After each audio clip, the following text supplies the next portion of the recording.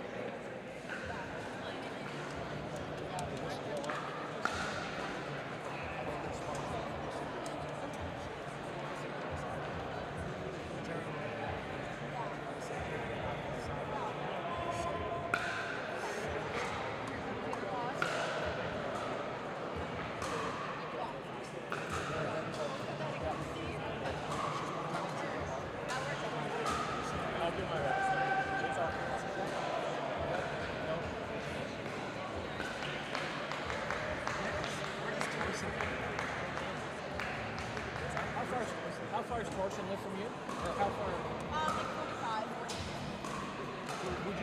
Is he true morning? I just been in school, so like my schedule was different, so I just didn't really go up. But yeah, done with school, and that's like the nearest indoor facility anyway, so like it's nothing. I thought that you can join over the next couple of weeks and you can try once. Yeah. Oh yeah. You get the whole thing. Yeah.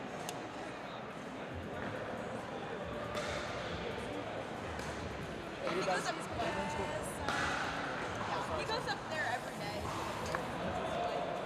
Yeah. So.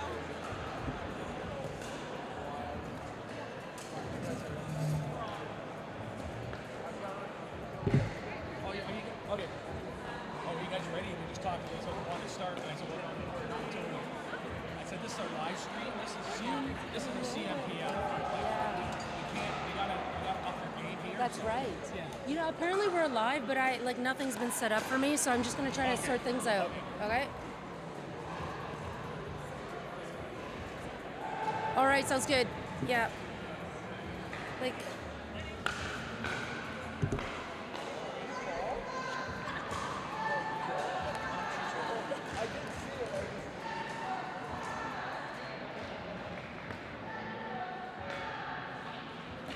Testing. Can anyone hear me back there?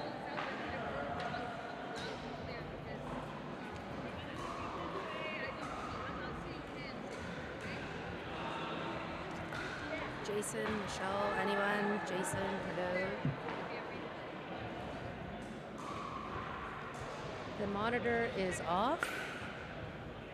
There's no indication of a live stream.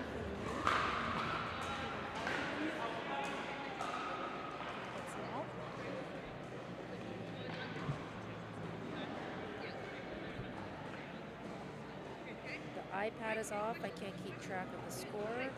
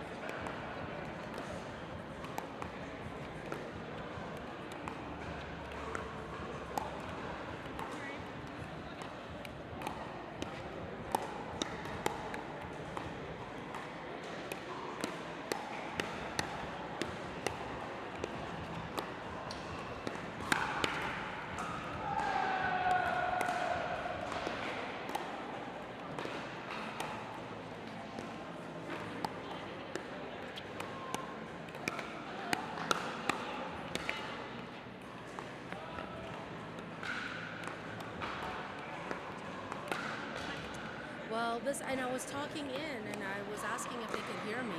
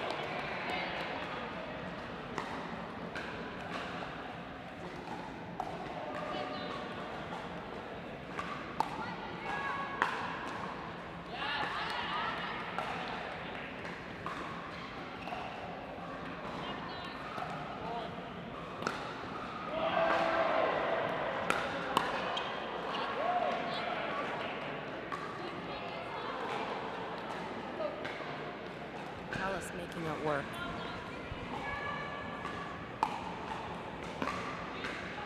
Two nothing.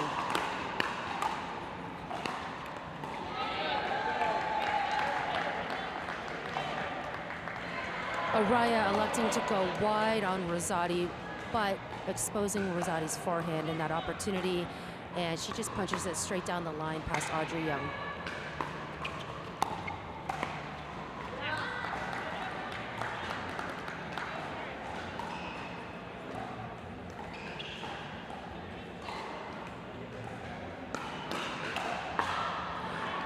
All right, that's a quick and easy few points for the Southwestern Brewers. I'm sure that Windsor Drive would like to settle down these rallies, really making the other team earn their points.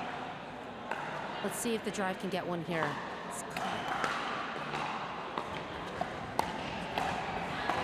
Bit of a lucky fake by Audrey. Windsor Drive on their heels in defense. Yeah. You know, and despite the score, I would say compared to yesterday, all players on the court looking way more comfortable than they did yesterday. You know, new player combinations, new team makeups, new teams in general. Players have really taken their opportunities to work hard to come together as a team. We have got our first timeout from the Windsor Drive with a quick and easy 5-0 lead for the Southwestern Brewers.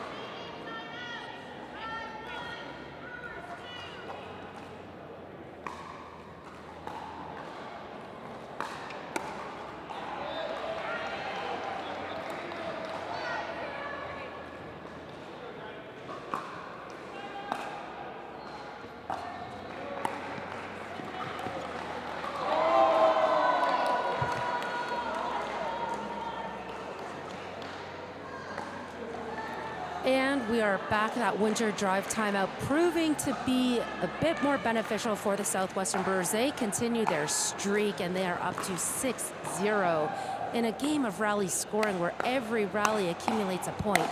This is a big lead for the Southwestern Brewers. Windsor Drive really need to find another level here. They just need a few points to swing some momentum in their favor. That said, Southwestern Brewers are playing confidently. Audrey may be taking an out ball. However, with a nice touch, she lands that ball into the other side of the court for their first point.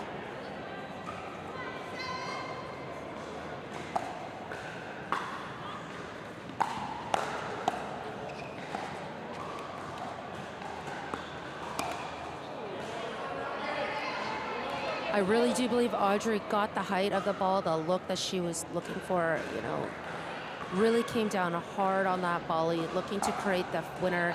That could have been a ball where she just is putting it back at the player's feet, looking for an even higher height to put that ball away. Same thing with Natalie Araya.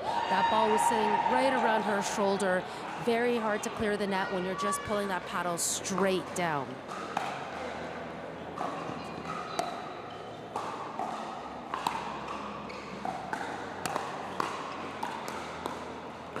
Southwestern Brewers looking for a bit of defensive pull, but you know, I think Catalyst just gave Araya the perfect height to put that ball away. For point number 2 for Windsor Drive. 2-9 sounds like a big deficit, but a few points in their favor, and it's a closer game than it may look on paper.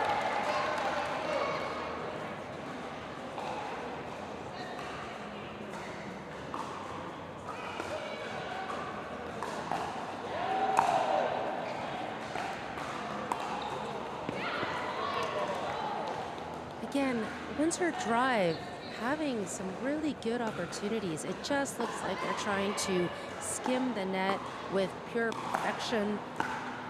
I would like to see them give themselves a little more margin like this. And eventually they are going to get the ball at the correct height, or what we just saw, that ball going out.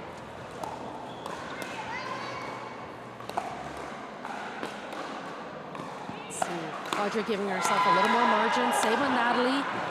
She gets the look that she wants. Once you get that opportunity that you have created, it's important to just pull that paddle up and control the body to finish what you've started.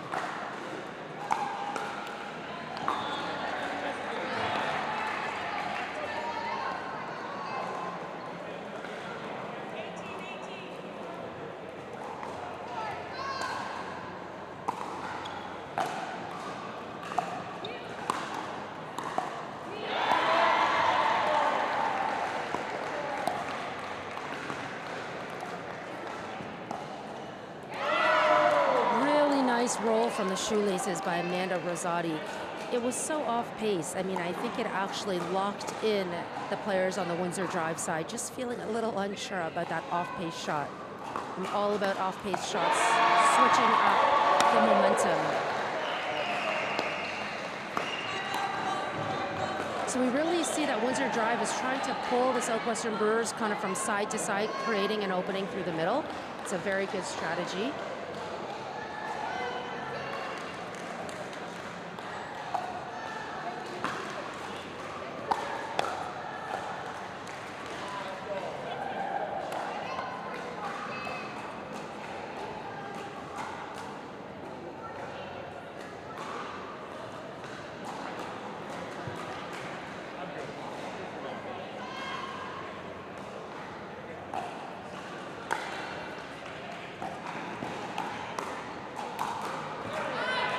Nice controlled from Natalie Araya.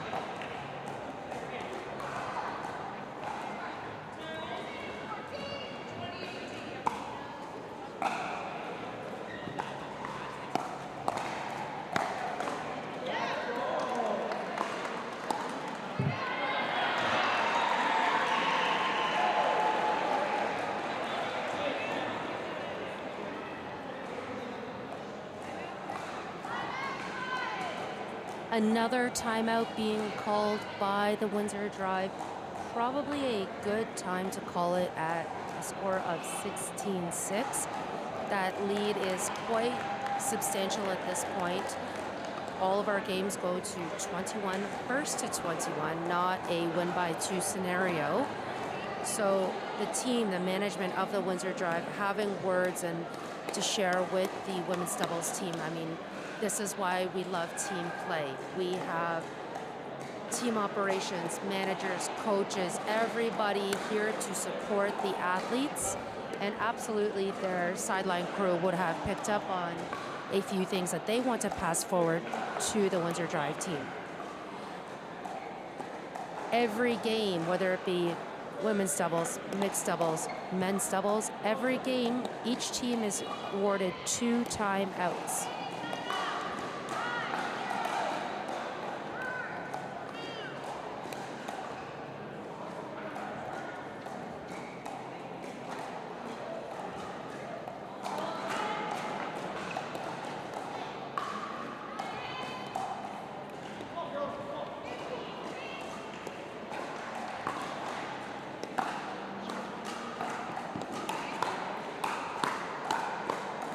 Nice defense by Callis, and with such solid defense, Araya chooses to go over to Rosati and test her hand.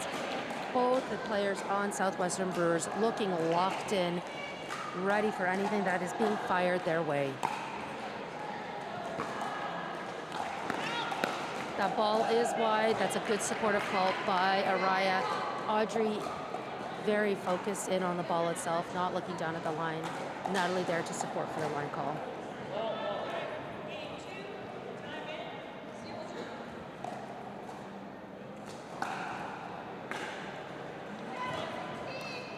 (7:16). Can the Windsor Drive find another gear and make a big comeback. Well, they're on their way with an unforced error by Callis.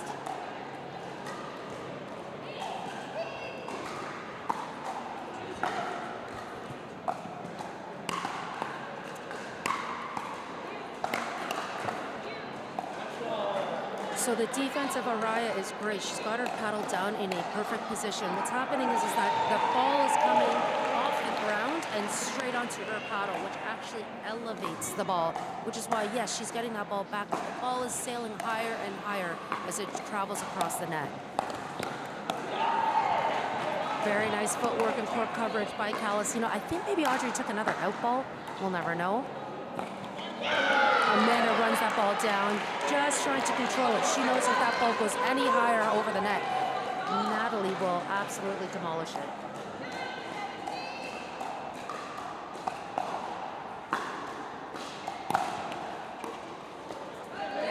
Great lead.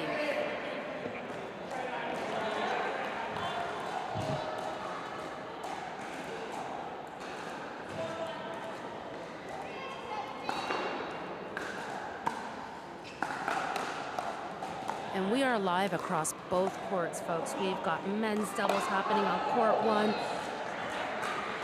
And here on court 2, we are still in our first game of the day. Every match is a best of 5 games. If one team leads the series 3-0 with wins, we still play our 4th game.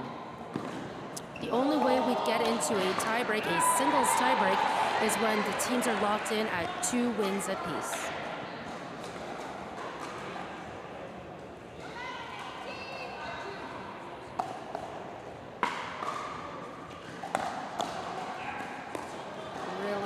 Drop attempt by Audrey, but somehow it pays dividends for her. She just had a wide open side of the court. I mean, not really sure where Amanda was going, but it works out in the Windsor Drive's favor.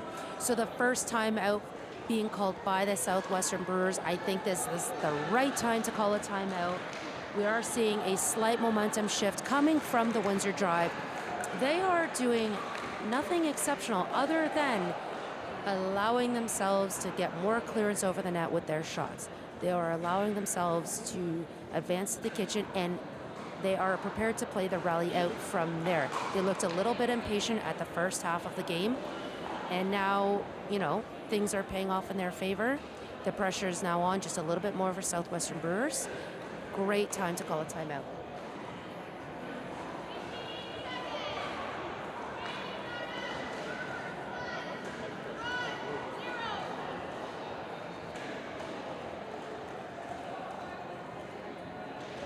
Every timeout is 60 seconds long. Players can end their timeout sooner than that. Here we go. 12-18.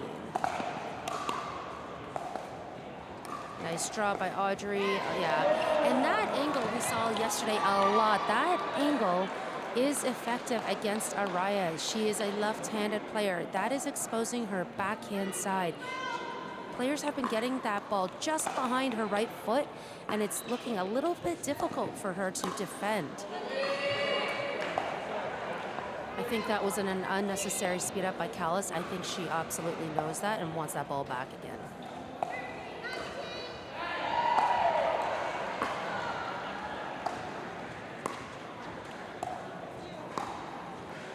So here we see that Southwestern Brewers are pushing Audrey back. I like that Natalie is maintaining her spot on the non-volley line, not backing up with her partner. Okay, so, you know, Southwestern Brewers are testing Araya laterally. This is left to right, also challenging her vertically, sending that ball up above her head, her shoulder, her paddle. I would like to see a little bit more dynamic from the Windsor Drive. Same thing, testing laterally, and, well, they'll have to wait for the next event to try testing the Southwestern Brewers as they take the win pretty handily, 21-13. That completes our first game. Next up, we have men's doubles. Stay tuned, everyone. We will be right back.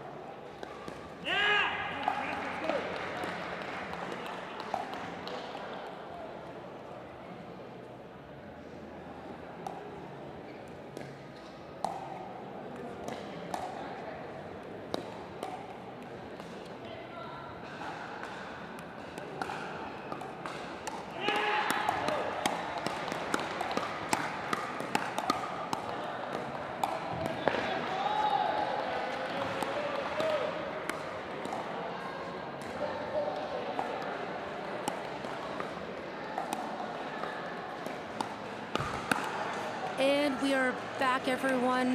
Happy Sunday, happy May long weekend. We're happy to have you here. We are gearing up for men's doubles in our first match of the day on court 2.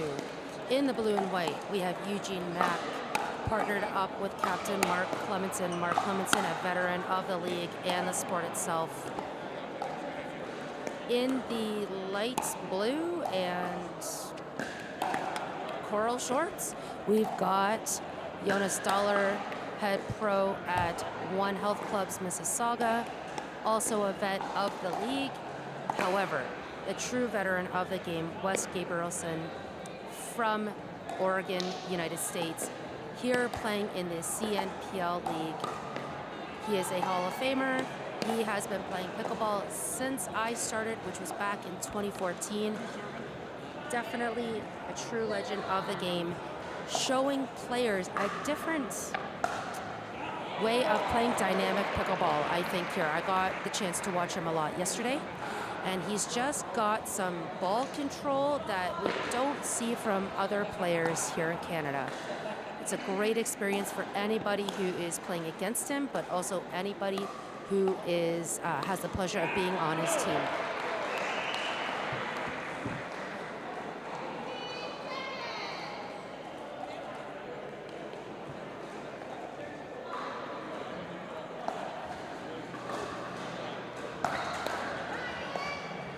Everyone looks ready to go, and we're off.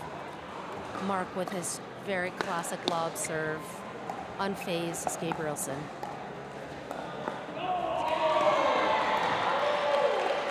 All 4 players receiving a chance to hit that ball, and it's Clemenson with the first error of the game, awarding the first point to the Windsor Drive.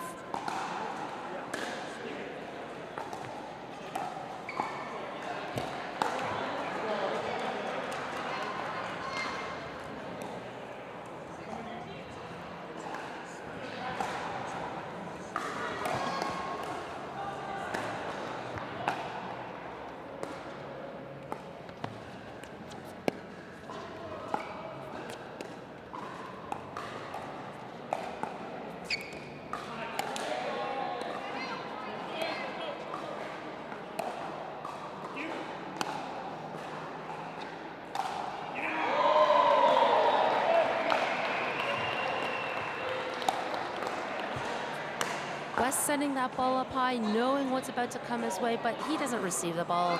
It's driven towards Jonas Dollar, and Jonas just putting a little too much mustard on his defense. When that ball comes at you in like a smash like that, you actually want to absorb impact to take away the power and the pace of the overhead smash. I see the head referee and second referee both watching the feet of Jonas there as he leans far in for that volley. Score of 3-2. And with a long and a deep return, we have 4-2. Another lob volley to Wes Gabrielson.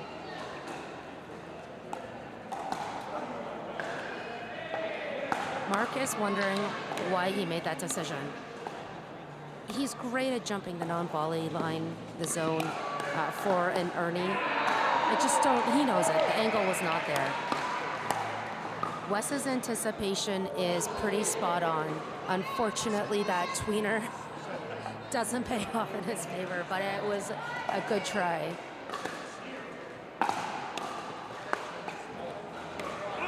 Eugene Mack looking a little hesitant on his third shot drive.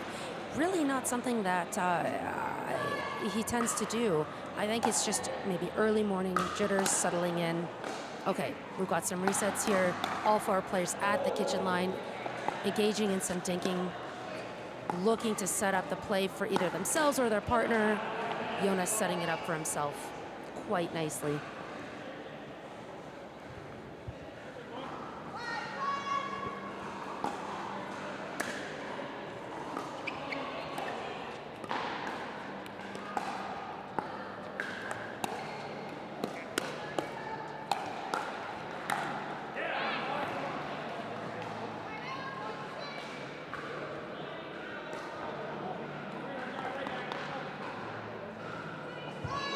6-5. This is a back and forth game, as to be expected. Neither team is going to give up the lead to the other, team so easily. But we have a 2-point lead here, and absolutely, Southwestern Brewers want to keep that momentum going. They would love to take a 2-0 lead as they head into mixed doubles. West digging that ball out nicely, and again. And what a touch from Mac. Jonas using the support of the wall to ease that ball over the net. Again, West being ambidextrous. He's just switching hands, switching that paddle back and forth, right and left, as he feels is needed.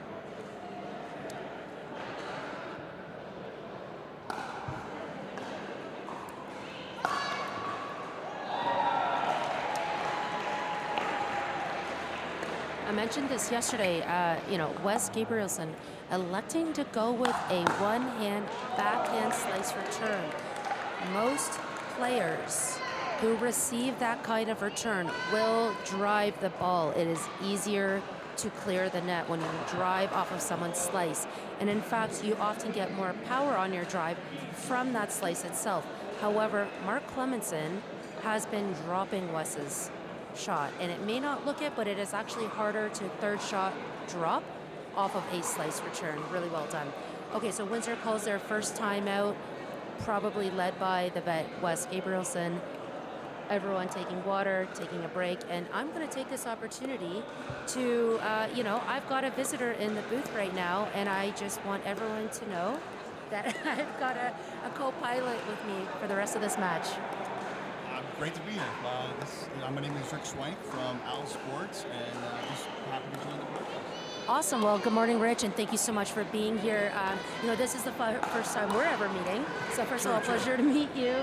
And not only are you the owner of Vancouver Owls, a newly branded team for this year, you are also the proud owner of the Owl Paddle. Correct. So I'm actually the Chief Marketing Officer for Owl Sports. That actually does, we're happy enough to actually launched about 18 months ago, so we're one of the top 10 market share paddles in the world right now, actually. So the first and only paddle that is CLIENT certified and full USAP certified. Congratulations, that's actually incredible. Back to the action. Yeah, but I want to talk more about your paddles in a sec.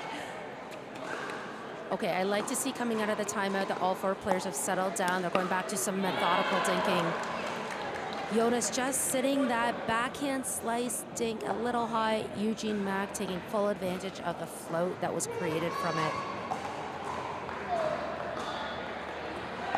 There's Mark going again for the drop. I mean, yeah, great drop. And setting his partner up. So the setup is coming off of Jonas's paddle. He is popping the ball. They're just putting it to his backhand and waiting for the opportunity to come. Jonas does have a two-hand backhand dink. I'm surprised he's not giving it a bit of a shot right now. West looking to insert himself as much as he can just to get the play going for his team. They are going to take that lucky unforced error from the Southwestern Brewers for their 6th point of the game.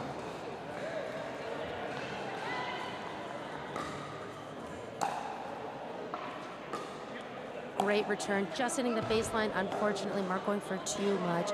A lot of rotation through his weight transfer and his hips, sending that ball wide for a score of 7-8.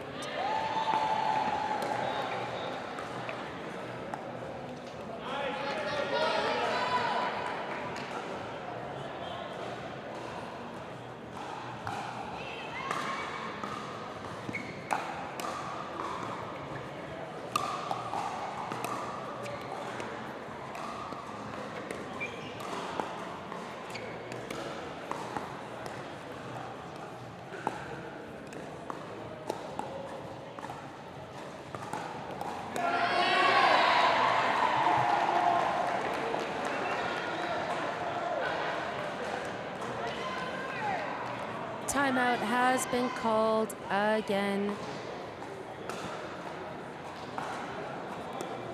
And this time it is by the Southwestern Brewers.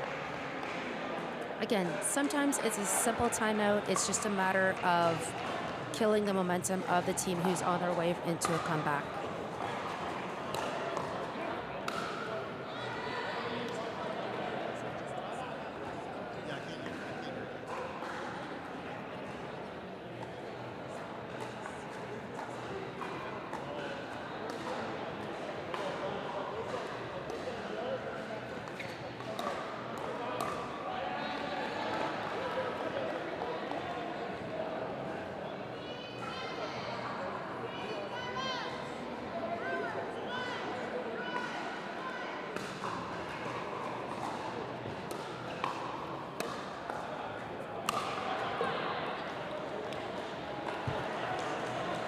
And we're back out of the timeout. You know, absolutely words were shared between coach and players. 9-7 is the score coming out of that timeout.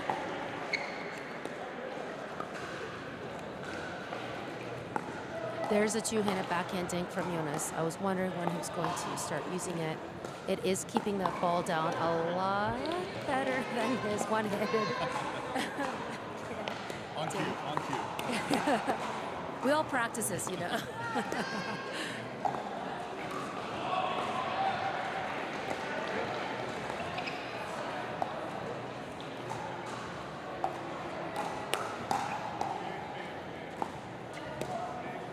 Nice exchange there, great resets. Oh, but the ball just pops up and Mac knows it. I like that Jonas went back to Mac to finish off that point.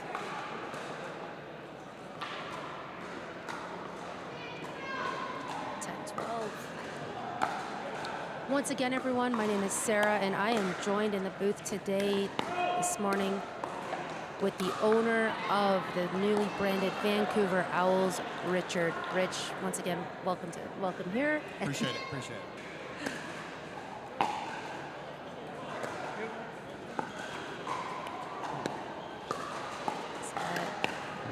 Oh, wow, the hand speed of Wes. Oh, and he almost gets that ATP defense. Really, it's his anticipation. He knows exactly where that ball's going, right? It's unbelievable. Yeah. Did you get a chance to watch him yesterday? I did. Yeah, hands up.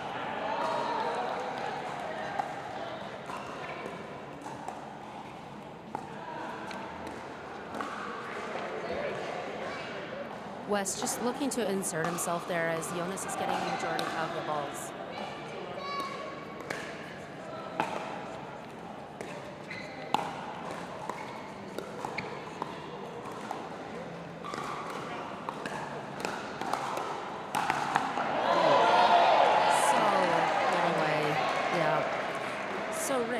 What compelled you to make the line of quiet owl paddles? So it's a great story. I mean, obviously, on a global level, but especially we're seeing with the football sport. Noise is the biggest issue for everyone.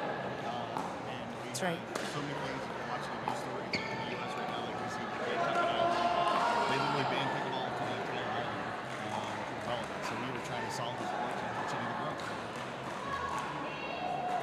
Absolutely. I think you are responding to a growing, concern for people outside of pickleball, but also people within pickleball who want to play within their communities.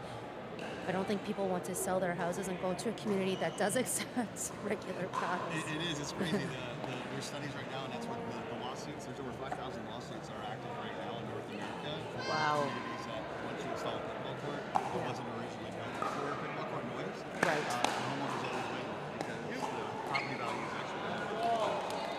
Yeah. Well, it's interesting. I've had so many conversations with other pickleball players about,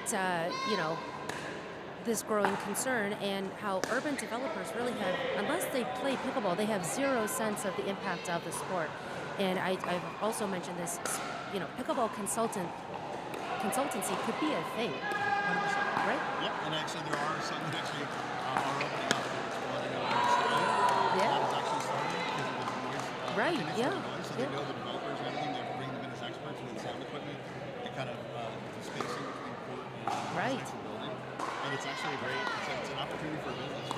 Well, you know what? It's something that I've honestly thought about. So I'm based right in the heart of Toronto.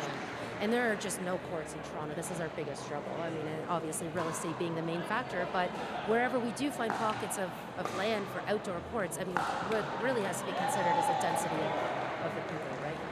Yeah, it's density of people, and then it's truly, depending on your geography and everything, all these factors play. But really, if you're getting closer to about 500 yards, roughly to the house, you're in a danger area, potentially a noise issue. Absolutely. So we're excited about it. We've put about 2 years of development and R&D, patents in all of our technology. But we've solved and saved pickleball in a lot of places around the world. And it's how we play. Laguna Beach in the U.S., resort areas, equipment, the only way to play pickleball, but we saved it. We still play pickleball. Well, that's pretty incredible. You know, my first experience with the owl paddle, I was in actually Bahamas. I was in Nassau coaching, and one of my students had the owl, and I was dying to try it. So at the end of the lesson, we switched paddles, and I got to play a little bit with it. And I was quite impressed. And I can tell you, you know, pickleball is absolutely exploding there, and it's the same thing. It's a universal concern. People still want to play in their communities. So. Yeah, and it's about allowing people to play early when they want, anytime. That's But right. obviously no one's going to play with it. Unless it's a great performance round, right? So that was a perfect thing. All right, we're back from another timeout. Again, out of these timeouts, these players are choosing to get into a dinking rally, a game of chess, looking to construct a point. And Wes just giving Jonas a high five saying, there it is. This is what we need to do to start accumulating the lead.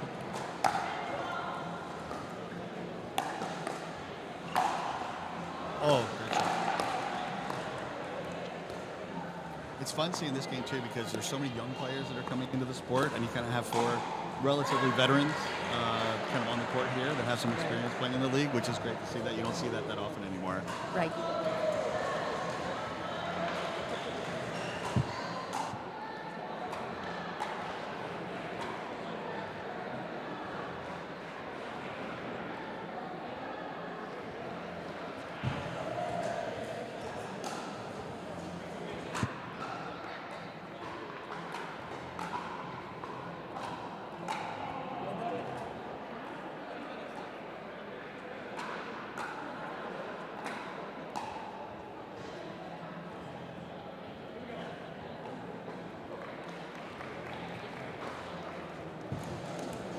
All right, time in 1913. We're coming into the end of this match, end of this game, potentially. Oh, for the Southwestern Brewers, but a missed serve. 15-19.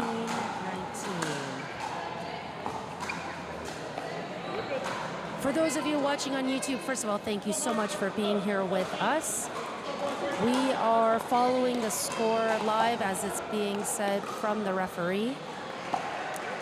We're doing a lot of lip reading, and we are also updating the score as we commentate. Great shot.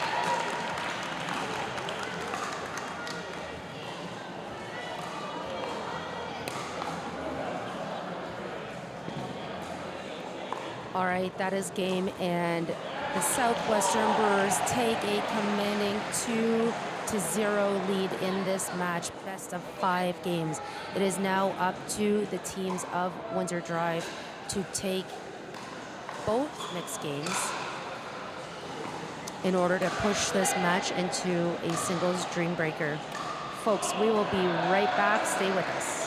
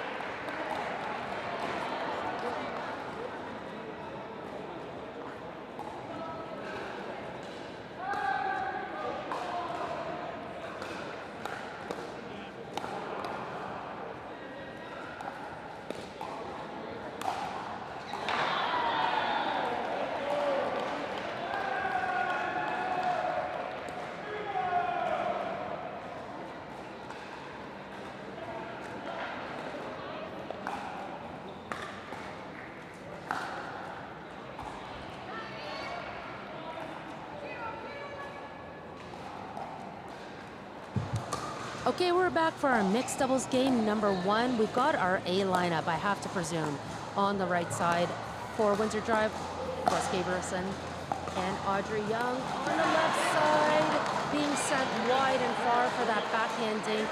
Really trying our best to keep that ball down. It was a little short. 1-0. Callis serving, teammate Mark Clemenson playing the right side of the court. Slightly untraditional mixed positioning where both the men are playing the right side. This is because Wes Gabrielson, although ambidextrous, is left-handed. Mark Clemenson highly preferring to play that right side because of his two-handed backhand and possibly for other reasons. He just really likes playing that right side. A leaping overhead smash, 2 in a row, and that's enough for Windsor to earn that point.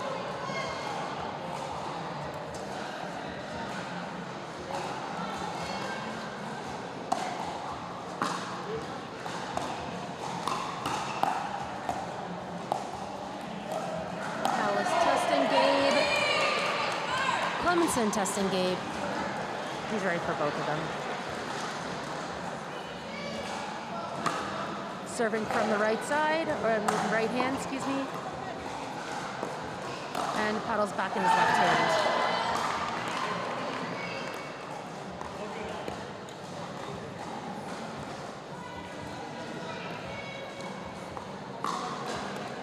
So early on, a tight score. Points going back and forth, back and forth. Nice get. Where's Mark gonna go? Mark goes right through the middle. Now he's pulling that ball wide.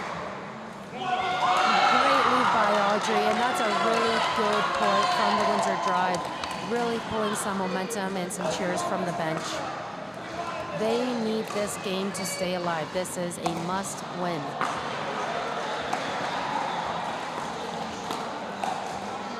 Great lead again. The court awareness from the Windsor Drive is on point in this game.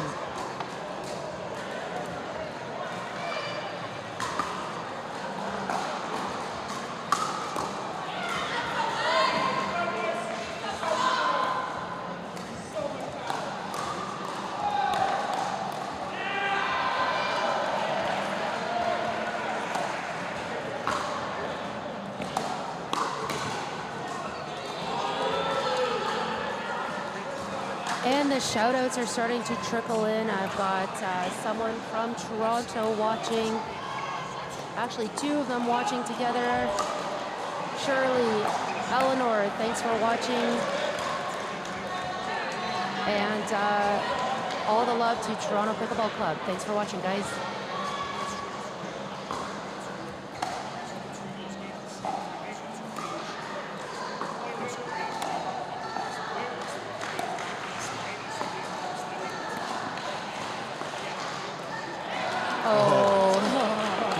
Right at the feet. Yeah. So you have a newly formed team, Rich. What are you hoping for in terms of an outcome from this weekend? Obviously, we're hoping to take every match we have, but actually, it's the first event of the season, right, for the CNPL. Yeah. So the players are getting to know each other, really hoping to kind of get their styles bonding, really have a chance to get to play in practice sessions. We've kind of been going out every night, actually, before and after, and maximizing our time together. So feeling our styles and play and kind of what our best options are for pairings throughout the year. So I think we're settling in after yesterday. You know, we had a 1 and 2 yesterday with some 3 really, really tight matches. That's positive, yeah. That's which is good. Yeah. Which is good. Yeah, great. Well, you know, another owner said this really well. No one's winning a championship in May. This is the opportunity to find those player combinations that you want to lock in with for the rest of the season. So I really like the first event. I mean, this is where we see it all. 100%. You got everybody seeing everybody play. We have a lot of new players in the league this year. Like really do a lot of new players. So it's great to see the kind of them see their styles, their play levels, and everything on showcase. That's right. Okay, so we have a bit of a controversial line call. It was called out. You know, Windsor Drive challenging that line call, disputing it to the refs as they are entitled to do, and the referee, second referee, Christine Kelly, overturns the original call for a point to Windsor.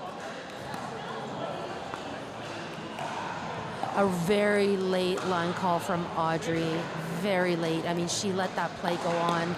Looking confused, I think she expected someone to make a line call, as in her partner, it didn't come, and she makes it quite late. No, okay, there's the dispute from Mark Clemenson. Just kind of wondering if it was in fact out. I did see it wide.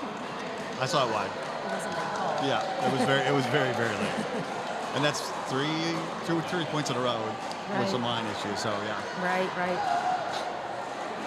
Well, and there's a controversy with line calls in general as well. Do we have lines people, but the players want to make the calls themselves? It's part of the growth of the sport, right? So especially if as we're developing it and making it a professional sport, the technology will start coming into play here, whether it's human or adding some technology to be able to take the guessing game out a little bit. I think will be key long term. Right. Okay, ball back in the hands of the Southwestern Brewers. 8-9. Windsor with the smallest of leads, but increased by Audrey's redirect, two-handed backhand roll volley. Very nice. I mean, that is some good composure by the young player.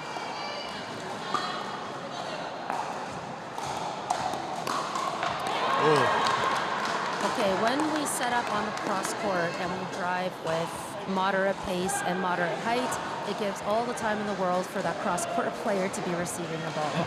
That was a very nice way of saying that was set up for a put away. That was. I try my best to. That was great. That was perfect. Clemenson is all over that attack. He's a crafty player. He really is smart with some really crafty shots. He's a studious player. I mean, I absolutely know that he breaks down shots piece by piece, players shot by shot. Yeah.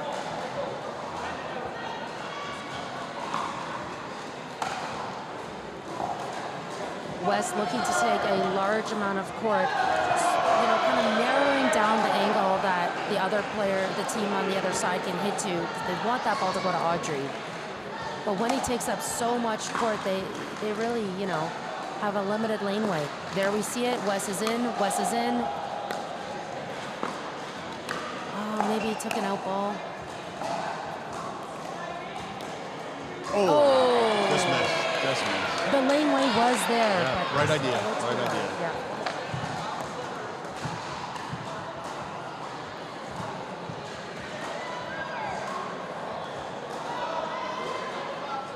Another timeout being called. I like to see that these teams are not afraid to call a timeout. I'm a big fan as well. I never understand why teams leave timeouts on the calendar. Use them during the game. You take the breath, analyze what's happening. It's silly to leave them there. Yeah, never leave a timeout left on the board. Not an entire request of a shout out, but I'm going to do it anyway. I've got one from Jim Parrott, former president of Pickleball Ontario, another, OG of the game. Jim, nice to see that you're watching. Thanks for being here with us.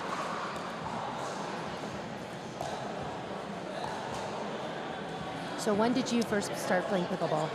It's funny. I'm newer joining the game. So my background is actually ice hockey. Oh, hockey. Okay, yeah. cool. So I actually used to work for Bauer.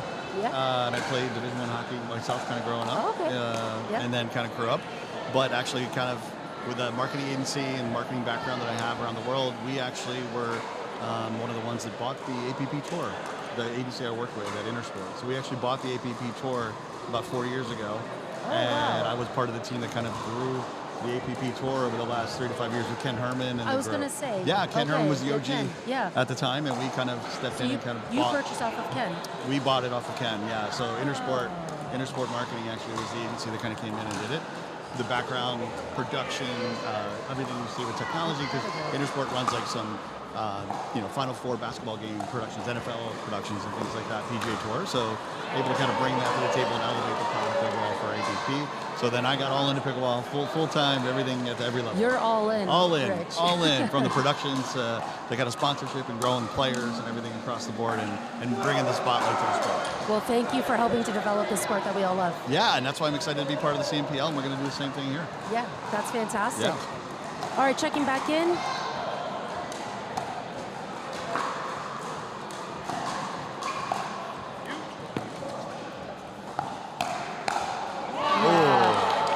Southwestern Brewers had Audrey just kind of on her heels, a little off balance. They knew exactly where to put that ball to finish off the point.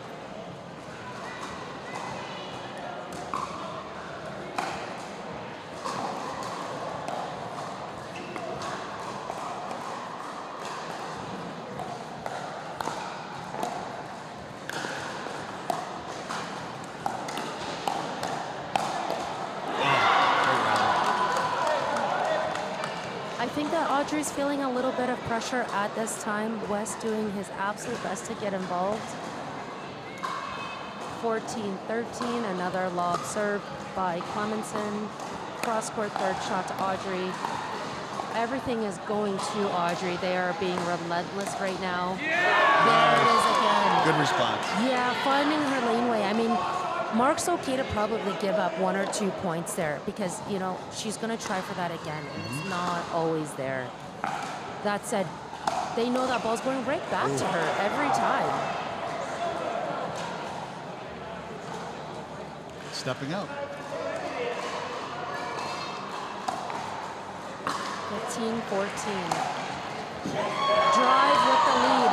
You know, Callis is just taking her eye off the ball for 2 plays in a row.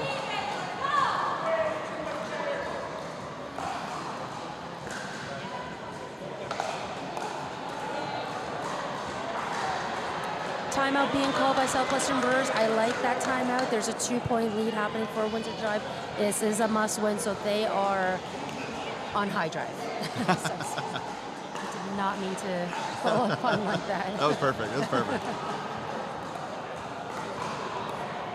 And folks, we have a full lineup today, so you know we're just getting going with this first match. Coming up on this court, we've got the Northern Lights, another newly branded team, versus the defending champs, Montreal Lions. That is going to be fireworks. I cannot wait for that match. I will have another guest in the booth. Stay tuned. On court 2, next match, we've got the Rush versus Toronto United. Huge fan base with Toronto United. Their crowd is loud and proud. And also another great match to take a look at.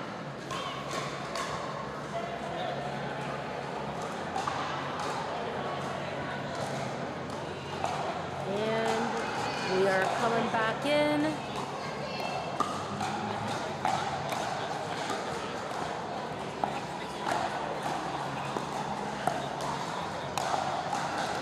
As we saw in men's doubles, coming out of a timeout, the players engaging in that dinking rally.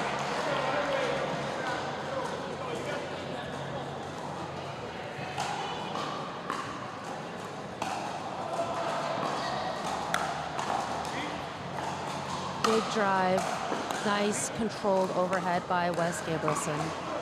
He's going to keep his hands on that ball. Nice draw. Smart play. Smart play. It is a smart play. When I'm coaching, I often say we don't want to invite players in, especially when they're athletic and have mobility.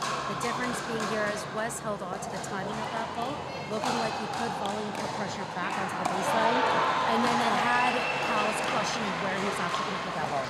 Absolutely.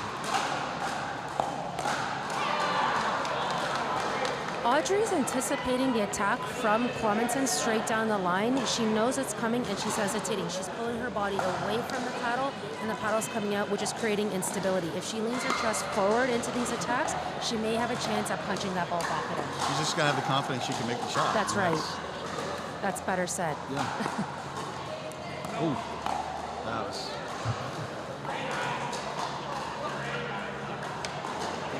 An out call made by Audrey Young. Clemenson did not agree with it. He questioned the ref. The ref stayed with the call.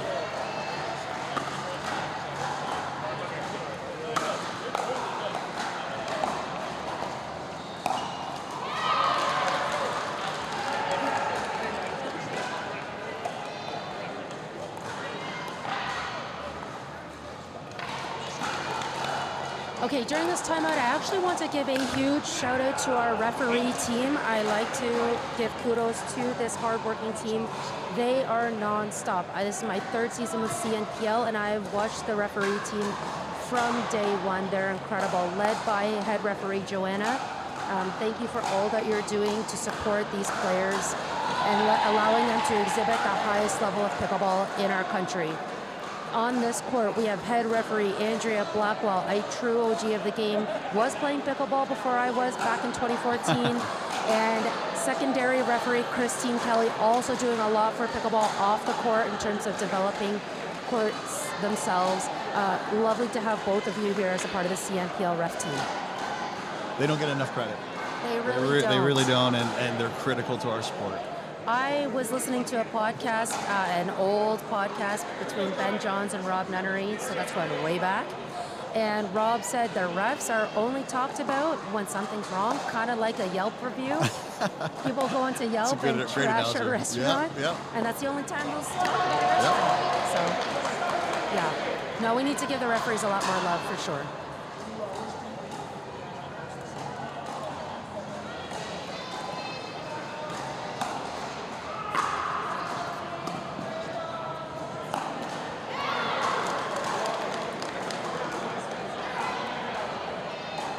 Mark putting his hand up to apologize for that body shot, showing some respect.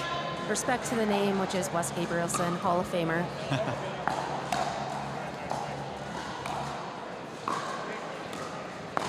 Oh, nice. Roger. What's your favorite part of the sport, would you say? Wow, I love my favorite part of the sport outside the professional side, just pickleball in general, is it's such an incredible and unique intergenerational sport where you can literally have someone that is a 16-year-old or 18-year-old coming up, and they can have a really good game with a 60 or 55-year-old that's a pro player or something like that. They can go head to head, and that is very, very unique in the world that you can have that many generations together and have a competitive sport going. I fully agree with you, Rich, and I don't want to take away from this fantastic rally that's going on. But in one of the timeouts, and that's the game, That's and the the game for win the to drive. drive, stay alive. Wow. Coming into the next mixed game with a score of 1-2 overall. This is awesome. We want to see more pickleball. We want a dream breaker. Shout out to Cam Taylor. We want a dream breaker. Say it with me. Folks, we will be right back.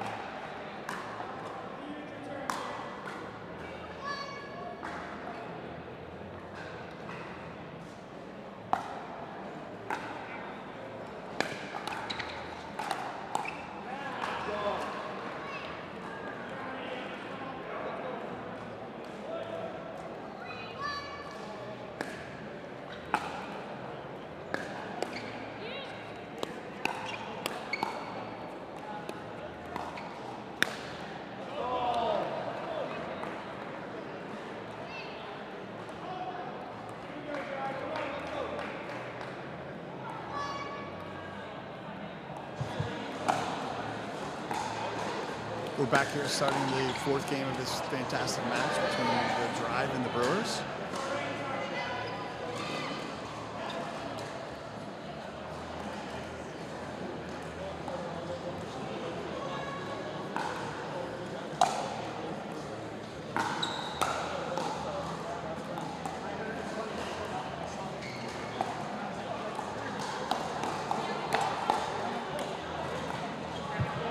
Oh, great hands.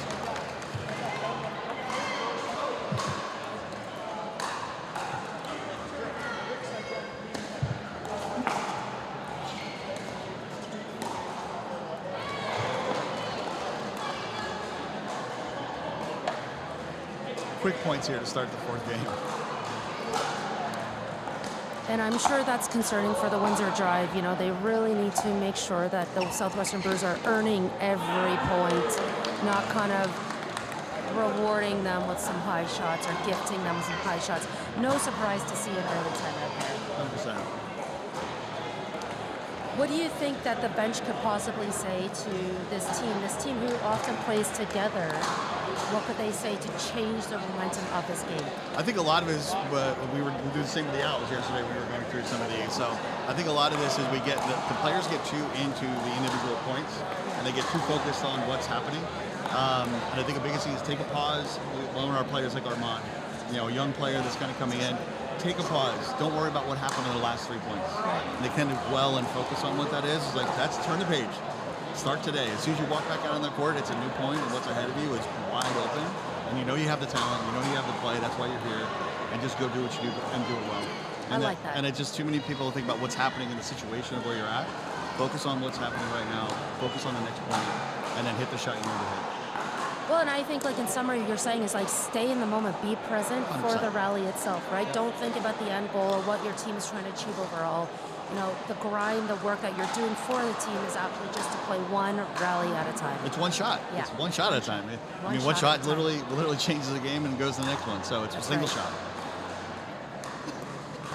Well, let's see what kind of tactic the Windsor Drive decide to employ after this timeout.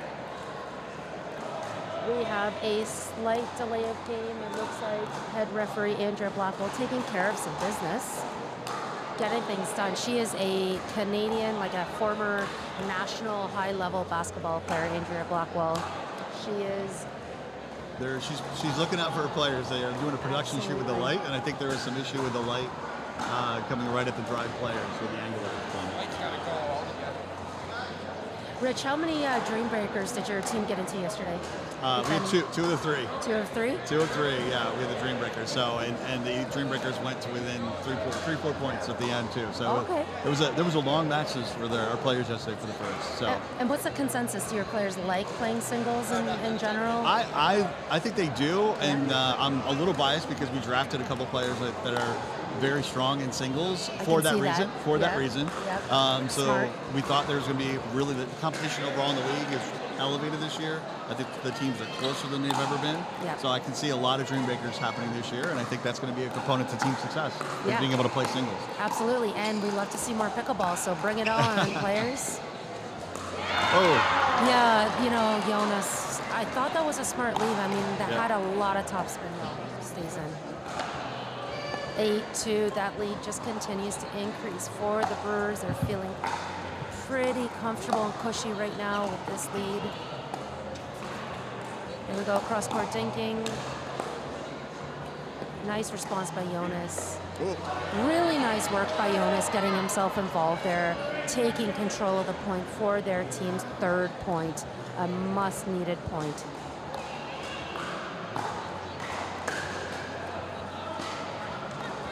This is how much Southwestern Brewers want to send that ball to Natalie in the tiniest laneway of her right side. And that goes back there again. they're and it not really actually- hiding what they're trying to do here. They're Not so hiding. much.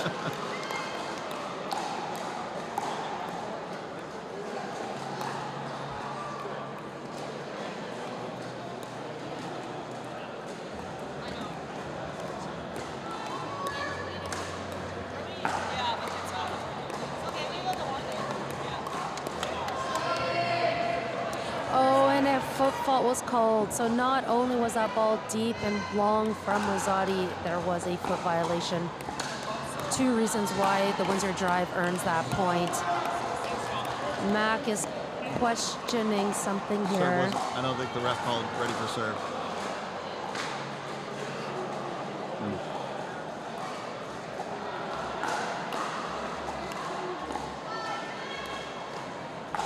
Got away with a warning.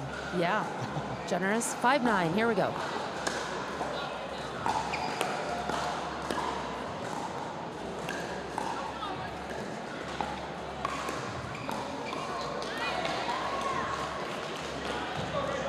Yeah, and Natalie is struggling a little bit to hit these resets for her team.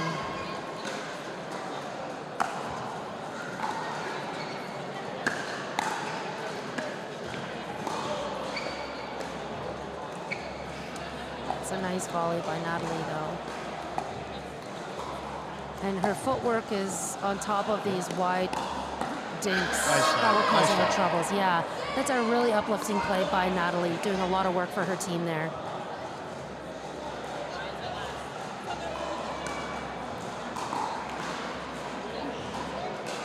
Oh, but a missed serve, and that one stings. That one definitely stings.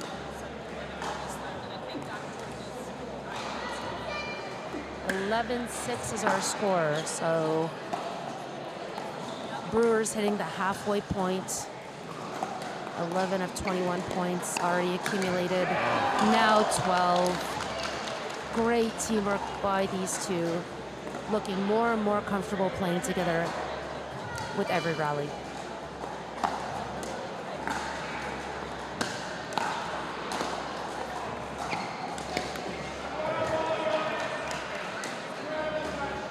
Yeah, and sometimes Mac is showing that he's going for just a little bit too much. I think they're getting a little confident and feeling like they want to put this away a little bit, so I agree. A little extra aggressive that doesn't need to happen right now. Yeah, especially when, unfortunately, the driver making it quite easy to accumulate points as well. Agreed.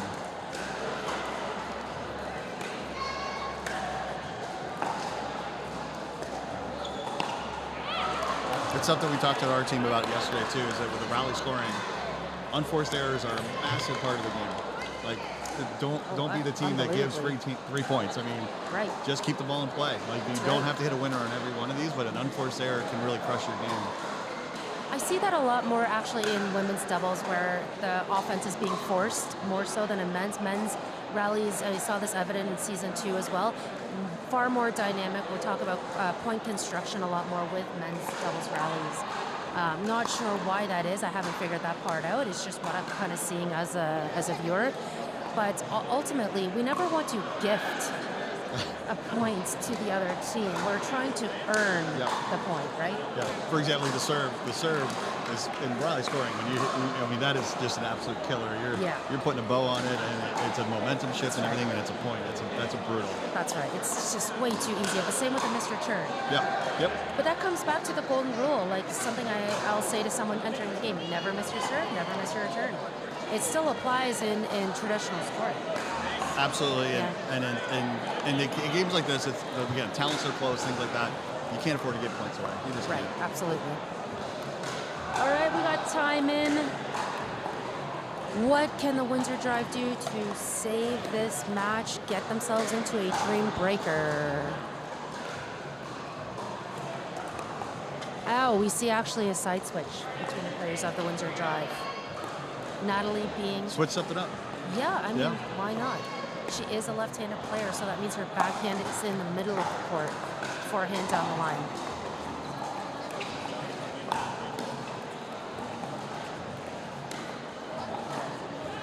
Nice get by Natalie off the net. Really nice control. Oh! Oh! It was close, but it's out. It's out. Confirmed by the team of Windsor Drive on the sideline. That's when you know you're good. Yeah.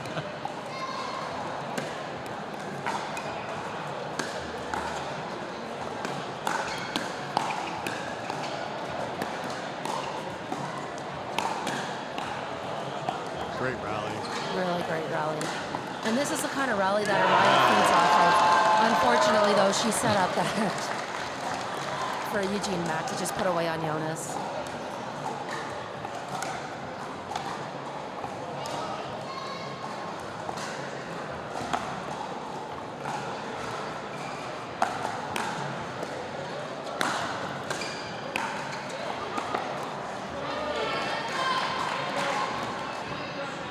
The points are trickling in for the Windsor Drive, but they need to shift that momentum even more. They need to accumulate a few in a row. They need to run. They need to run. Yeah, don't give up easy and not points. that.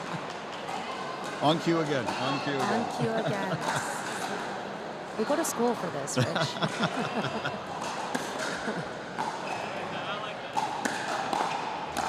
A little aggressive. A little aggressive. I think she channeled her inner Mark Clemenson.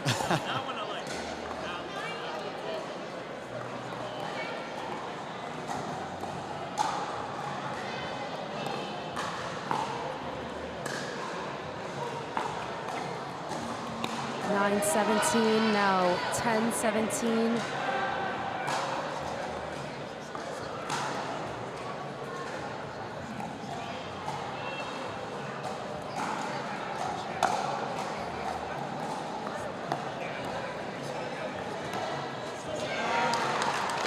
Yeah, so that's where shifting Natalie over to the left side is a bit of a gamble, exposing the middle with her backhand. And so when it comes to covering the middle of the court, there's not as much intuitive confidence coming from a left-handed player when their backhand's in the middle.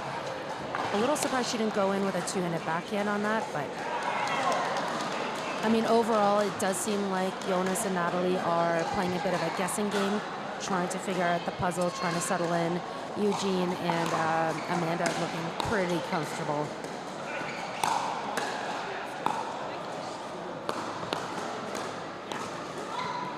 What a get by Natalie. That's a great get by Natalie. What a get.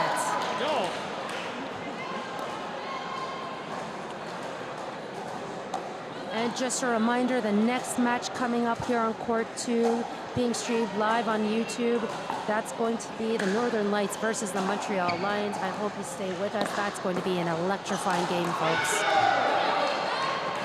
Just like that over at Smash.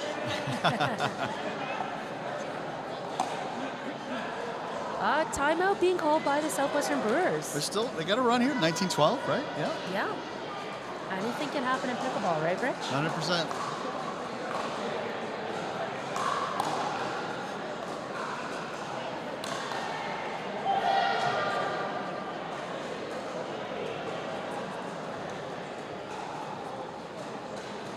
It's always fun to see the new gear and the new team branding too, like what everybody has. The team kits this year, Yeah. they're looking sharp. We've got some returning kits like the Prairie Pronghorns, the Southwestern Brewers. They haven't changed up much. I think Toronto United has stayed pretty much the same, but absolutely. I mean, I think your jerseys, the Vancouver Owls, they look sharp. I didn't know the connection between your paddle brand and the team itself, and I thought, there's like infringement concerns here. And luckily, the infringement was my own, right? Yeah, exactly. So we're all good there. But yeah, I do like the owl logo quite a lot. With the V and the Vancouver, it all comes together. Yeah, nice. Yeah, true. A lot of blue. A lot of blue are kind of colors like that neon blue. We're on the ocean there in Vancouver, right? So a little bit of the ocean and sea kind of plays into our coloring. And then you'll see the team has a little bit of new things coming in with a little bit of the owl, kind of a snow owl is the Canadian snow owl is kind of our mascot a little bit too. So you'll see some camouflage, like snow camouflage here later through the year too. Okay, well, very thoughtful designs by the sound of it. And let's see some thoughtful play as we go into kind of the end of this game, which could potentially result in the end of this match. Or will Windsor Drive find another gear? I'm not sure. I think this just brought them to match point. Yeah, I believe so.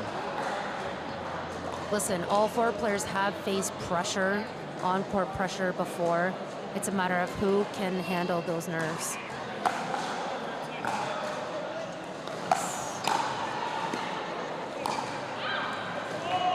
That ball is out, and that is the match. Southwestern Brewers coming out on top with a score of 3-1 overall. Windsor Drive have some work to do. piecing things together. Listen, we're in the first event central split of this season. Lots of time to figure things out. Folks, we are going to take a break.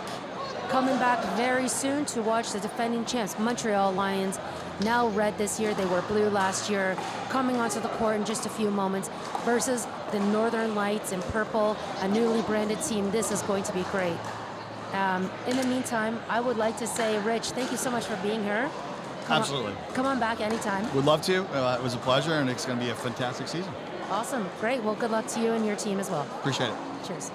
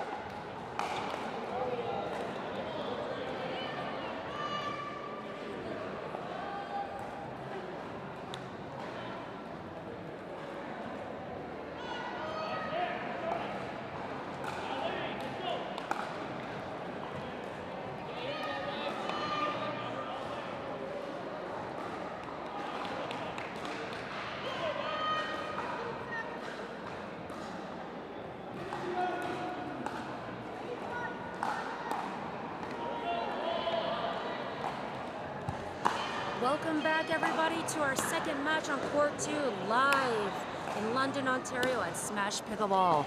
My name is Sarah McInnes, and joining me today, alongside me, is former player of the Prairie Pronghorns, Caitlin Soroka.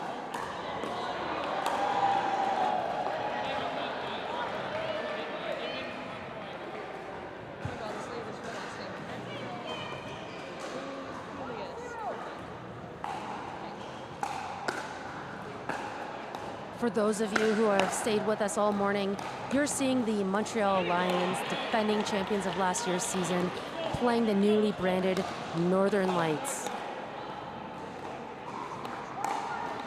We've got 1-1 early on. Caitlin, welcome to the booth. Hi, Sarah. Good to be here.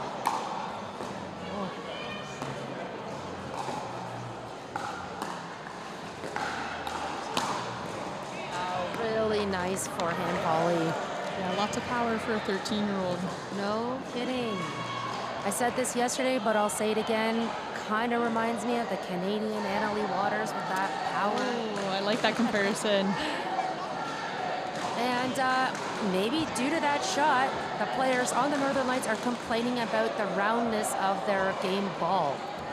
And that's just classic with Duras. We had that in the previous game for the Pronghorns this morning. We had to switch it up a couple of times. Yeah. So actually, you can actually see that this round ball goes out of shape quite quickly, and you'll see it in the flight path. It'll start to flutter around, making it pretty hard for the... Oh, well, maybe the Northern Lights are going to regret that ball change. Yeah. Clean winner for Stevie.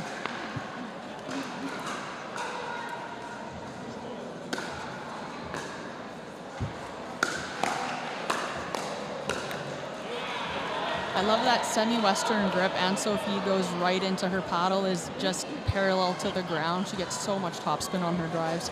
Oh, and she's really committed to putting the points away in a couple of shots with that grip.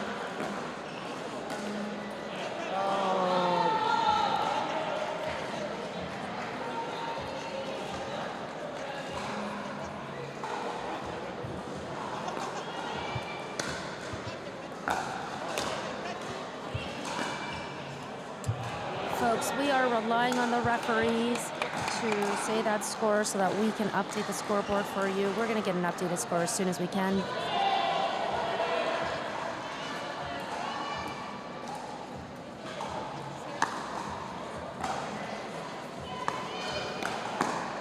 So it is 4-3 for the Lions right now. And that'll be 4-4.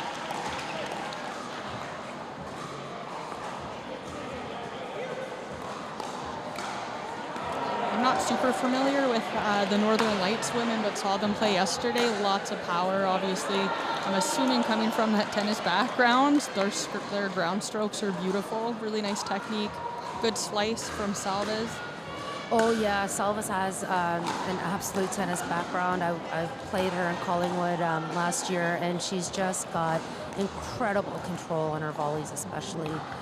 You know, some things that I've observed over the course of this weekend getting her in trouble, though, is that with that slice on the forehand, she can often float that ball, leaving a lot of time for her opponents to decide what to do. Absolutely, and especially Anne-Sophie and Stevie with big forehands, using that slice to get even more topspin. Absolutely.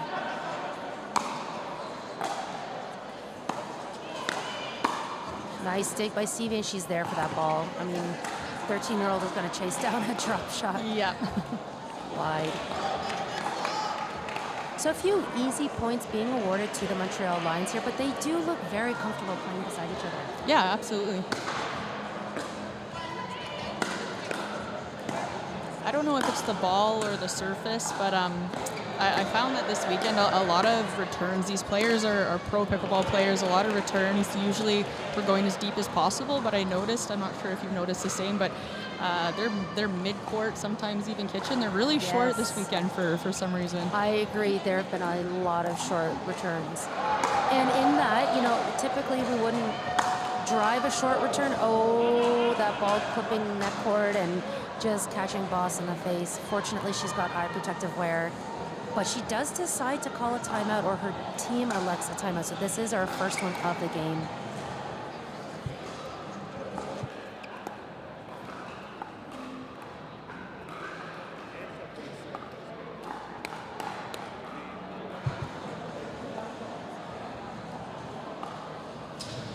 So we're just going to get a score update for you guys. Pretty tough to hear the refs here, but we will try our best to keep it updated for you.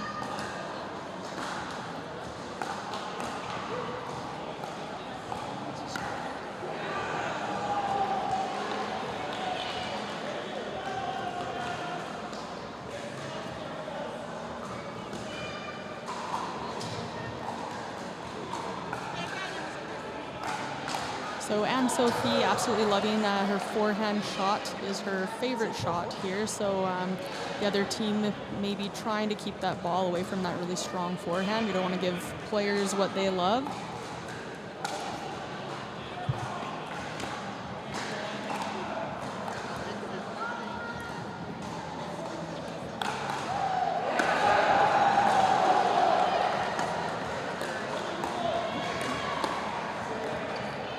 Just such good patience from Stevie there in those resets. She plays like a seasoned pro at 13 years old.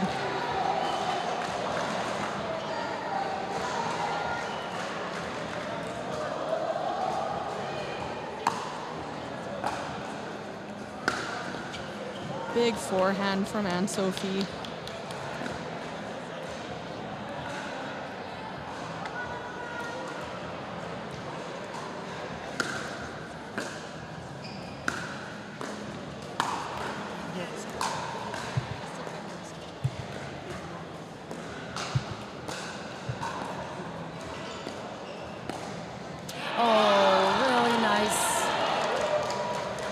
Down the line winner for Boss. And she had her body turning like she was going cross court and just easy placement down the line. Yeah, very deceptive.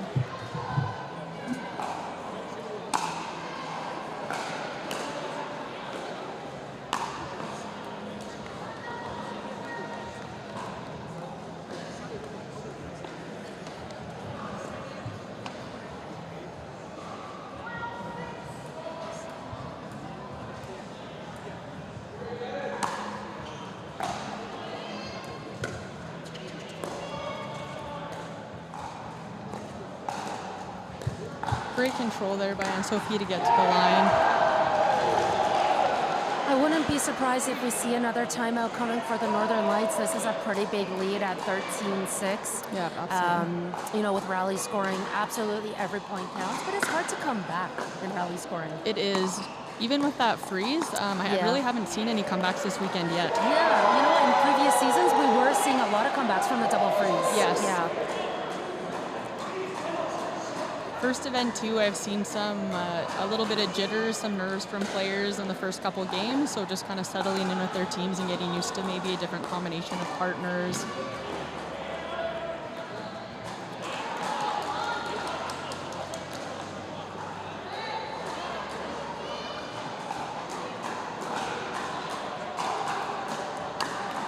That serve is deep, unfortunately, and that's going to award the Lions another point.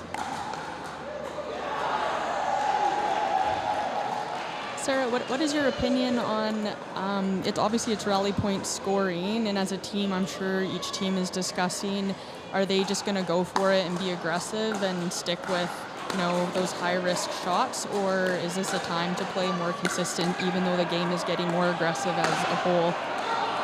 Yeah, this is a really interesting question. What I'm observing in women's doubles is there's hyper aggression. Yeah. I see very little patience from the players. It's a game of power, and unfortunately, as much as in theory we should be slowing the game down. Okay, this is nice. What I'm seeing here, a bit more point construction. Most of the times, the rallies we're falling into the trap of speeding the ball up, and. You know, I really like to say that the winners are earned. They're just simply being gifted a lot of the times. So I would like to see more conservative play, especially when being in a deficit. We haven't seen much of it. Yeah. What's your thoughts, Caitlin? Yeah, that's a really tough one. I think at the start of this weekend, most teams tend to go for it. So sometimes playing too passive can get you in a little bit of a rut. But from what I've seen this weekend, I would like to see players be a little bit more conservative, seeing lots of unforced errors. Again, could be due to the ball. I know a lot of players play with Franklins outside and just kind of getting used to the Dura, but I would like to see more point construction, as you said. Yeah. What are your thoughts on, the aggressive play occurring more so in women's doubles versus, men's doubles? Do you see any of that, or? Oh, big time. Yeah. Absolutely. And actually, I noticed some players that are doing really well in women's doubles, like that just have that tennis background and power. Sometimes it doesn't translate to mixed, right? Because you throw a little bit more power in there, and then your drives are getting countered with the power of. Sometimes guys can be a little stronger. So sometimes that power is not rewarded as much in mixed. So definitely a different game in women's. Yeah, so, our athletes really looking to have a diversity of gameplay so they can translate, one game to the next, women's doubles over to mixed doubles. Yeah, definitely. I feel like I play way more conservative in mixed, just higher risk.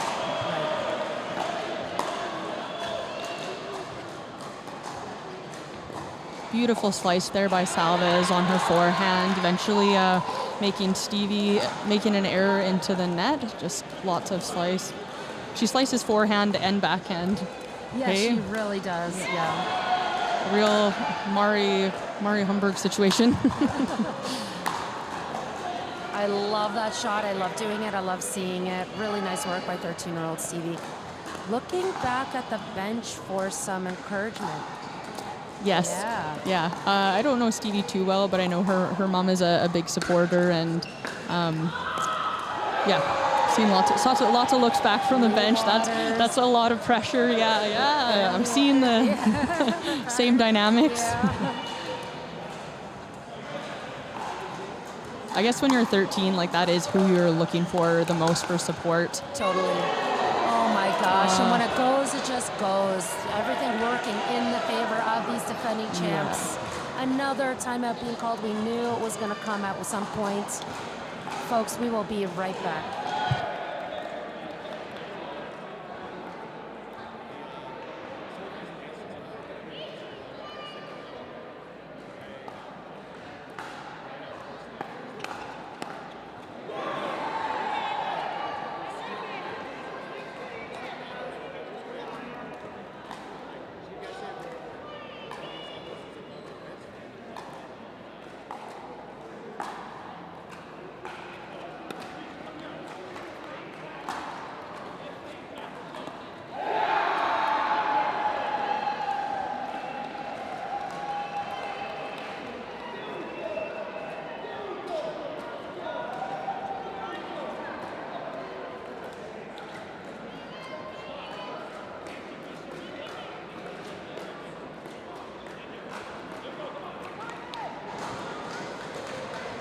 So serving at 19-13 for the Lions.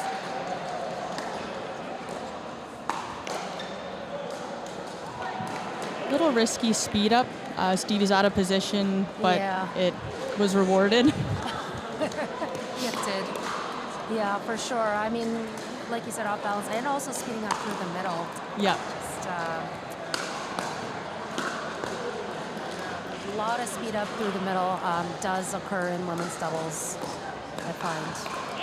Nice two-handed backhand there by Salvez. And every rally, Stevie is looking back behind the commentator booth into the crowd. It's a lot of pressure. Yeah. She's amazing. Yeah. So I'm sure it's a way of grounding herself. Yeah, absolutely. Yeah. Every player deals with pressure differently. Caitlin, if you want to speak to maybe how are you able to calm the nerves when you're on court? I would love to speak to that if I had figured that out. I honestly think with experience, last year playing, I'd have to say the first couple games, I was so tight, couldn't put any power on anything. And I do have a lot of power, but using it and playing loose is a different story. So Yes. after tearing my ACL, I have read every sports book in history, I think, about trying to calm those nerves.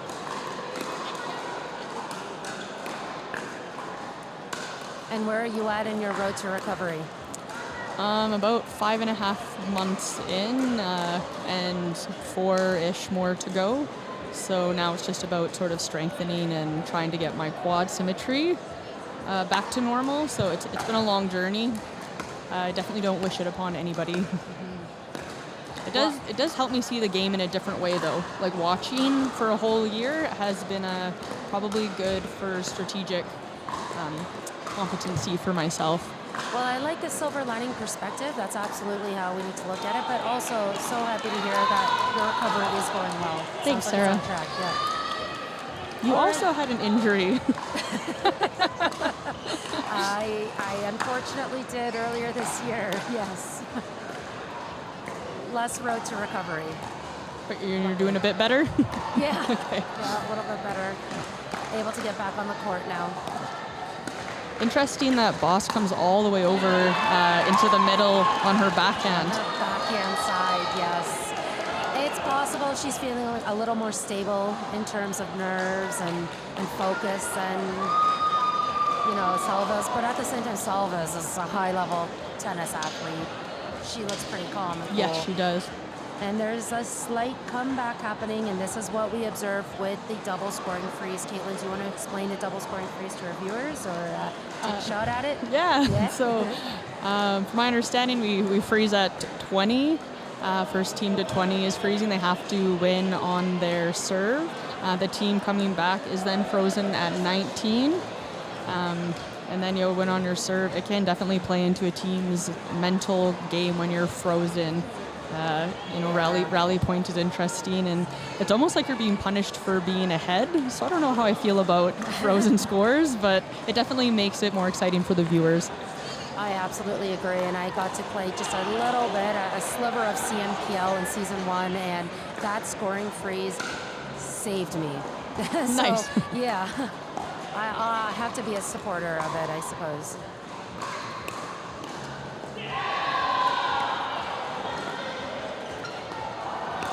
That's a pop-up that Stevie knew she had committed. Never give up, though, right? The point is never over. No. But we are seeing a bit of a comeback.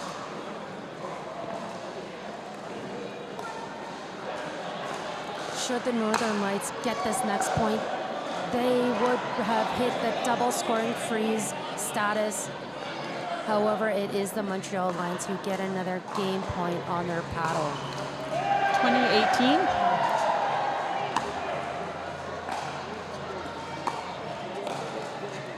So they are picking on Stevie a little bit, probably I'm assuming to avoid that big forehand in the middle with Anne-Sophie. Yes, and maybe also picking up on the nerves of Stevie this morning. Yeah, absolutely. Yeah, she is exemplifying some frustration here. Yeah.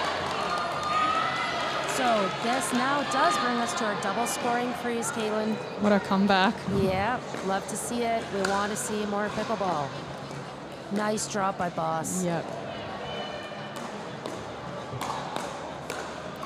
Oh, sitting right on it.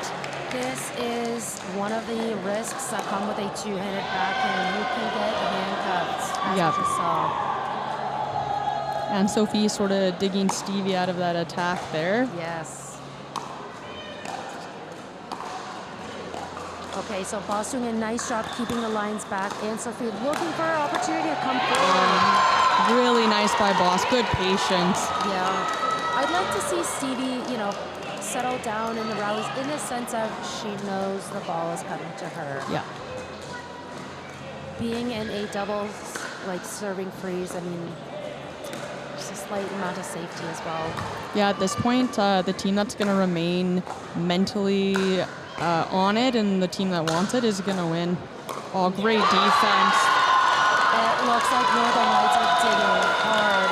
If Montreal Lions had a timeout left, this would be the time to use it. And look at that, Stevie only being 13. She's the one who activates that last time. Unreal. Way to hang in there for the Northern Lights. This might be the first comeback of the season, of season 3. Yeah, and you know what? Just a reminder to our viewers, it's a first to 21 situation. Yep. So now all of a sudden we have a game point on the paddle of the Northern Lights team, and they have been in a deficit this whole game. That's so exciting. Yeah, that is rally scoring for you. That's CNPL for you. So I'd like to see, I hope here that they can show some patience and not be just trying to finish it. I find that teams get themselves into a little bit of trouble when they get too hyped up and then they kind of don't play their game. So I'd like to see them have the same patience they've had with the comeback going forward in this match point. Yeah, well said, Caitlin. Let's see what happens here, folks. 2020. High third. Boston tries their best to clean it up. They're still back on the baseline. So smart, staying back. Yeah, there we go. Salvas is now up. Great Nice patience. dink. Okay, now the teams are really looking to set this up. Boston. Oh, wow. Dividends. Oh, my gosh. Massive comeback. So good. First game. Great hands from all four players, but what a comeback. That's so patient to get to the line, hit a few high thirds. It just shows you just stay back. We're going to get another chance to get in. Right, and how important was it to beat the Montreal Lions, the defending champs, in the first matchup here? Yeah, I don't think did they win. They won most of their games yesterday too, so they're coming in hot off a lot of different wins. So that's good. Big momentum change. That's right. But anything can happen in this next game. We've got a season lineup here. Joel Peltier, Lucas Wong for the Northern Lights versus Louis Charles Amiot and Ernesto Fajardo. I mean, this is going to be fireworks. Yes, absolutely. I don't know Lucas Wong's game that well, so it'll be interesting to see. I've heard really good things, but I know Joel quite well. Yeah, sure. He does not have any quit in him at all. Yeah, when I got to play with him season 1 for those few games, I mean, it was like fire, it was grit, it was all the good things in pickleball that we crave. The lightning hand speed of Lucas Wong, I saw it yesterday for the first time. I'm also less familiar with him as a player, but these are his home courts. He's the head pro here. Oh, so awesome. Lucas should be feeling the most comfortable. Yes. Yeah. Joel and I played nationals a few years ago, and we were down 12-5 in a 15 game, and because of Joel's grit and spirit, we ended up coming back and winning that game. And I've never seen someone so hyped. It was amazing. That's awesome. Yeah, he can pop off, but he can also be like a calm and steady presence when needed as well. Yeah, very good leader.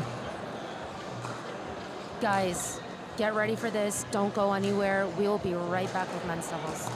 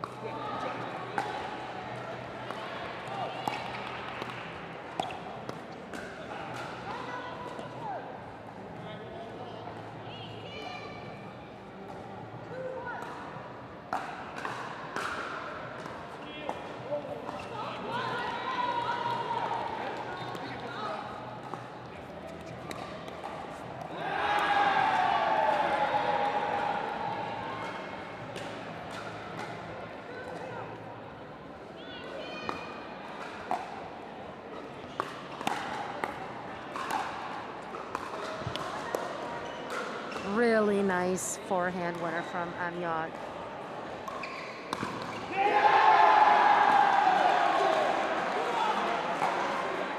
Oh, but he dumps that third into the net. He really, really is not happy with that shot. I have to think that that's that Dura kind of skipping around and creating some unpredictability.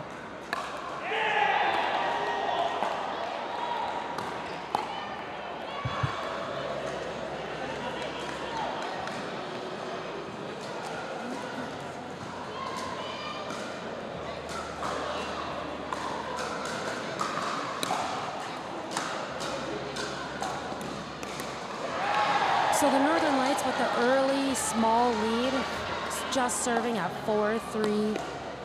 The game is very early and these boys are just settling in.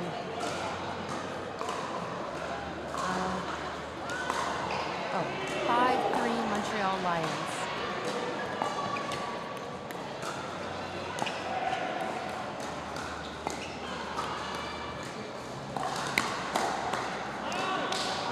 easy, calm speed ups from Ernesto. I mean, that actually takes a lot of control through the wrist and the shoulder to execute that kind of a speed up.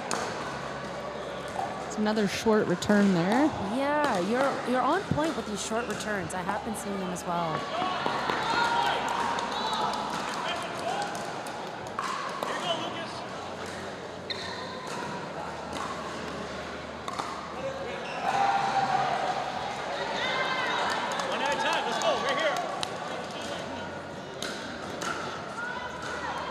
I find Joel Pelletier is a really dynamic player in that he can play left and right, kind of equally the same. He's a beast on the left, but he can take on the right side role really well too. So it's nice to see a really diverse player.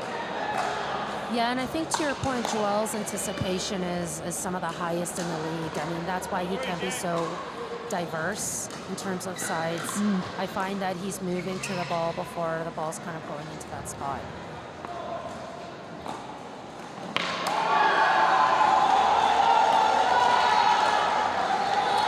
Okay, so Louis Charles early on looking like he's playing a little bit tight. Is that what you're seeing as well, Caitlin? Yeah, absolutely. When Louis is on, there's some games he doesn't miss, but a few bad bounces and it can really take a toll on his streak. And for that reason, the lights are playing him far more than anyone else. Amazing redirect by Ernesto speed up, but the finisher, it just goes deep for another point for the Northern Lights. I know historically both Ernesto and Louis do like playing left side, so I wonder how they decided kind of who got the left. I think last year, I want to say Ernesto was on the left most games. Do you remember? I think you might be correct in that.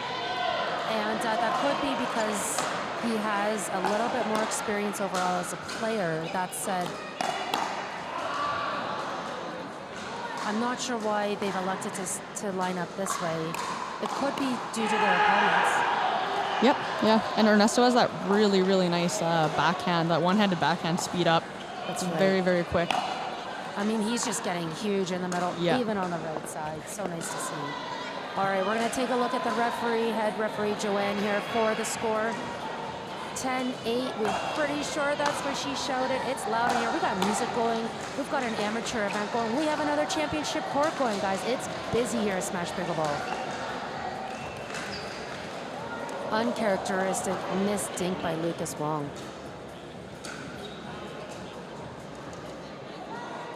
(11-8) is our score. The sidelines, the benches, everyone's a little bit quiet. I think the players are, everyone's just feeling the focus right now. That looked wide enough for an ATP. Really nice control by the Northern Lights. Joel Pelletier shutting down that laneway, saying never going to get me there. One thing you don't want to do is fire Joel up. Yeah. True facts.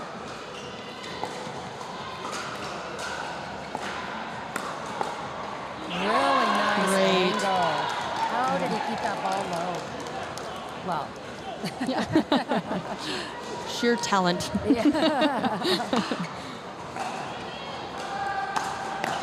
Oh, that two-handed backhand again, just a little bit late, sends the ball long. Yeah. Do you think the boys in red are going to call a timeout?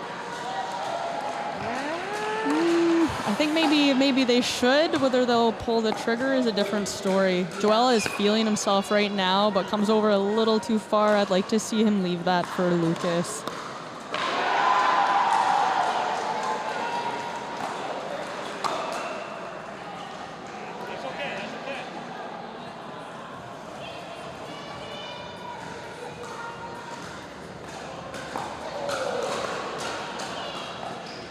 We've got our ears peeled for the score, folks.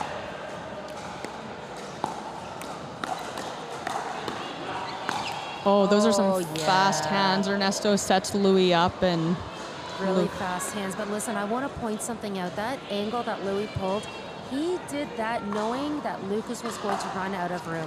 Yep, absolutely. Actually, the Lions, out of any team I've seen this weekend, have been using the fence a lot. It is very noticeable, all their overheads, whether it's a smart play or what you want to call it, but the fences are quite tight. So I have seen some pokes right into the side. Yeah, I actually have a little video clip on my own phone of yesterday's match between the Lions and the Drive, and even today, actually, I saw Jonas pushing himself off the wall just to get the ball back, and it worked.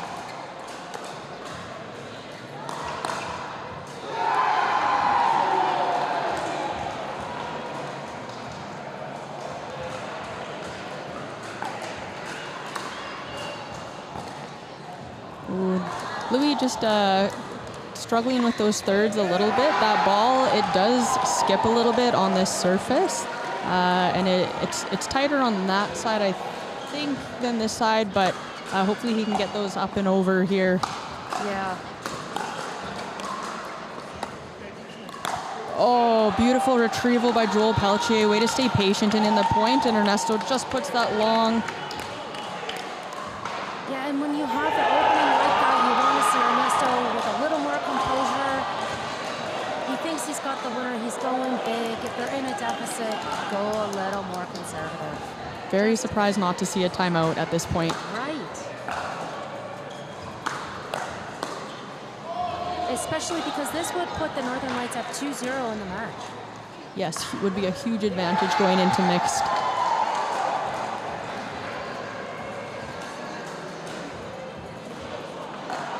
(16-15), so it looks like the Lions were in the lead just then.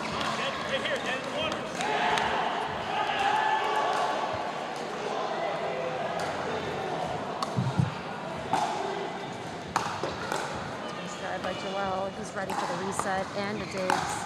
There's that sharp angle again, working for the Lions' favor. At some point, when do you, if you hit a high ball, do you just start moving off to the side, knowing they're trying for fences? Well, I watched Les Gabrielson do that yesterday, and he went early. Yes, yeah, I did see that. I saw him run into many fences yesterday, actually. Beautiful backhand roll by Joel for a clean winner.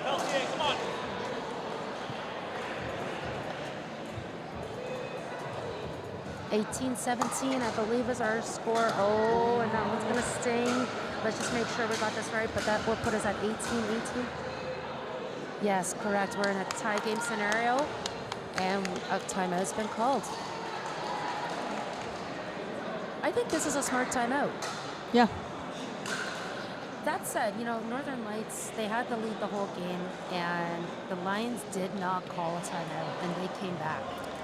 Yeah, that's actually so interesting. I know a lot of players, Mr. Steve Deacon, his rule is 3 once a team gets 3 points on him, or just as soon as you feel that momentum change. So we've been using timeouts a lot actually this weekend. As soon as another team gets riled up, hits a couple good points, you really want to shut that down. But they've pushed through. I mean, is that a sign of confidence, experience? Yeah. Stubbornness, maybe.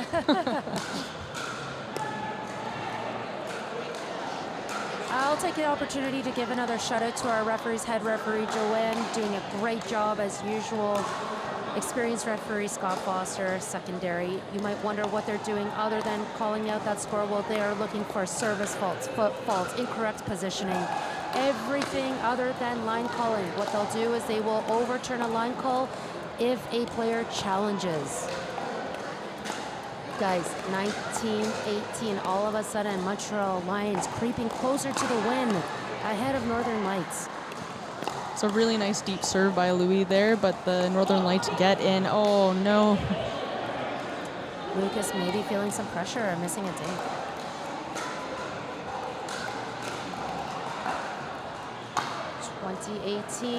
What can the Northern Lights do to keep this game going?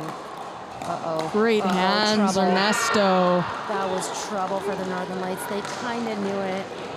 Montreal pulling off the win, sending us into a tie series, 1 game apiece.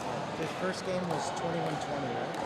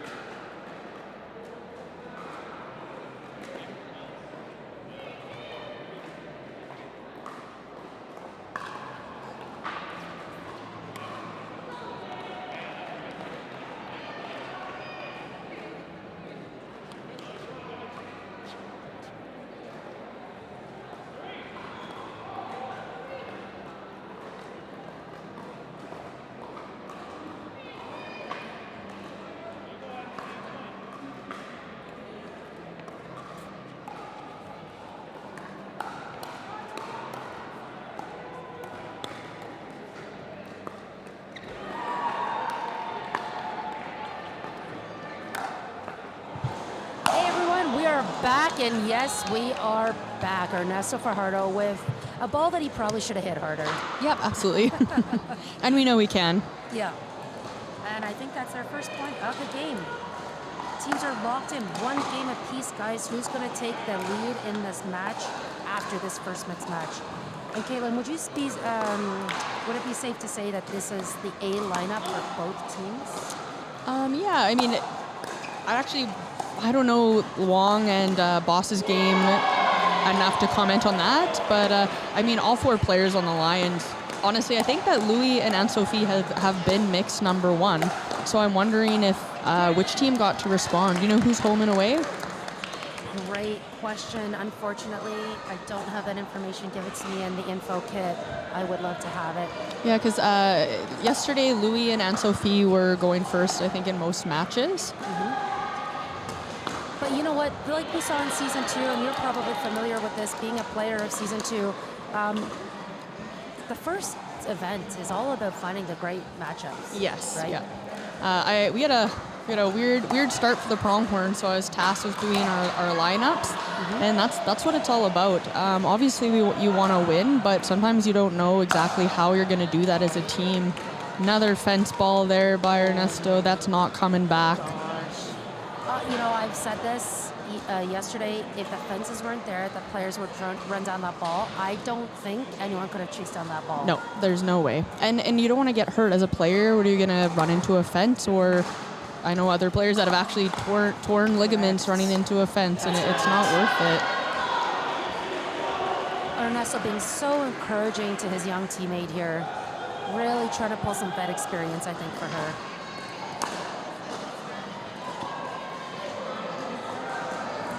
Salva's self-talking herself through that third shot experience.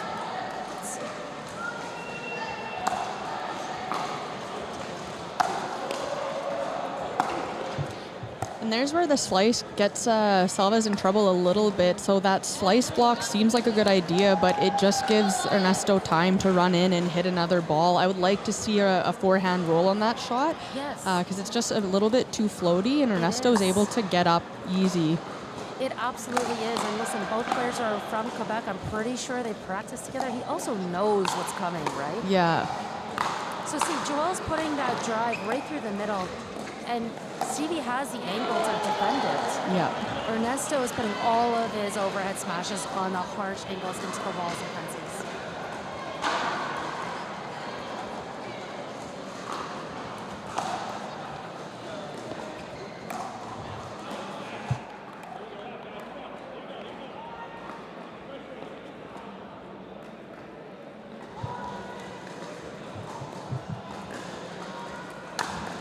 Just getting confirmation that the home team for this match is the Northern Lights. Whoa. And so that means the Northern Lights would have set their lineups after seeing the away team. Yep. Yeah.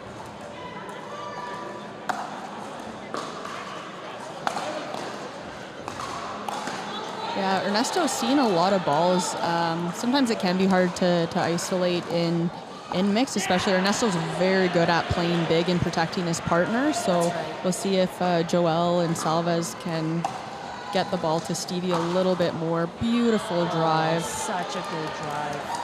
So much shape. I find with the Dura, players that are just kind of hitting the ball hard are not having a lot of success and are hitting a lot of balls out. And players with that really good topspin shaping the ball are having way more success. Absolutely. Really well said. Maybe hard to kind of see at times on the live feed, but yeah, fully agree. Oh, solid defense from the Northern Lights. I mean, they gave it all they had there on that rally.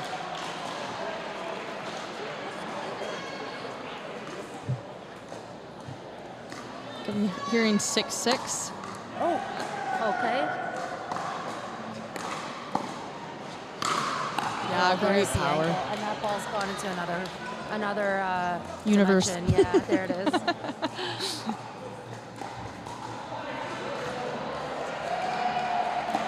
I would like to see Joel and Salvas pick up the energy a little bit. They're looking a little low over there. 7-8. Oh. Yeah, you know, I wonder where the fire is, but I also wonder if they're just really taking into account Ernesto's big energy. Yeah. Trying not to fire him up as well.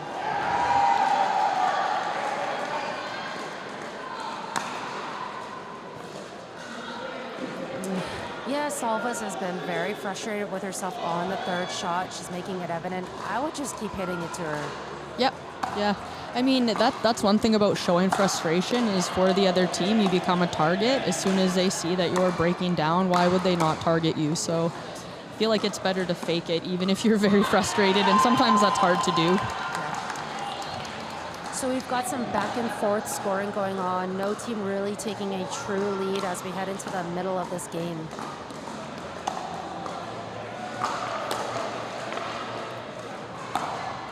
Ernesto coming over, taking 90% of that court. And that sail's long or wide, it looked like. Yeah, I think both. Every point, Stevie is looking back here. I feel like maybe I should give her a wave at some point. You're doing awesome. You're doing wonderful.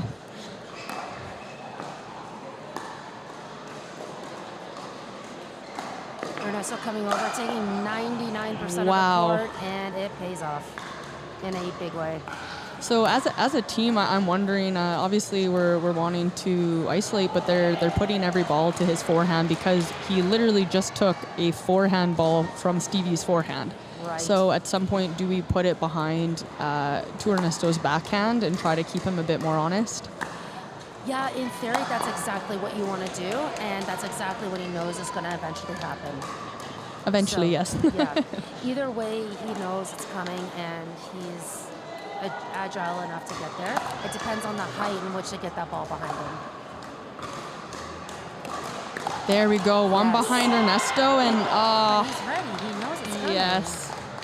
He has to think, after 3 points of taking all of Stevie's balls and hitting winners, they're eventually going to shift him over. Yep. He's just getting too big for the other players to contain. I feel like there was a put away ball for the Lights there. Maybe they didn't expect it to work so well, but I would like to see them switch it up a little bit in that case. Oh man. And it's just flowing. I'm feeling a timeout maybe for the Lights here. Yeah. Ref not confirming the score before the timeout ensues, so we're probably looking at a score of 13-10 here, folks. And just a reminder, coming up next on this court, we are going to see the Rush versus the Smash.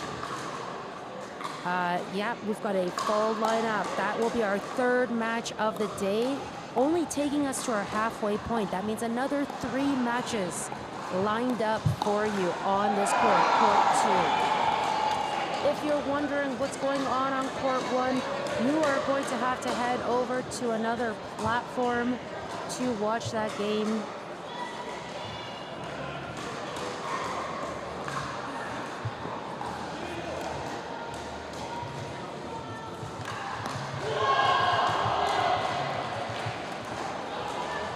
That's going to be on Game Plus. Game Plus is streaming court number 1. Wondering what changes the Lights are going to make here to their strategy. Keeping Ernesto honest. Honestly, Joel Pelletier has a beautiful two-handed backhand roll, and he can be very deceptive and offensive with his backhand. So, I mean, what they're doing isn't working, so I'd like to see a change here.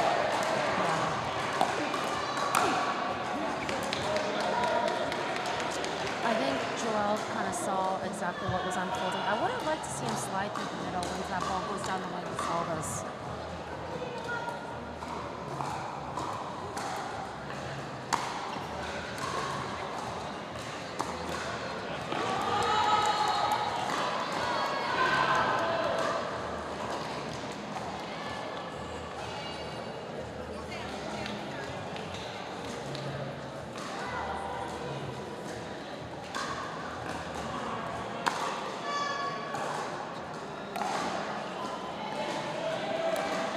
Oh, great touch there from Salvez.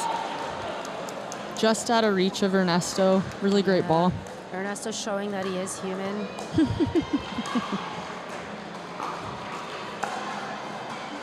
Shallow return, Caitlin. Yep. Oh, great hands. That brings us to a tie game.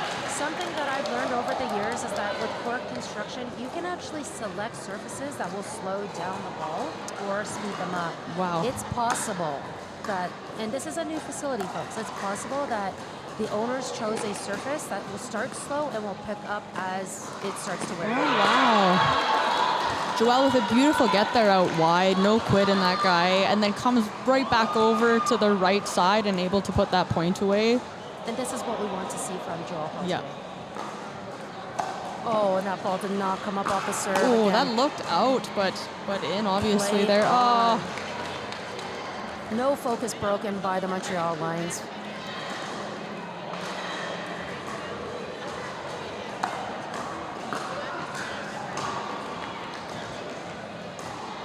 I find it in rally point, it's a little interesting. Sometimes it can seem like a team has a lot of momentum and that they've won like every point, but then the score is very close. Right, agreed.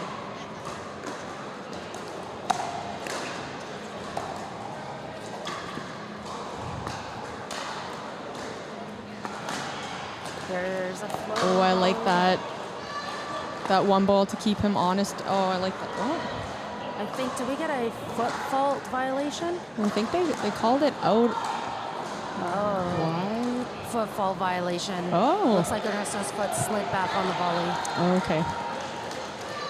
Great catch. Yeah, stop posture all over it. Yeah. We have amazing referees here at this league. Ernesto making up for his foot fault. Or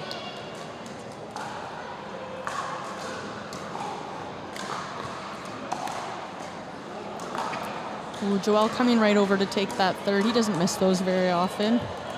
interesting to see him still playing with that poach paddle. With his poach hat on, he's still loyal to that company. A lot of players go through different paddles, so many, but he stayed true with his poach. Yeah, love to see it. Another player who is very loyal to the paddle company would be Matt Kawamoto and his family. Yes. They have been with Engage since I entered the game in 2014. Wow. And I don't think they're going anywhere. They're what I call lifers. Who knows, though? Shout out to Hado Thule. Thanks for the compliment to Caitlin and I. We miss you. Oh, Hado.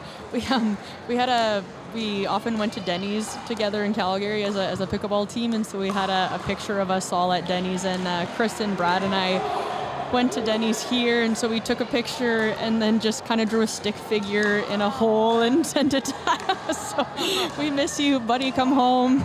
Yeah, great guy. Former teammate of Joel Peltier from the former Wolverines team. Yep. And I've had a chance to just play with Hado, recreationally. Played against him competitively. All around great guy. Can confirm.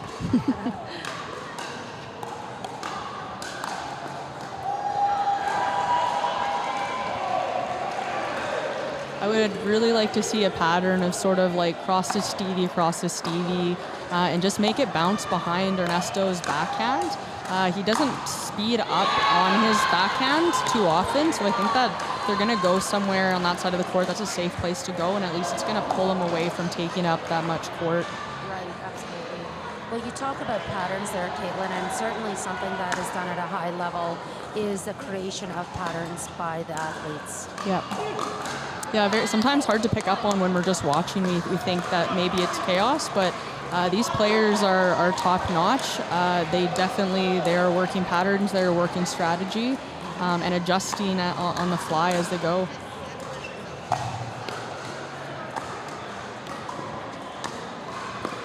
Oh, look at that. Oh. That's earning their team a 19th point here.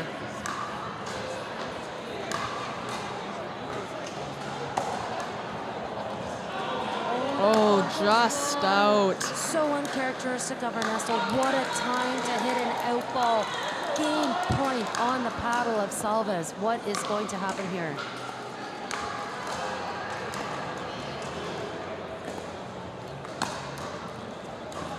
Oh.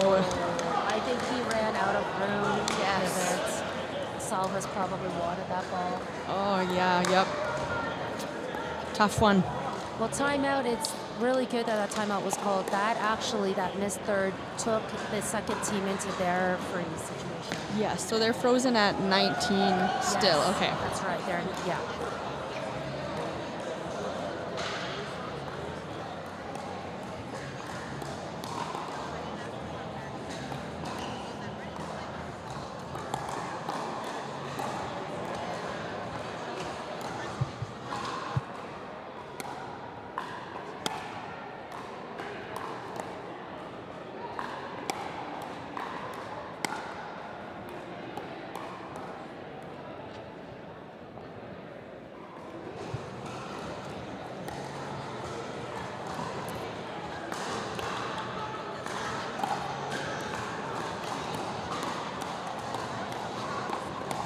Moment of truth here.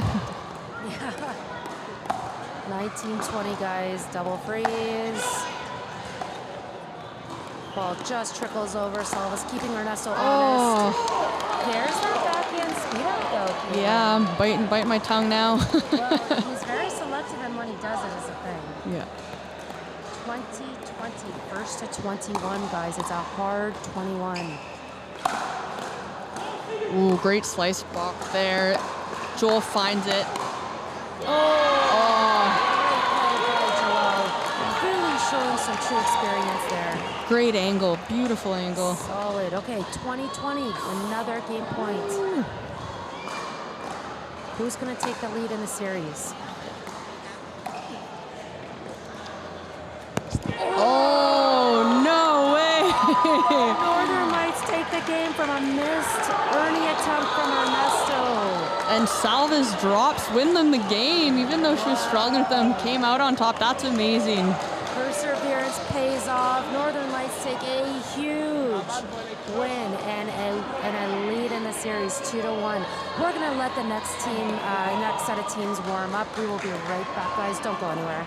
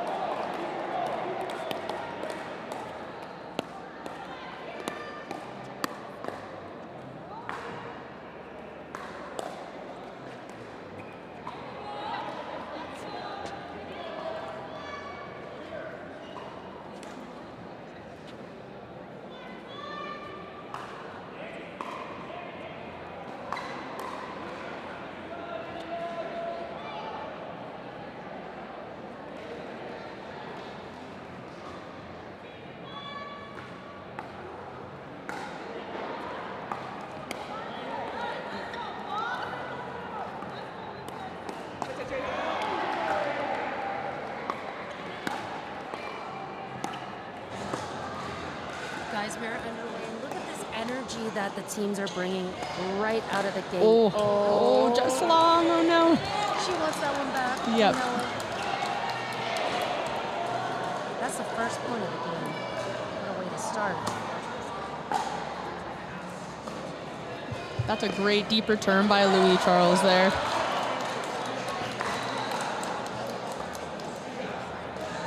And Sophie settling in, and we know she will. Oh, man. Lucas Wong punishing Louis Charles for stepping over into the middle there. What a shot. Nice home court advantage, maybe? Yep. Knows his ankles well here. All right, Louis looking to put pressure on Boss. She's handling it quite well. Hitting So well. Nice resets. Getting her team Unreal. to the non-volley. Oh, yes. Beautiful work by the Northern Lights. How cliche is it if we say she's a boss? Oh, definitely. Has to be I won't say it then. But it has to be said. I mean, we'll find a way to stick it in. Oh, so good. Ooh, oh. I think, yeah, he kind of knew what was going on, Lucas, and just lost his footing a little bit there. First point awarded to the Lions. What a drive. Yeah. Louis looks way more focused this game than he did in the men's. ATP. Ooh. A lob. Great hook shot. Oh, yes. Yeah, when Louis is on, watch out. That guy has so much power, precision. And I find he plays very smart, too. He's very patient. I feel like he could just try to kind of power his way through, but yeah, often we see just really smart decisions from him. Right. Yeah, he has great composure for such a young guy. Some uncharacteristic misses from Anne-Sophie, but she'll settle in here. Well, they have a little pressure on their backs, having not taken that mixed game in the first round, or, that last game. Oh, it looks like a foot violation. Push off. Okay, Caitlin, the score is 6-2 for the Northern Lights. That's a pretty big early lead, all things considered here.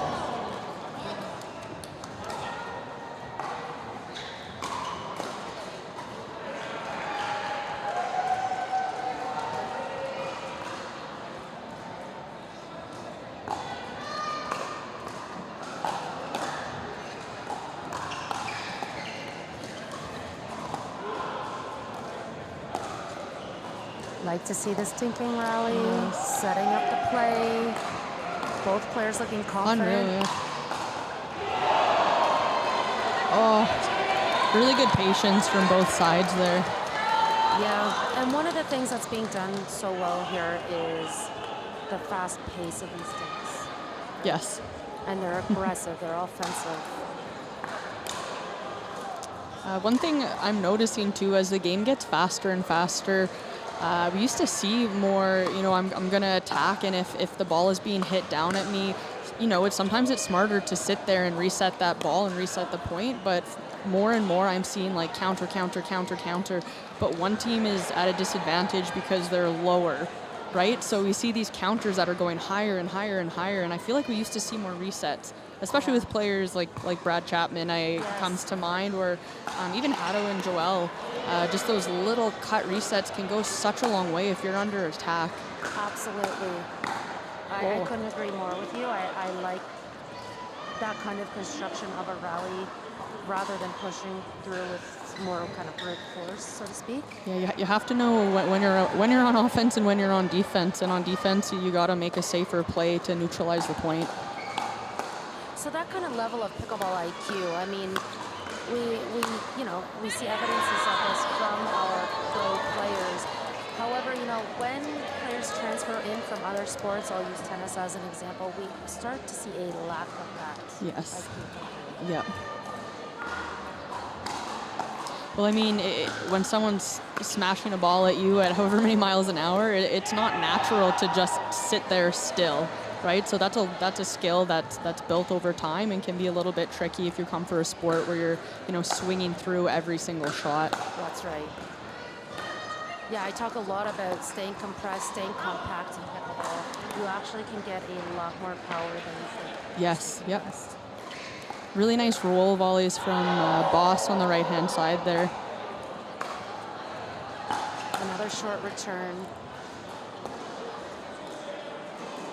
Oh, yeah. Oh. She's got that inside-out redirect on the Yes. volley. Whenever a male player is pinching the middle, it's a great time to send that ball with a misdirect, a redirect.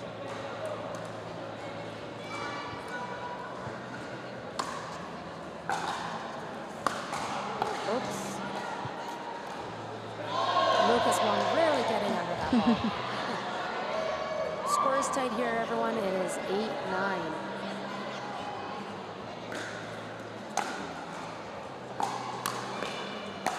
Oh, yeah, great composure from Wong and Boss. They're playing quite well together. Yes, they are, yeah.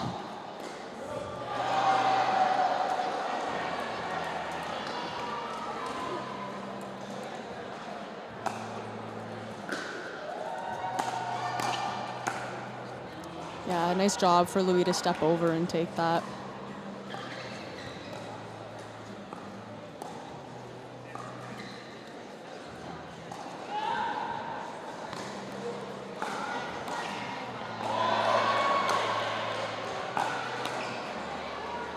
Boss has been doing a really good job at blocking those drives from Louis. That one she can't quite get a hold of, but the last couple points she's been able to deflect the pressure onto Anne-Sophie really well. Right.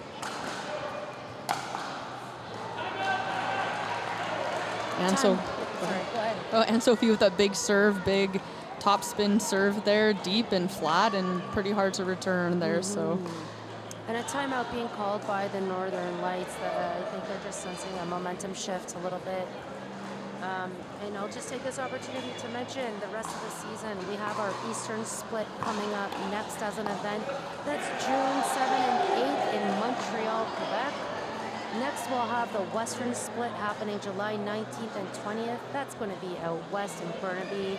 And then rounding out the season, September 6th and 7th, my hometown, Toronto, Ontario. Just a reminder, coming up next, we've got the Rush versus the Smash here on Court 2.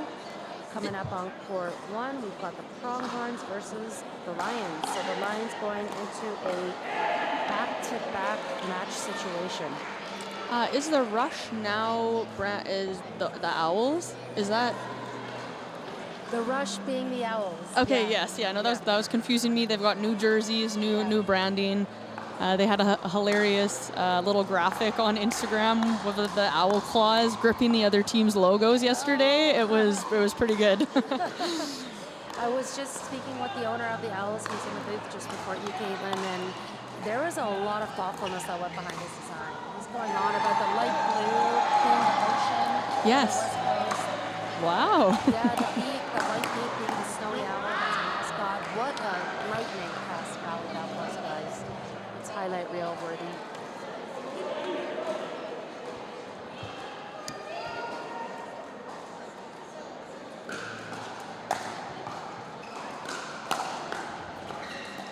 Louis looking big in the middle and looking very confident. Oh, great leave. Louis had already jumped for that one, really easy just to kind of flick and take that, and had enough sense not to. Great leave. Ball called out. I think I saw deep. Yeah.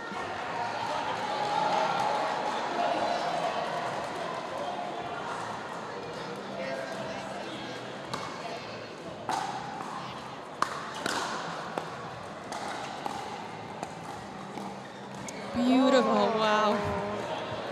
Louis Charles really proving that you don't need power all the time. Placement is just as effective. Absolutely, especially this weekend again, I've seen him just poke the ball off onto an angle into the fence with zero power, but obviously all the intention in the world of that ball not coming back. Right. Bit of a high dink. Boss does not fall for it, elects not to speed up. Point construction continues, and Sophie looks for the speed up to counter. Instead, she's got to deal with some dinks.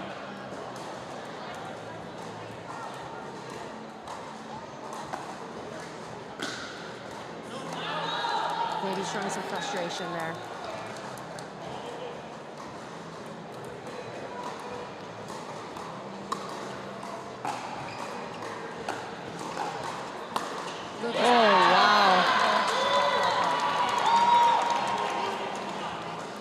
Coming across and taking that ball in the middle while you're moving, he made it look easy, but that is not an easy shot. Such precision from Lucas Wong.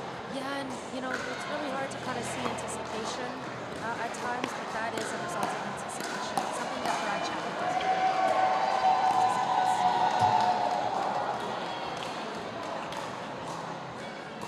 So great to see so many new faces in the season.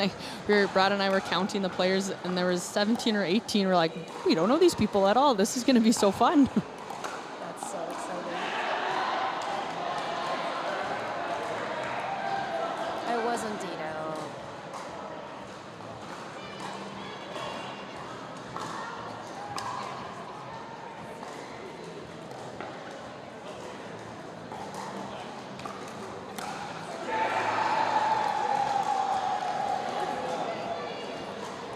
I believe she said 14, 15, which doesn't make sense. I just realized because he's on the left side. So. Maybe 15s. Let's see here. 16, 15.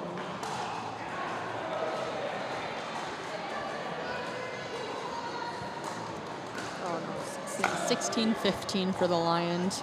Okay.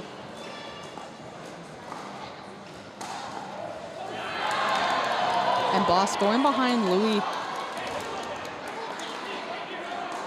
Louis sticking at the line can probably take that out of the air on his backhand, but steps back and unfortunately into the net it goes. Oh yeah. What a nice look from Boss. That was a boss move for sure. Had to do it. Louis not happy with himself, kind of reviewing that play in his mind. Timeout being called, probably a good choice. And totally okay for him to stand in the middle and take some pressure off his partner, but if you're gonna bait down your line, you got to cover your line. Right, exactly.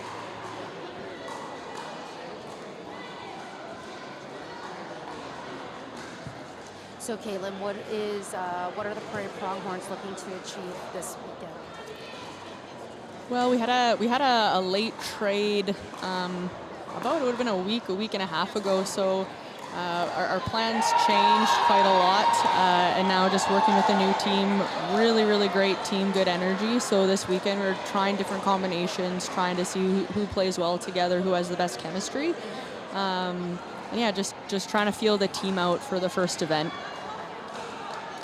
Yeah, I think that's probably what a lot of teams are looking to achieve, along with some wins under their belt. With 6 players, it can be a little hard. The Montreal Lions just brought 4 players, and that's who's going to play, and so they build that chemistry. But other teams are using the third drafted players for men and women, and maybe that's a better option so that you can mix and match depending on who your opponents are. So not really sure what the best strategy is there. But yeah, every team's goals and strategies and game plans will be different for sure. Will it pay dividends for the Montreal Lions to have that bonding time, or will it fatigue their athletes over the season? Lucky bounce for the Lions right there to earn them their 17th point.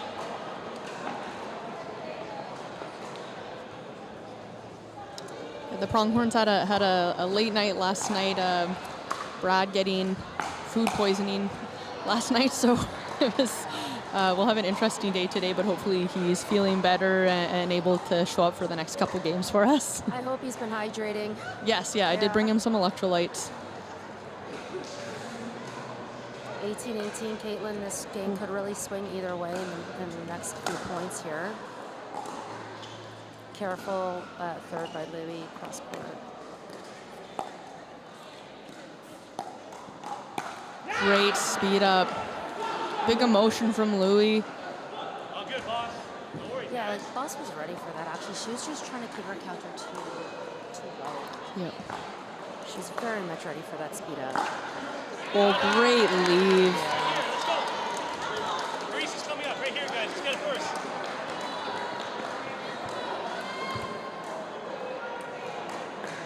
Okay, are they going to hit 20? Ooh. A little off balance with that drive. Footwork just not there. That is a tough point to give up because that brings game point to the paddle of Anne-Sophie.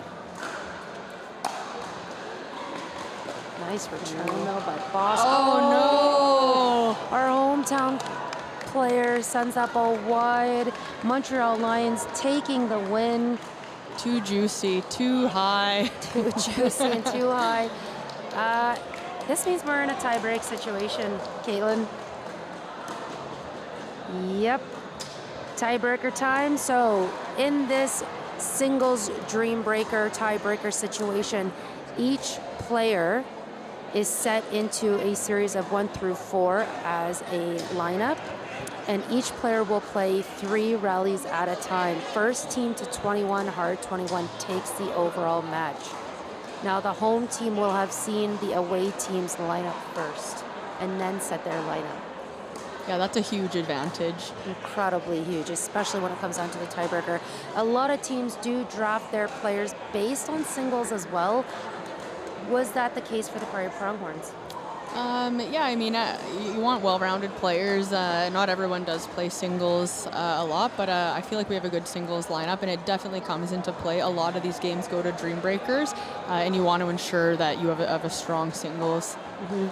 And then how fatigued do you feel the players get after these dream breakers, and then how does it impact them for their next match? Especially, Montreal Lions are going straight into another match after this. I'd like to believe we're all young and athletic and hopefully are taking care of our bodies. So I think the more difficult thing is playing 3 points in singles and then switching, because you can't really get into a rhythm.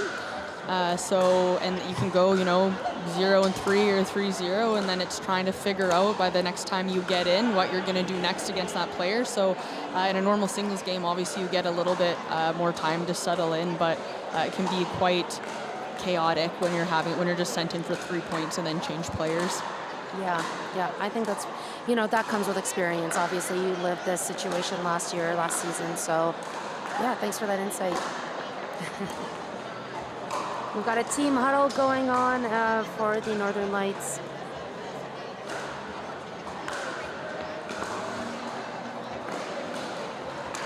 Do you know does Lucas Wong also come from tennis?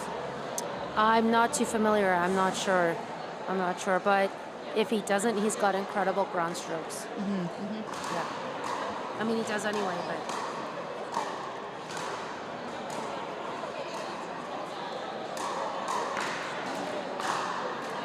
The Lions definitely have a strong singles lineup, so I'm interested to see how the Northern Lights compare.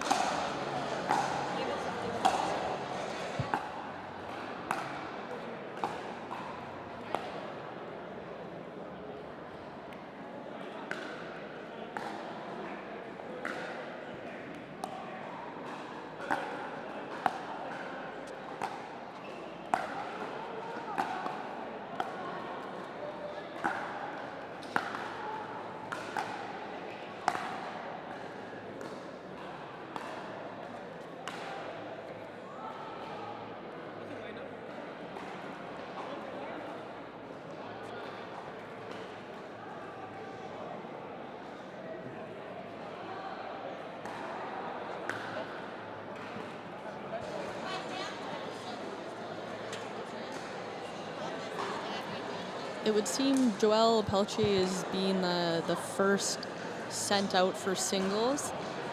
We'll see how he shapes up against Louis Charles.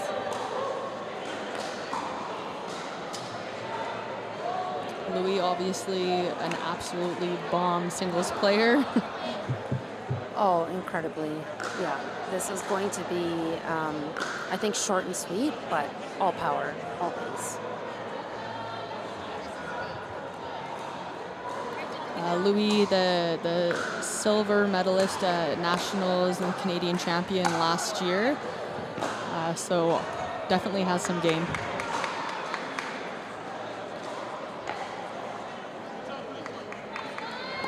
What I like about singles is that you can go a little bit bigger in your serve. Yes. I feel like you must almost. Yes. What a passing shot. That's so nice.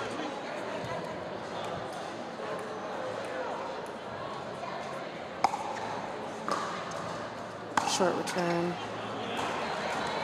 Nice leave. We thought maybe Louis would get the shutout there in that series of 3. Lucas comes in serving 1-2.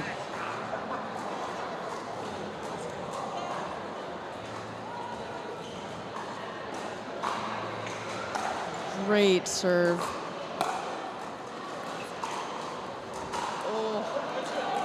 That's a pretty heads-up play by Lucas. It's unfortunate the lock didn't stay in. Yes. But nice down the line. Moving Ernesto side to side. He seems unfazed by this side to side. Ernesto's athleticism is insane. Oh my gosh, that's a great rally. Good exchange. Wow.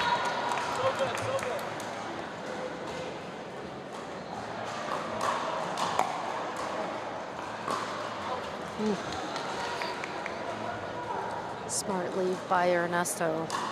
Ernesto puts quite a bit of slice on his returns. I was going to say that might give others like the benefit of the topspin there, but in that case, the slice paid off. It did. Speaking of slice. Some cat and mouse. Oh, yeah. Traditional singles play right there, cat and mouse. We see less and less of it these days with paddle technology, baseline hitters. Yes. This is the battle of topspin versus cut. Backhand slice, topspin. Oh. And Sophie really pushing that backhand. Oh, that was a tight shot. Oh, what a point.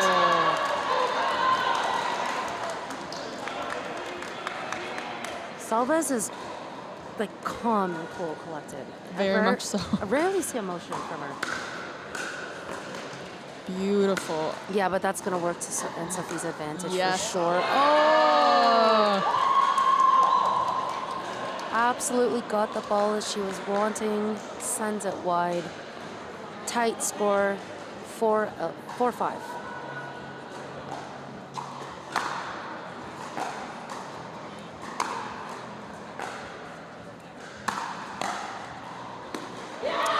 Wow, way to stay in it. Great point.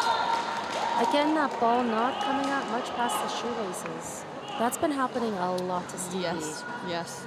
To others, but for sure, I've been noticing it.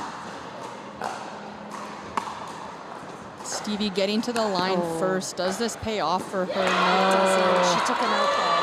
Yes. And I think that had her just lose tempo a bit.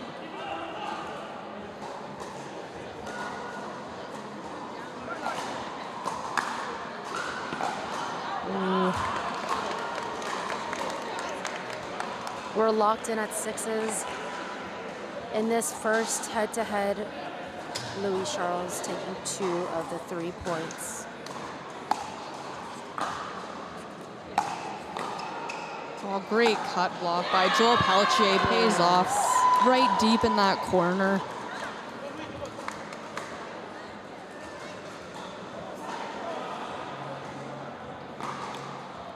Oh. That was torture.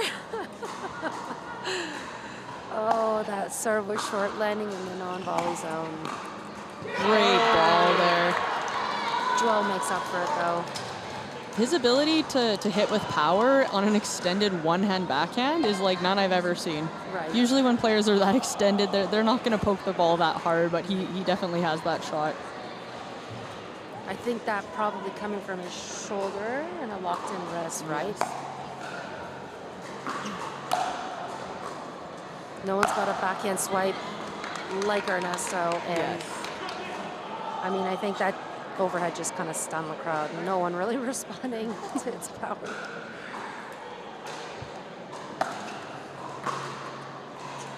Ooh, great return there. Lucas doing a really good job. Oh!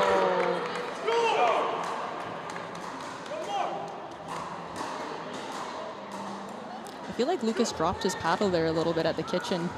Yeah, and unfortunately his ball did sit really high and for Ernesto to do a lot with. Yes. The experience of Ernesto paying off.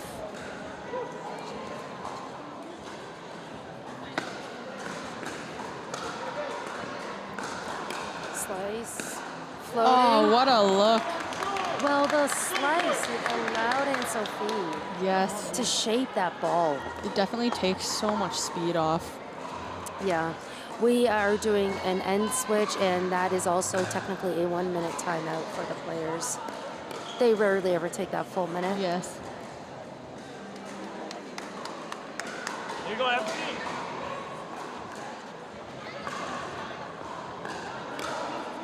We've got quite the spectator crowd behind us as the other court has completed its second match, awaiting the Lions.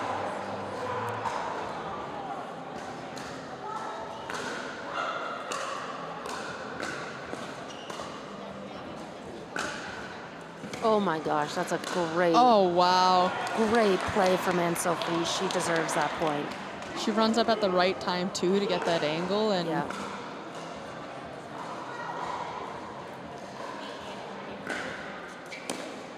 Oh yes, Slice just willing the ball over the net. Oh, yeah. And Sophie really taking control here for her team. Absolutely. I mean, they have just pulled away with the lead in a big way. These next few points are a must for Northern Lights. And Boss staying back. And Stevie hitting with a lot of confidence this round. Yes. A lot of confidence.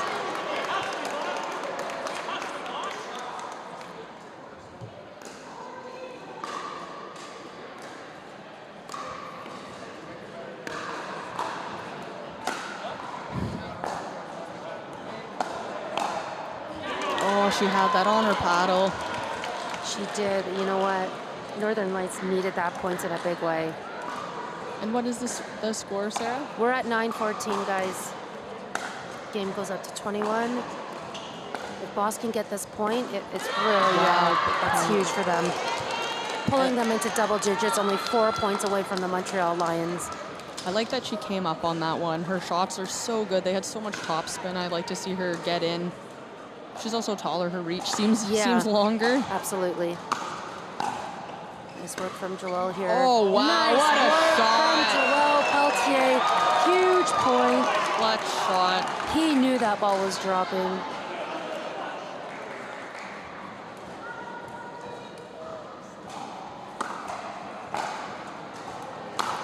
Oh. When it hits that tape, oh, it's painful. 15-11.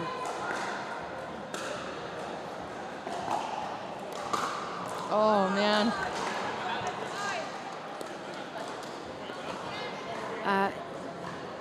Goes without saying, Lucas has some work to do for his team here. Absolutely. I mean, these players are so good. If you leave the ball sitting up on your return, likely won't get a shot, but big point there for Lucas Wong. Yeah, beautiful ball control.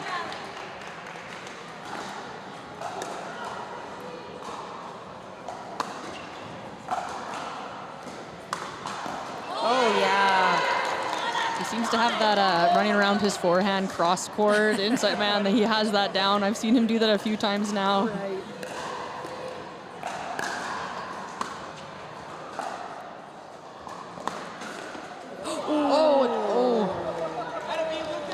Okay, way to make that point dramatic, Lucas. I'm glad he's okay, though. Looks like his foot just caught the surface a bit. It's very gritty out there. I think we'll be definitely buying some new shoes at the end of this event. Right. Okay, so going 3-0, Lucas, I mean, he just pulled his team into a 2-point game. What can Salvas do here? She continues to drop with that backhand slice. Oh, man. Oh, that was in. Oh. No. Oh. That ball's called out.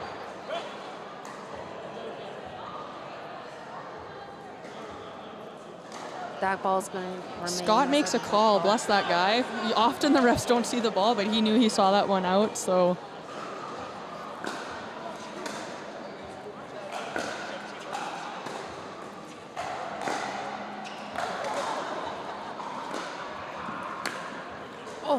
Oh, wow. Just off the net. Do you think it would benefit Salvas to come in if she's going to use slice? I feel like it's really hard for, I don't know, for her to get a good ball slicing in Anne-Sophie's topspin. I don't think she's got the... Yeah, I think for her it's safer actually to stay on the baseline. Okay. She's doing a good job defending laterally and just dropping that ball. I think to come up is... Oh, what an angle. So smart. Good job by both players. 18-15 for the defending Montreal Lions. What can Boss do?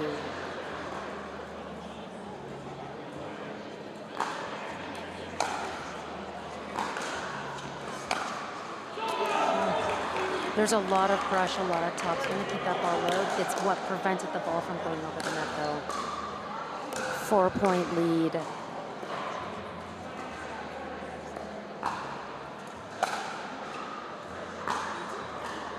Oh. Again, she just lost her footing. Yes, yeah. On the baseline. That's too bad, and that brings the Montreal Lions to match point.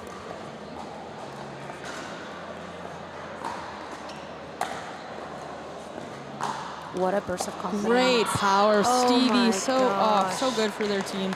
That is a huge win for Stevie. Confidence booster 3-0. for sure. Yeah, 3-0. Oh. Montreal Lions doing their traditional team cheer. What a match, everyone. Montreal Lions taking this 3-2 over the Northern Lights. Caitlin, I want to say thank you so much for hanging out with me. Thanks, Sarah, for having me. It was great. Yeah, it was a lot of fun. And stay tuned, everyone. We have another exciting match coming up. Be back shortly.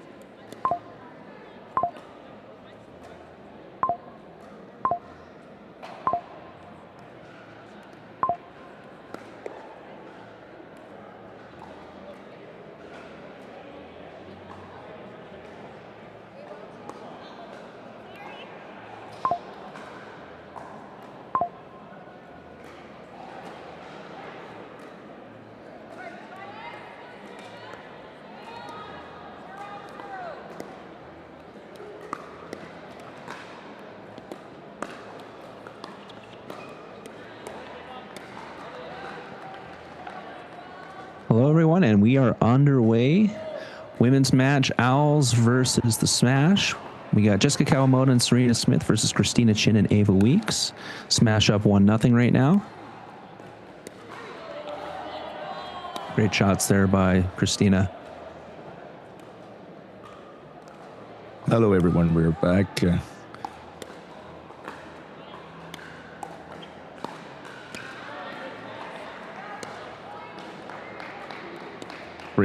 Great shot again.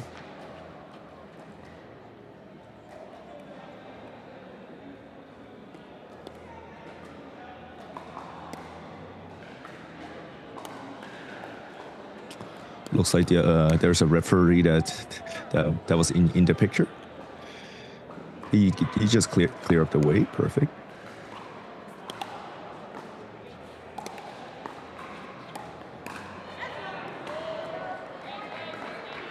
Reach in by Christina.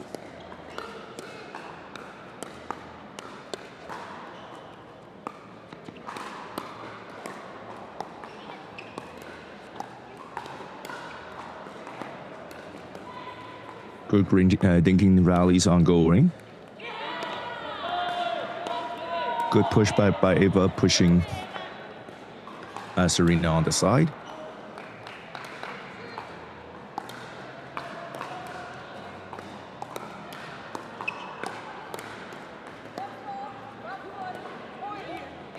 There's a foot fault is called by the referee. Probably either on Jessica or on Serena. Or two.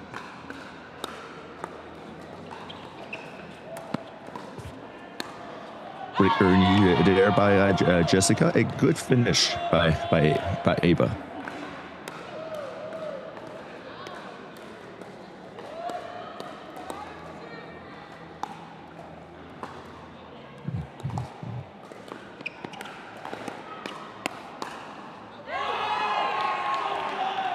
Great leave there by Ava. Refs just double check. Oh, it's a timeout there by the Smash.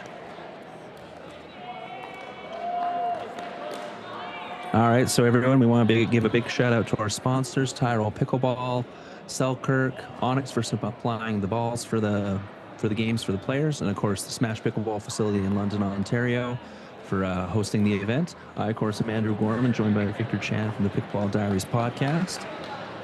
So we are back today, guys, so make sure you hit that like button. Make sure you hit subscribe. We got 116 people watching. I only see 37 likes. Faye's already in the chat, so Faye, get those people hitting like.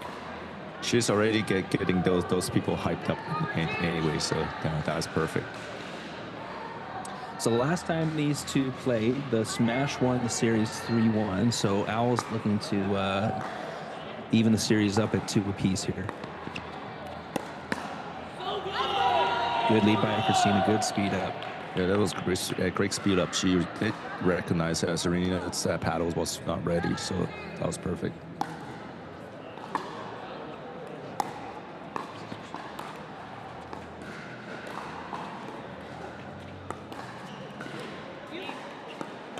Good shots here from all four women.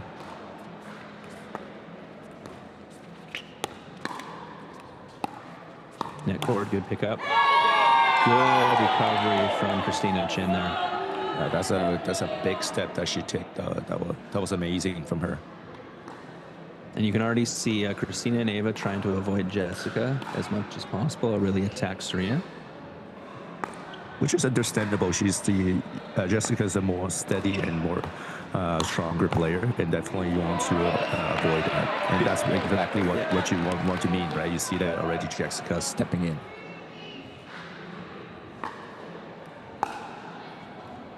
And of course, if you're just joining us, we are doing rally scoring to 21, double threes at 20 and 19, and it's capped at 21. So if both teams are at 20, it's just win by one, but you have to win on your serve. Great counter punch here by Ava. Owls out to a quick lead here, 9-3.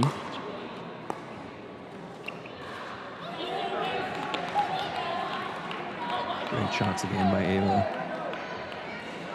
And if you've been looking for the Owls all weekend, this is their first time on the YouTube stream. They were on the Game Plus network all day yesterday, so this is our first time getting to watch them live.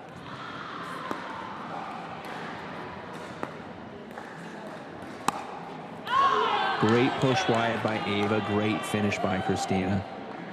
Yeah, I would like Serena take that as an ATP rather than actually push it right to Christina on that one.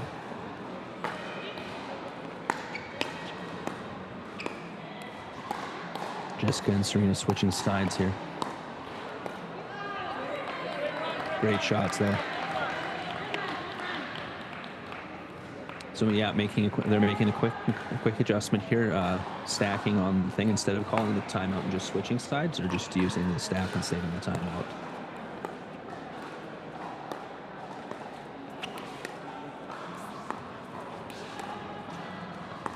Great cuts by both players.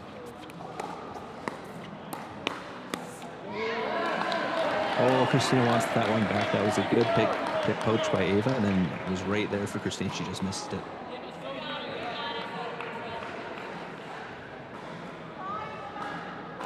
All right, 5-11. Smashed serving. Oh, beautiful shot by Ava. That was an amazing backhand flick on there. She was working on that all year long, so she definitely has refined that shot.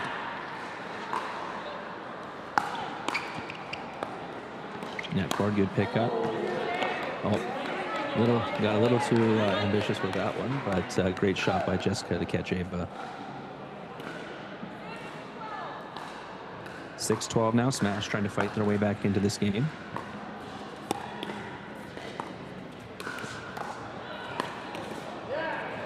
Great push wide by Serena, pushing Christina wide, and then the finish down the middle. Oh, switching up the ball. Yeah, they're using the Durafast ball, so those balls unfortunately can get flat or wobbly very quickly. That's the reason why you will see the pro players changing those balls. And especially for how hard some of these players hit. Yeah, definitely.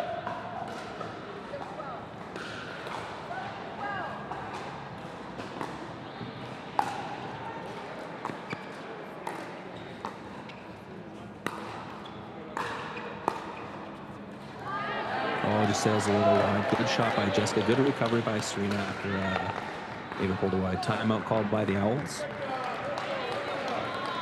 So I like the switch there that Jessica and Serena made, just getting Serena out of that. She seems more comfortable with her back. Yeah, definitely. You can see definitely that little exchange between Christina and Serena. She's definitely able to hold against Christina's on the backhand, rather than on the forehand against Ava. She's really struggling on holding that forehand. So that was a very good veteran move by Jessica Kawamoto, recognizing that and make a stack and switch.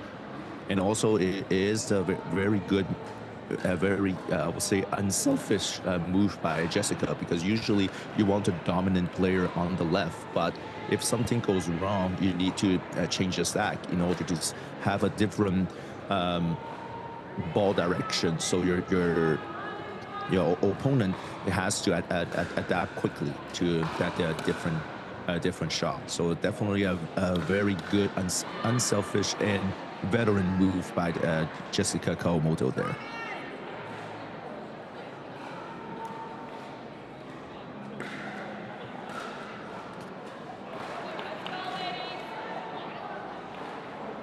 So we'll see what Christina and Ava was gonna change up to, because now they have to adapt to that new switch.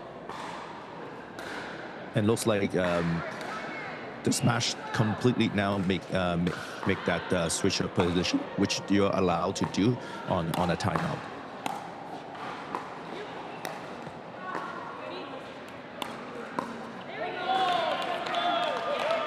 Great push here by Christina, putting pressure a lot on Serena there.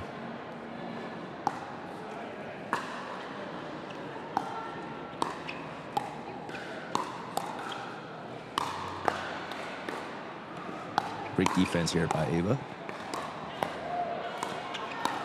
Another great date by Ava. And great step in by Christina, recognizing Serena is backing off. But initially, great defense by Ava. Oh, Ava might want that back. She had it on her hand. Still a 5-point differential from for the smash. That serve into the net. Serena would definitely want that back. So since we're on rally scoring, and every rally counts, so if your serve went to the net, unfortunately, this is a free point for the opponent. Great shots there by Ava to set up Christina there, pushing Jessica so far over and then back. Yeah, that was amazing angle.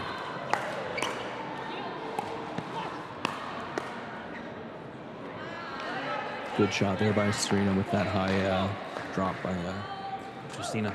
Yeah, that was a little indecision there between the two Owls player. The middle was a little lack of communication. Great return there by Anna. Serena wants that one back. She tried to go a little bit too hard cross on that slice. Yeah.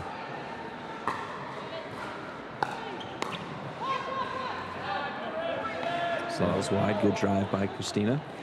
Yeah, it seems like Serena's a little late on that shot too. Timeout call here by the smash. So once again, everyone, I want to thank our sponsors, Tyrell Pickleball, Selkirk, Onyx for providing the balls for the games. Of course, the Smash Pickleball facility for hosting. Duper as well for running all the stats. I, of course, am Andrew Gorman from the Pickleball Diaries podcast with my co-host Victor Chan, certified pickleball official. So make sure you get those likes up. I'm looking at it right now. So we have 121 people watching, only 41 likes, guys. That's not enough. Get those likes up. It's free. It only takes a second of your time. Really helps out the channel, which helps out the league, which helps us. So they've officially made the switch now with the timeouts. Now they don't have to stack anymore. So make it which they're confusing for them. Because I know when I try to stack, sometimes every now and then you get messy with yeah, definitely. It doesn't count. And that turn goes wide.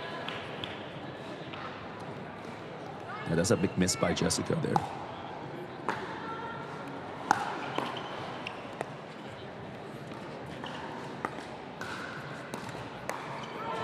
Oh, net cord catches Ava.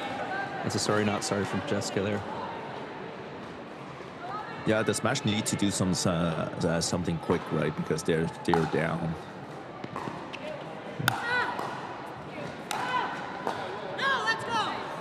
That sails wide. Serena trying to go in a little bit too strong there.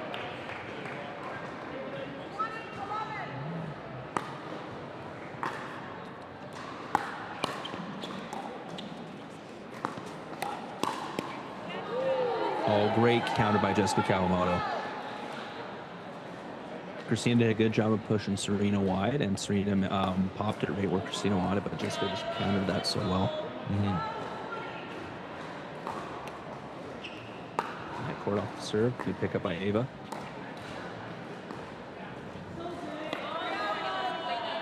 Good push to keep Serena on her back foot there.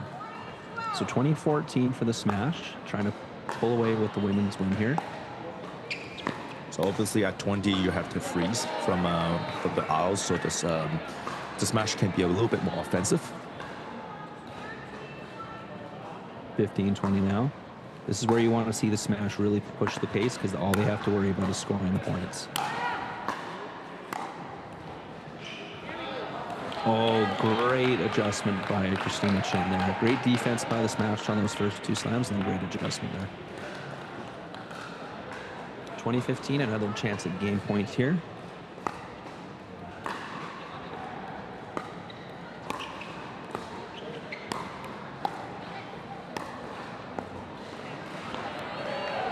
Great push by the smash player, but pushing both of the all players back. Yeah, and Jessica looked like she took a little bit off that last one. I think Christine was thinking it was coming a little bit harder.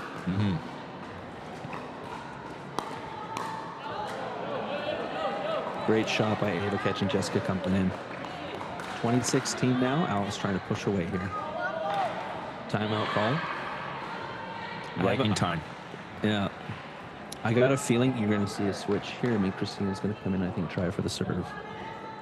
Yes, I would believe so. Especially this is actually a good tactic to putting your big server now on the right, because think about it right now. You're stuck at 2016. The only way you can win that game is win on your serve. So therefore, if it's you're stuck so long on that point, you really want to do a quick switch. Doesn't mean that Christina needs to be on the right, but do a quick stack where she is serving from the right, and then that will open up much more the left hand side court if they're trying to return it to Ava or trying to push you up wide. But you'll have enough time to run around to hit your big forehand drive. So, which is a very common tactics amongst the pros, and especially during those rally scoring. All right, coming back in. Oh no, they're keeping Ava there. Maybe just calling a timeout to slow the momentum of the smash down. You got 2 timeouts, you might as well use them.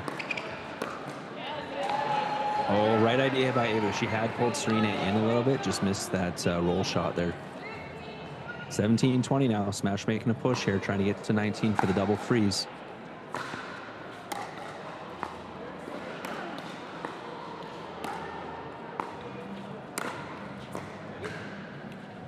Great defense here. Great defense here by Jessica. Oh, Serena rallies that back. They're back to the non-volley zone line, but Serena came up short, unfortunately, on that one.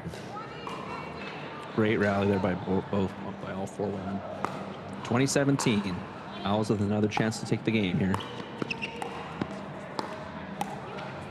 Yeah, good pickup. Good finish by Serena there.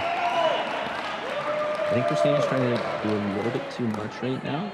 She's trying to change the pace, because right now you're just having a dinking match between Jessica and Ava. So she's trying to put herself into the game, but just a little bit too much there. Yeah, that's a little too much. I would rather want Christina to be a little bit more offensive. Great shot by Jessica there. All right, we are at 19-20, so double freeze. So at the double freeze, teams can only score on their serve. Oh, going for the drive there. That ball was a little low for that. It was a good wide push there by Christina Chen. Oh, now you see the stack. Yeah. Oh, no, they finally they just decided not going to do the stack right away. 2019, chance to win still here for the Owls. They couldn't get that ball over. 19-20. Oh, no, 18. Oh, we were ahead a little bit there. We're probably ahead a little bit. Yeah.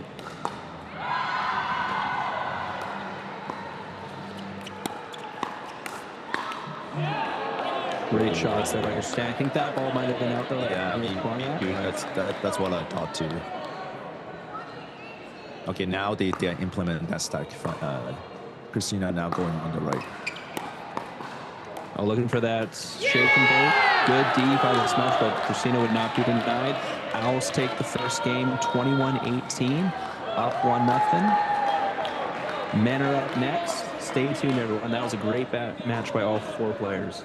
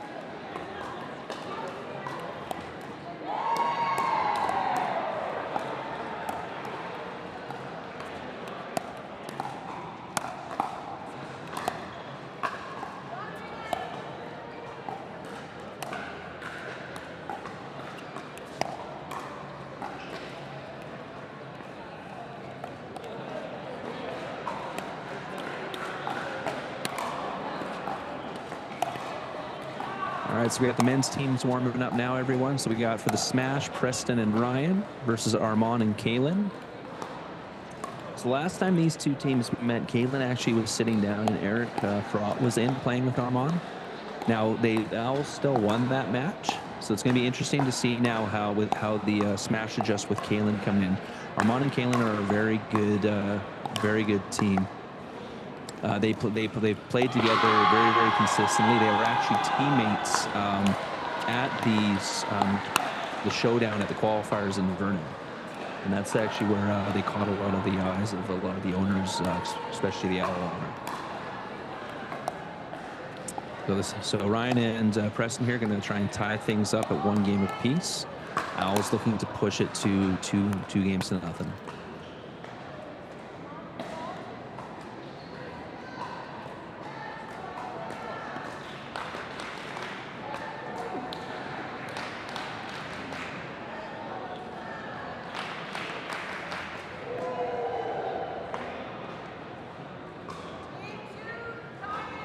All right, boys are ready to go.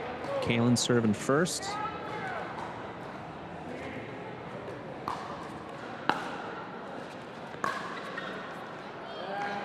And that sails wide. Good lead by Ryan. Yeah, that drive was a little hot.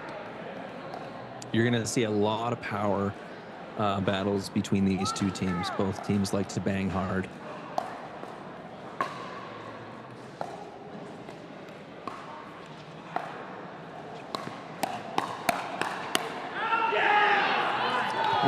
What did I tell you? Look at that hand pedal right off the bat there. Good lead by Kaylin. 1-1 now. Yeah, right away is like hand battles.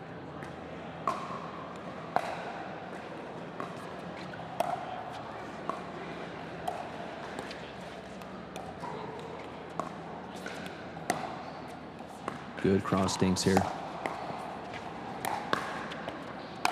Great D there by Armand.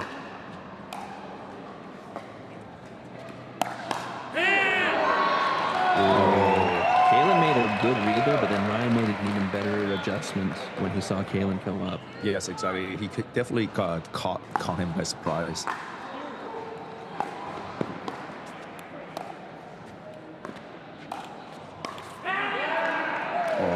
Net cut back. Did that go off the net cord? It looked like he hit the double clutch. I think a little bit too, and he may be a little bit too late for that adjustment. 3-1 now for the Smash.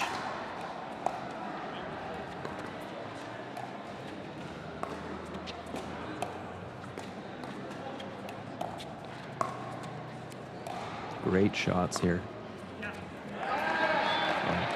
A little bit too much slice there on that shot by Armand. 4-1 now for the Smash. Trying to extend the lead here. Oh, great Ernie, great block by Ryan. Great slam finish by Kaylin. Great job by Armand seeing that high cross drop coming and then earning that and creating problems there for the Smash.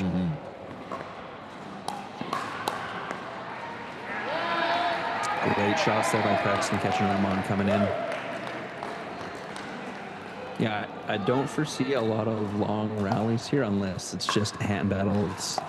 I would say when the score is going to be tighter, probably will be a little bit more dinking going on. But at the moment, I don't foresee anything happening. Armand wants that one back. It looked like it went off the tip of the paddle. 6-2 now for the Smash.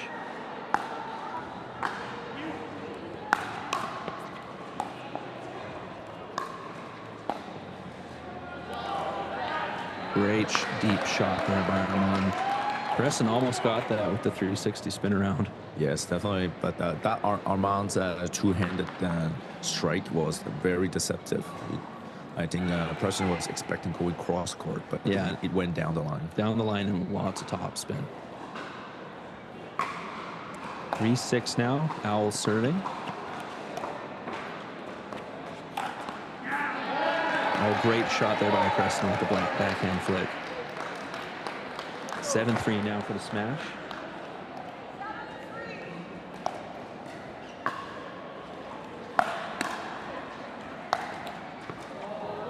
Great drive there by Ryan. Just missed by the top of the net though.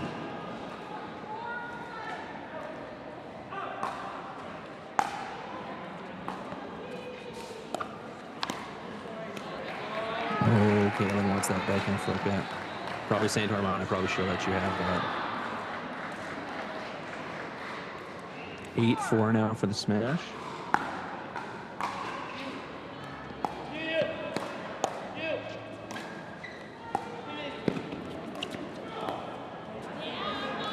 Oh, great shot by Armand over here. Great read. Great read, seeing Ryan going in, looking for a poach, and then being patient, and then catching Preston coming in. Yeah.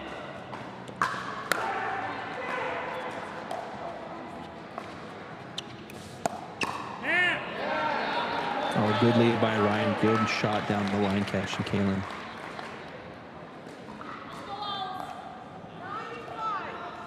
It was a very difficult shot that speed up down the line, because your net is a little higher on the side, right? And the center of your net is about 34 inches, on the side is 36. So 2 inches difference is enough for them. Yeah, good timeout call here. Slowing the pace down.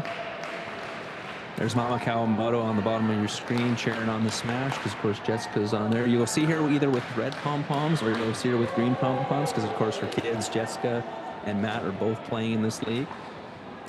And I see we got the Top Spin Pickleball Club from Abbotsford in the chat, cheering on the boys from Vancouver. So there's 123 people watching, but only 48 likes, guys. Come on, Top Spin, you better have hit liked.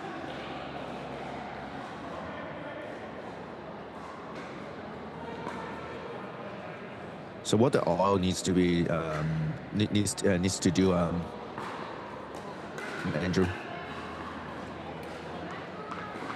Even though I was saying this is going to be a fast-paced game, I think it's probably in their best interest to slow it down just a little bit, because they are getting caught a little bit, almost trying to speed up a little bit too much. And there's been a couple good, really counter punches by Ryan here. And but if they can keep them back, they've kept the few times they've kept Preston back, they've had really good success. Quick assessment there. We're back. There we go. Good push out wide. Good patience there. No like speed up shots. It's hard though when you've gotten into a couple of handballs. It's hard to slow the game back down, because you're just in that mindset of go. Yes, definitely. Oh, that ball caught him. Yeah, ball caught there, hit body bag, unfortunately. Good shots by Ryan. Good defense by the Owls until that final body shot. All right, 11-6 for the smash, trying to hold on to this 5-point lead. I think there's a foot fault was called. Yes, foot fault was called on Armand.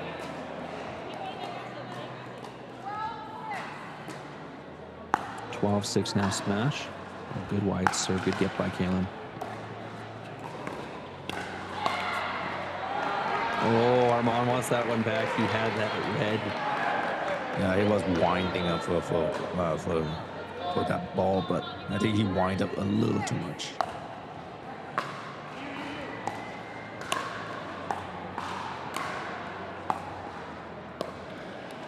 Good digs there, good cross. Good gets. Doesn't come over. Good finish by Armand there. Great defense though by the smash, holding on to that for a bit.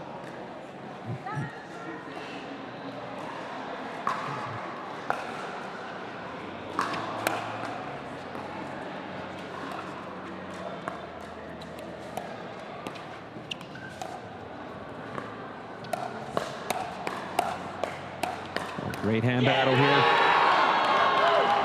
Great job by the Owls.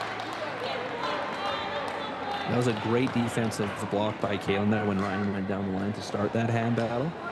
Timeout called by the smash.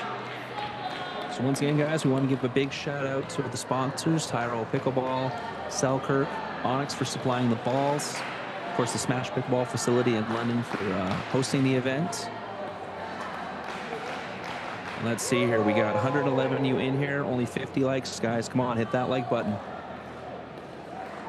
Faye can only hit it once. So unless she's got like multiple accounts. Yeah, definitely. So we can see now there's a little switch of tactics from the aisle, obviously. Trying actually they're actually transitioning from the dinking game to their to their hand battle, and now they're winning the hand battles. What the Smash has to be doing now? That's to be honest, that's a good question. Like, if anything, they want to keep the game a little faster, so they want to initiate the hand battle quicker. They don't want to let it get into that slow dinking game, and they want to go faster if they want to keep it up, because they were having success with the speed ups to start. But with the adjustment that Kaylin and Armand have made, I'm gonna pause with that comment. Oh, great lob by Ryan. Great track down. Oh, Armand just couldn't get that. Great change of pace there, because Ryan was getting into a little bit too long of the battle there with Armand going across court, but throwing him that lob, catching Kaylin flat-footed. But Kaylin made a great recovery. Great shot there by Preston. A little high there on that cross dink.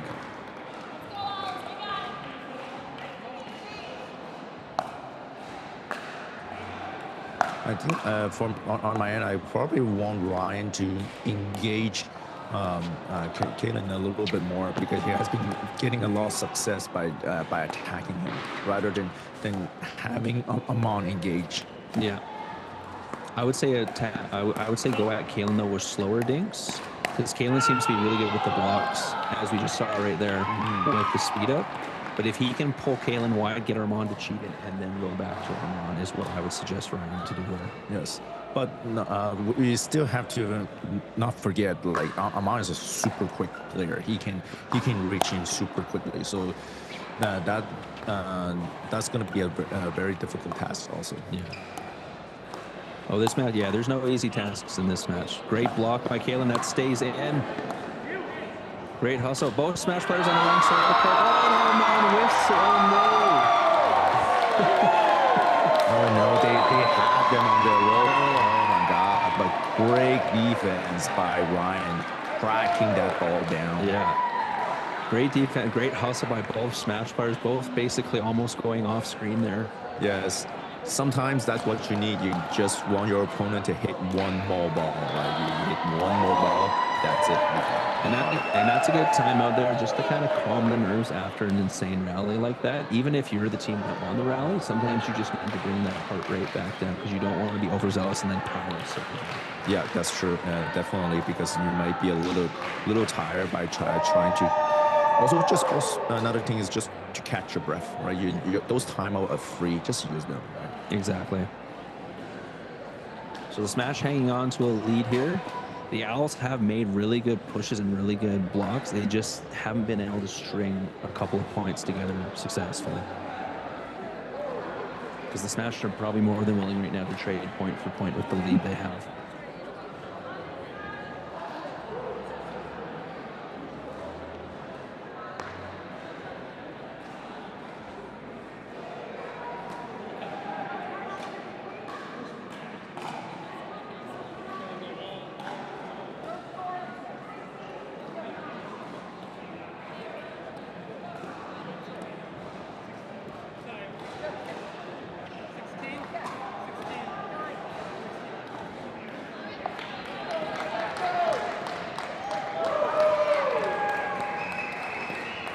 All right, looks like we're ready. We're ready to start again. 16-11. Oh, great chop block by Armand.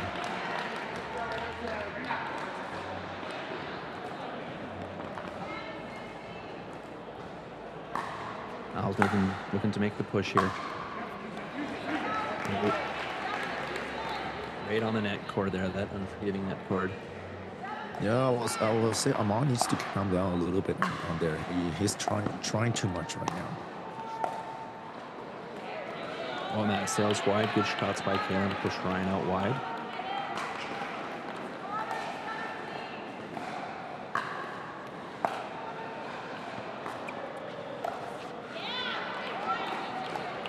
Great drop by Kalen, getting Ryan reaching in. That's an amazing drop. Brought to within 3 now. Alice looking to push. Oh, and then he sends it wide or long. Sorry. Yeah, that serve was definitely a little long.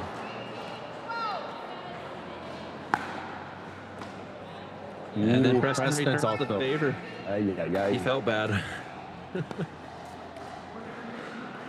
I have a feeling also that serve was a little high too. Like as a referee perspective, I might call that ball. They call that serve illegal. I thought your favorite call was the footfall call. We have to watch everything, right? You know that. Great rally here by all 4 players.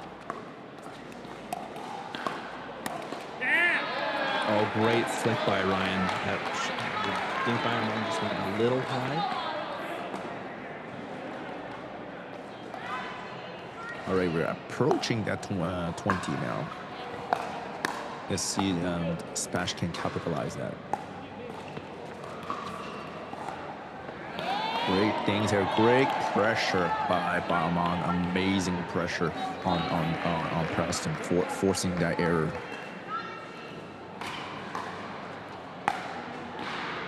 All right, they're still within 3.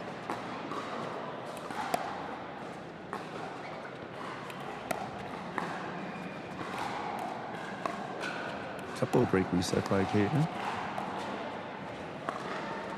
Now we're back to the dinking game. Let's see who's gonna speed that ball up.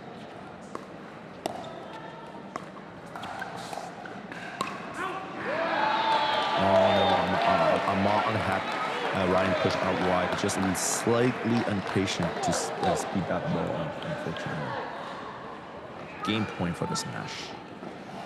Now as everyone knows now, the smash is at freeze.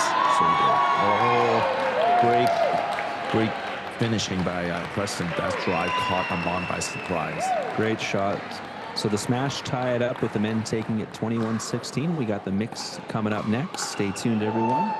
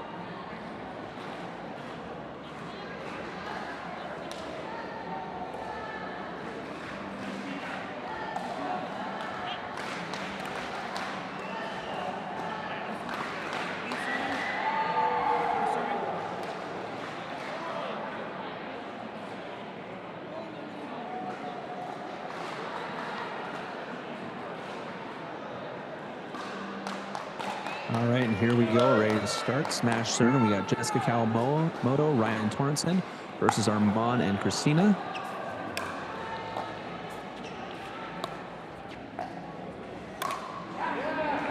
Oh, Armand wants that one back, looking for a little too strong on the backhand flick there. 1-0 smash.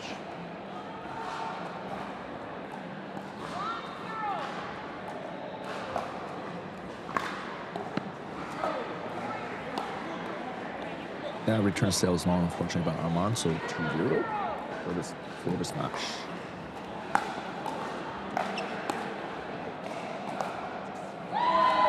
Oh, great backhand down the line by Ryan, recognizing Christina was a little too middle. Smash is grabbing a 3-0 lead quickly.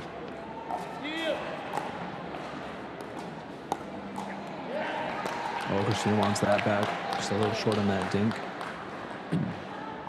4-0 already. The smash out to a quick lead here.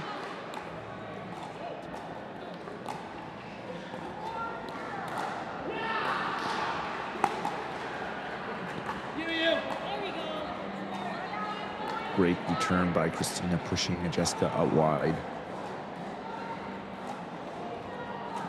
The all is finally on board, 1-4.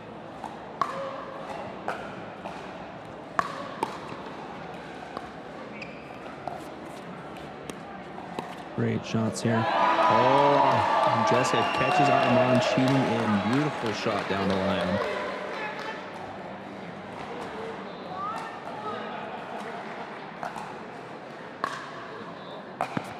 All still extending their lead. Oh, they're being a little bit too hard in the cut here. 6-1 now. Yeah, timeout by the Owls to be expected. Christina and Armand just need to calm a little bit, trying to do a little bit too much.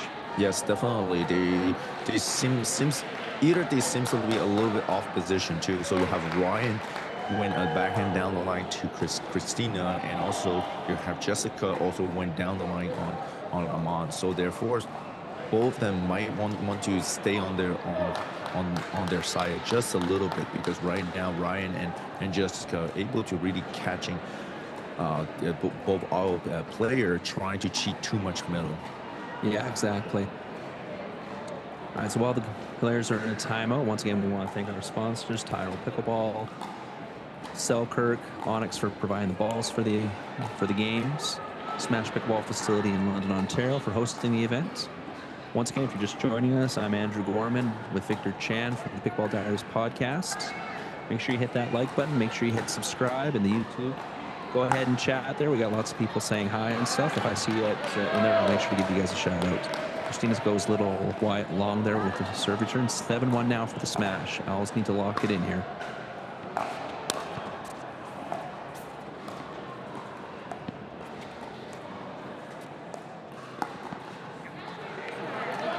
Christina misses the cross dink again. Yeah, after those two line shots by Jessica and Ryan, it's almost like now they're making Christina and Armand second guess themselves where they want to position. Yes, definitely.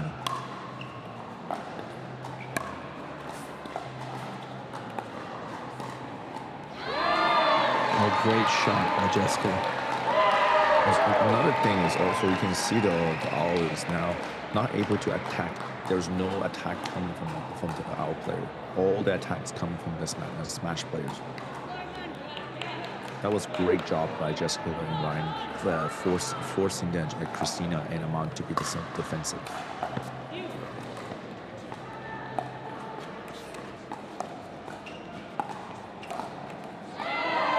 Great shot by Ryan, pulling Christina wide and then going down middle. And like we said, like all it takes is getting that one line shot down, and then you have your opponent thinking, because normally Armand would have been stepped in further in front, but he had to respect the possibility of that ball going down his line, so it's keeping him over. Oh, they're pulling a switch here. Great catch there by Ryan. Christina with the Ernie. Oh, beautiful cross backhand by Armand. I won't call that Ernie. It was a half Ernie from Christina, but that was good too. That half Ernie great give Christina a better reach towards the net. Great block by Jessica there. I have a feeling that ball might sail wide actually, but still good, great handle by Jessica.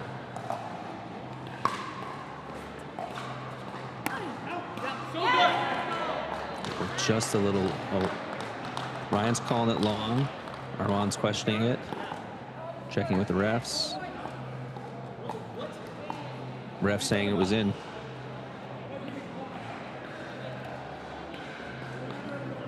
Owls on the board here. They're going to stick with this reverse stack here.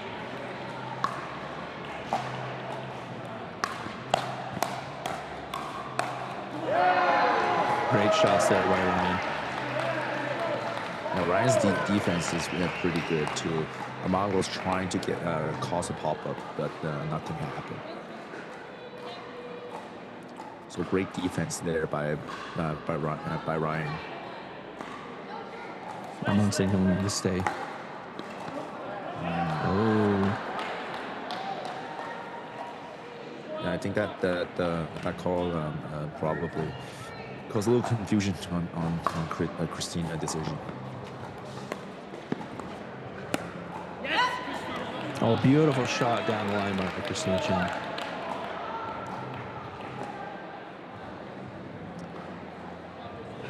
That's a great shot by Christina. I think Christina needs to do more in order to attack Jessica straight up.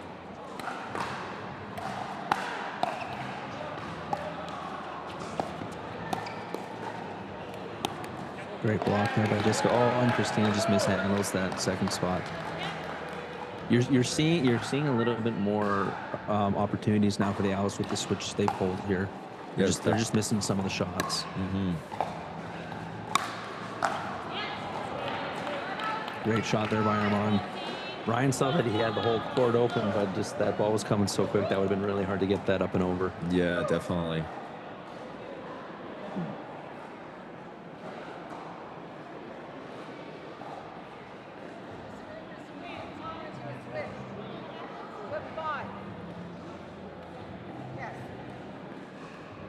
And there you're seeing what happens sometimes when you do the stack, and a little bit of confusion of who's supposed to serve the ball from where.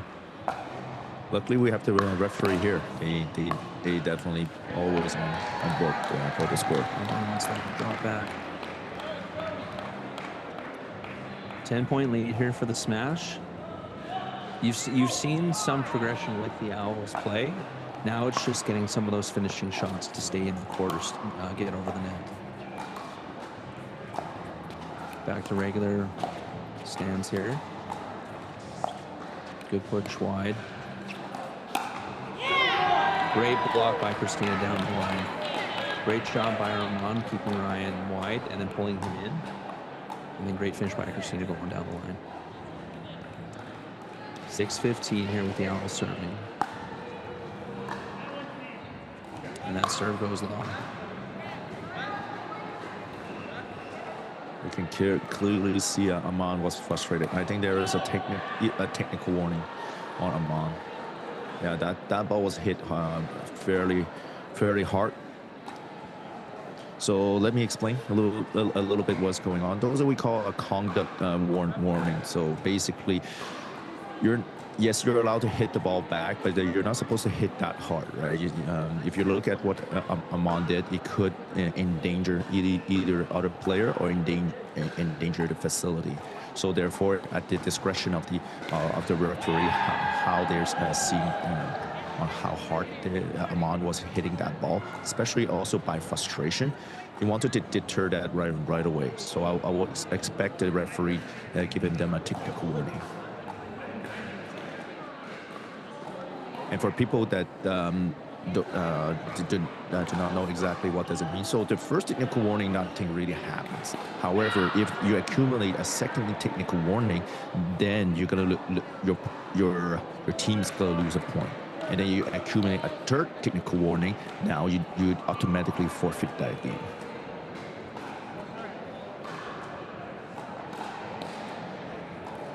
And you can see that Armand's frustrated with that call, that decision by the ref. So Christina trying to keep him calm here. And you don't want to use up your second timeout too quickly here because they've already used one up. Mind you, they are down to 10 here, so I would expect them to use one coming up here if the Smash keep pushing forward here.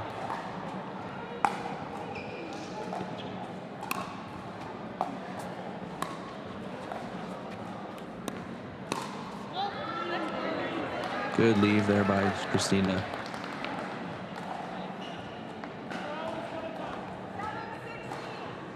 (16-17) for the Smash. Owls serving.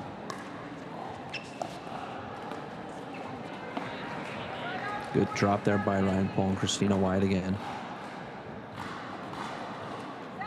Holding on to this 10-point lead.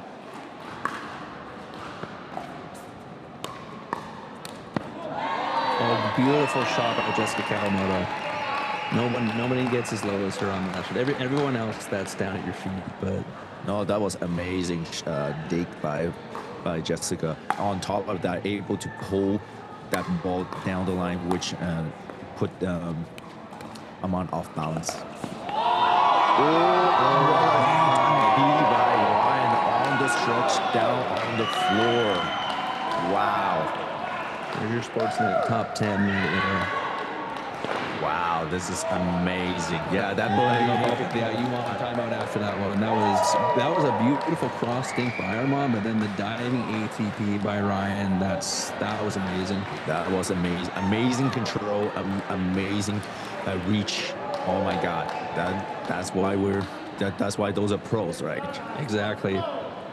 132 of you in here, guys. It's only 54 likes. Come on, hit that, especially after that. Give Ryan Parnson some love and hit that like button.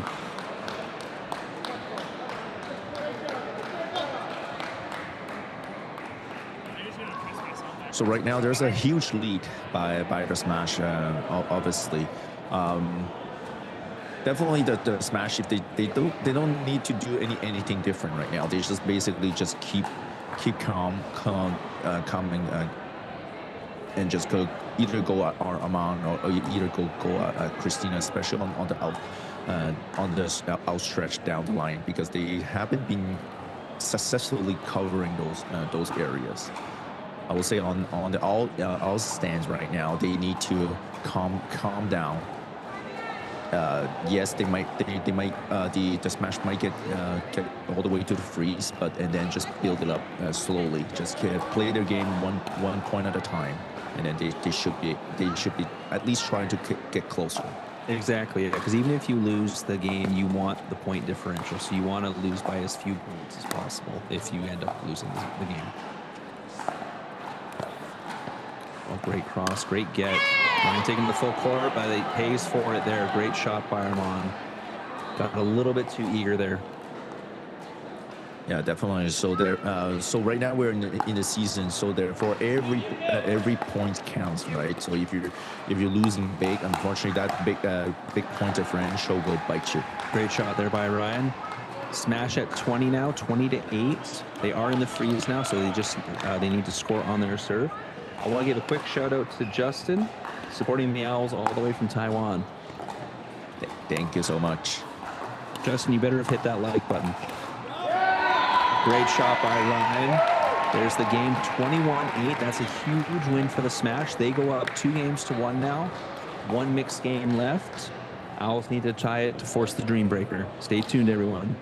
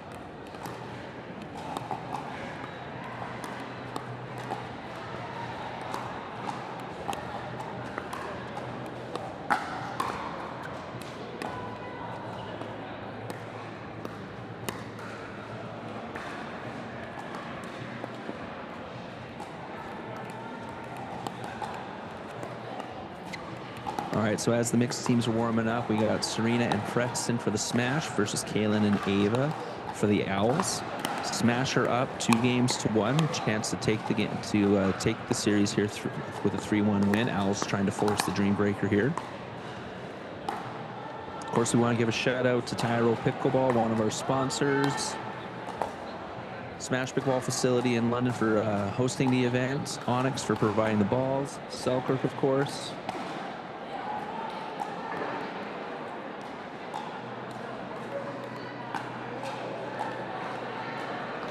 Looks like the teams are getting ready to start up here. Smash are going to start with the serve. Serena serving to Ava.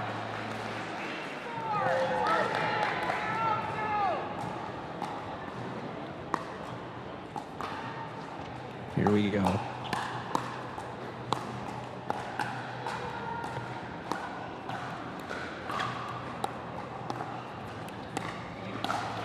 Great shots here already by all 4 players.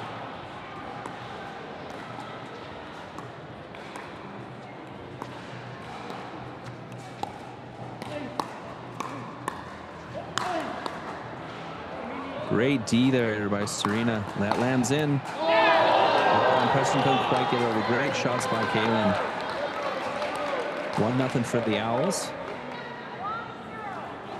Fun fact, Vic, I have actually played against both of these members from the Owls team. I play against Ava all the time here in Alberta. And I played against Kaylin actually 2 years ago in Nationals, back when he was still playing 4-0. Now, of course, he's insanely improved since then, but I played him in the bronze medal game of the 4.0 national finals. Unfortunately, I lost. I did not win, but it was a really good match. Yeah, nice. Obviously, those players has improved dramatically. Wow, what a shot from Kaylin. That was an insane inside-out forehand catching Preston off guard. Even Preston was tapped. Preston giving that an applause. Wow. 3-0 for the Owls. Great shots there by Kaylin. Kaylin really exerting himself in this match right now. And with a player like Ava Weeks as your partner, that's what you really want to do. Ava is a very solid defender and counterpuncher, so she allows her male partner to take to come in and be super aggressive. Oh, she had the right idea trying to go down the line there, but it went a little wide. Great shot by Preston.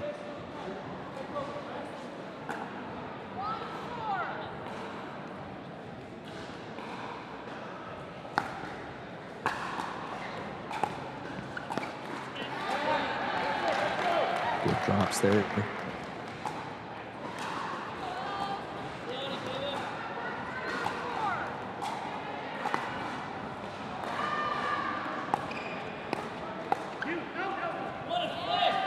Sails wide there. Great shots there.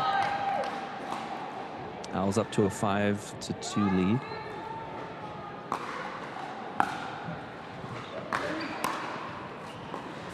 I'm sorry, 5-4 lead. Or 5-3. I don't know where are you at now, Vic? Technology, it's a heck of a thing.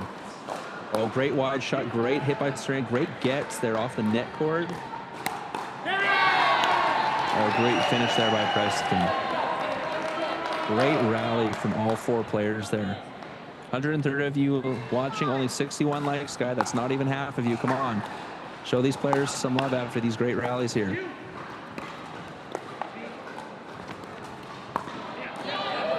Great shot there by Kaylin. Good off-speed shot catching Serena coming up.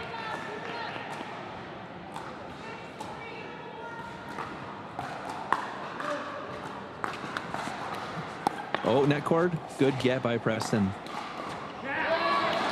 Oh, Ava trying to roll that down the middle. Just off the top of the net cord, but stays on her side. 4-6 now. Smash serving. Ava have a couple of those ran into the net. I would want her maybe take that ball off the bounce instead. Oh, off the net cord. Good get by Ava. Oh. Great run. Oh, and it sails long. Ava was looking for the Ernie, and then Kaylin jumped over with the smash, but Preston with a great dig, sending it to the open end of the court. Kaylin got to it in time, but then put the ball long. That was a very good defense by Preston. So if someone's want to do that Ernie, definitely the lob is a very effective defense, because that person that's running towards that Ernie cannot touch the ball, obviously.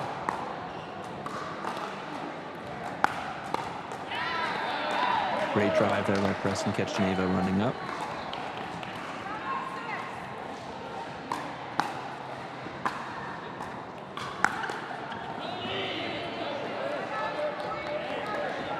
Drive goes long there.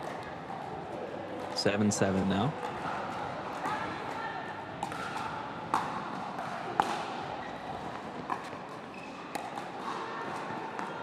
Good cut, good run up by Kaylin. Net cord. Oh, beautiful in and inside outside by Ava there. that point was all set up by Ava. Very nicely done, pushing Serena on the side, and then opening up that down the line because you see Preston was cheating in. Timeout call by the Smash. While the players take a timeout, once again, we're going to give a shout out to the sponsors, Tyrol Pickleball, Selkirk, Onyx for buying the balls, the Smash Pickleball facility in London for hosting the events. Make sure you guys hit like, make sure you guys hit subscribe in the YouTube channel here. It helps out the league.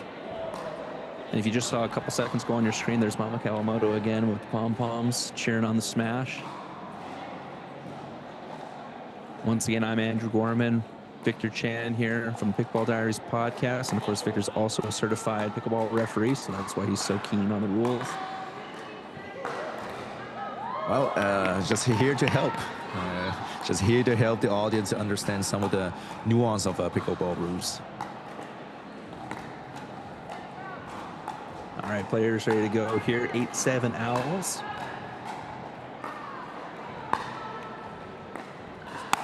Off the net court again. Great finish by Preston there. Yeah. I think Ava's going to smack that net eventually. I think that's like 4 or 5 net cords for Serena already when she's hitting to Ava. Yeah, it is unfortunate. Oh, and Ava gets her back. There you go. The pickleball gods get that sorted. Pickleball gods balanced it out. A great drive by Kaylin. Serena was probably a little bit too far over guarding the line there. I think she thought Preston was going to get up quicker.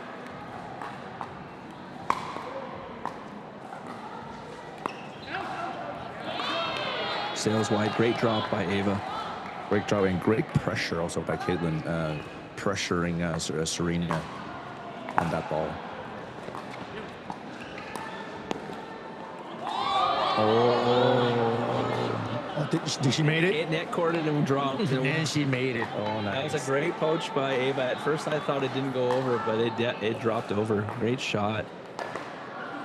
Oh, but the serve sails long.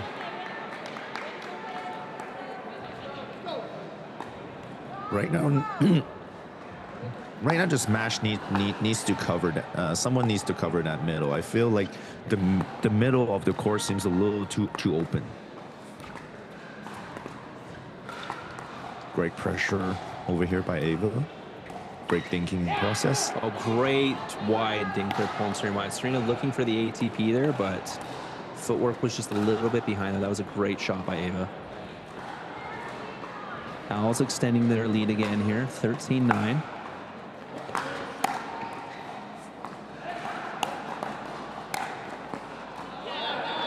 Great shots there by Preston. Same thing, inside, outside with the slams. 10-13 now. Smash serving, trying to pull back into this game.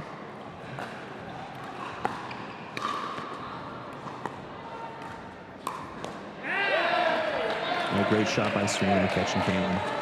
So for those of you who are new to the CNPL, we do rally scoring here. So each player stays on their respective sides and you rotate points. And every rally point counts. And then the little difference that the CNPL does, Kaylin went a little wide there with the return. The little different thing that the CNPL does say from like MLP or what MLP used to do is that we have a double freeze. So the first team to get to 20 freezes at 20 can only score on their serve. And then the second team continues rally scoring until they get to 19. And then they're frozen as well. And then it just basically becomes side out scoring and with a cap at 21. So if it's 20-20 and the one team serves and scores, the game's over. There's no win by 2. Kaylin wants that drive back into the net there. Still a very close. Very close game, sorry. Smash still within 1.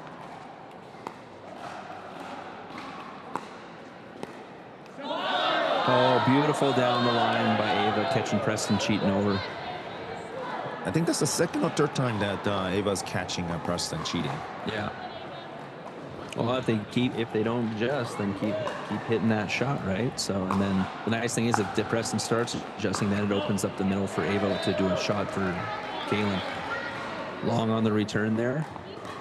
15-14 for the Owls. The Smash serving, looking to tie it up here.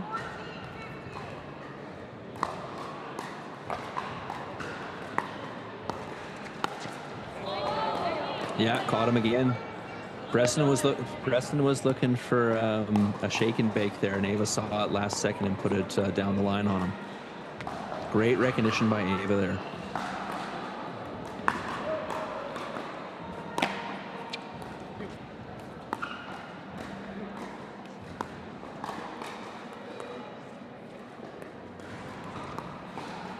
Great net court recovery over here. Great shots here. Oh, great shot. Great setup by Serena. Great finish by Preston there.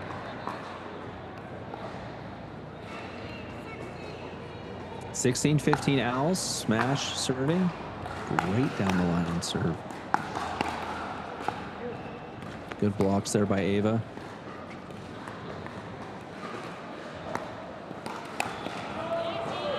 Great shot there. That dink by Serena went a little high, and Ava made no mistake on it. Yeah, great finish by Ava over here. 17-15 for the Owls, trying to force the 2-2 tie to go into a dream breaker. Smash trying to get the 3-1 win.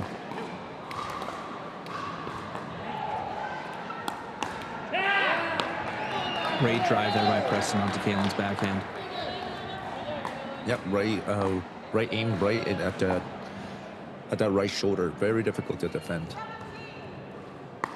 17-16 Owls, Smash serving.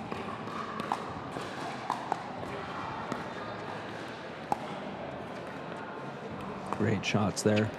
Quick patience by Preston coming in. Just as you say patience, Serena gets a little antsy and then puts that into the net cord.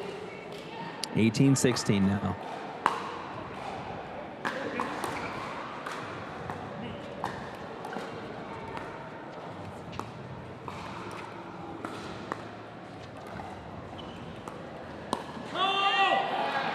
Kaylin looking for the Ernie and just put it a little high and out. That was a really good read, though. I like what Serena is doing now. Instead of just always cross-court dinking with Ava, she's now working this. Great shots there. Pushed Preston wide. He saw that Ava was looking for the Ernie there, so then he had to come middle, and then Kaylin was right there with the smash to finish it off. 19-17 now for the Owls, looking to push themselves to 20 for the freeze.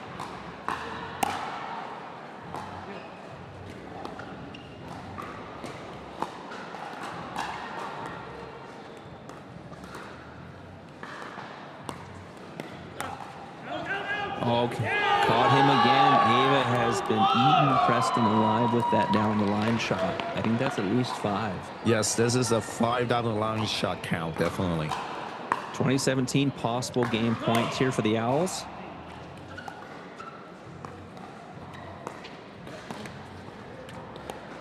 Net cord. Good lead, and that's out. Owls tie it up. We are going to a dream breaker, everyone. Do not go anywhere. 124 of you in the chat, 61 likes. Hit like, hit subscribe. You're about to see some singles action. Let's go.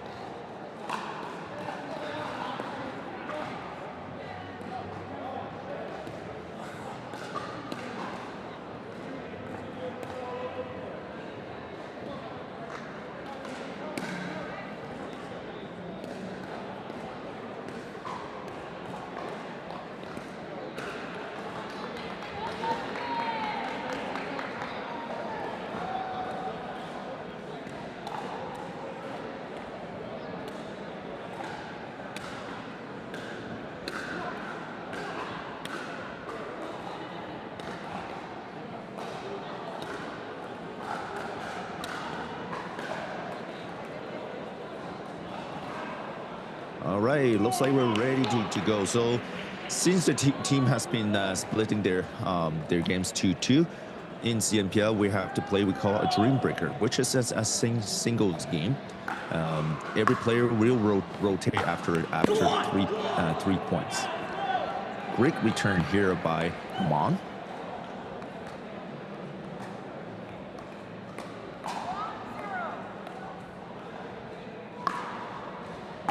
Yeah, and this should be an interesting matchup because all 4 men's players are very, very good singles players. Wow, great get by Armand. Oh, and he misses the cut. That was an insanely good get down the line off that shot by Preston. Definitely.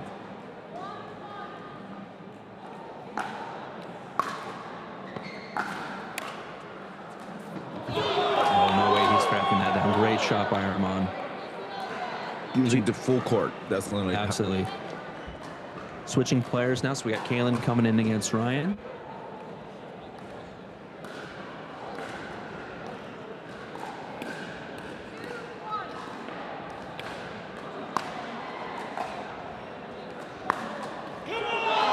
Oh, what a shot by Kalen over there, going down the line. Tons of topspin in there. I was grabbing the lead 3-1. Oh no, and then he serves it into the net. That's something you do not want to do in Dream Breaker singles. Yeah, definitely is. That's tough. You give the point depth automatically to your opponent. Oh, and that sails long. Ryan steals 2 there. 3-3 now. Jessica versus Christina coming up.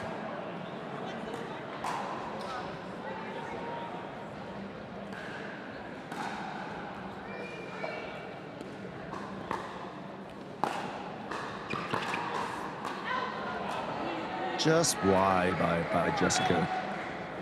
That was a great shot, but just wide. 4-3 for the Owls.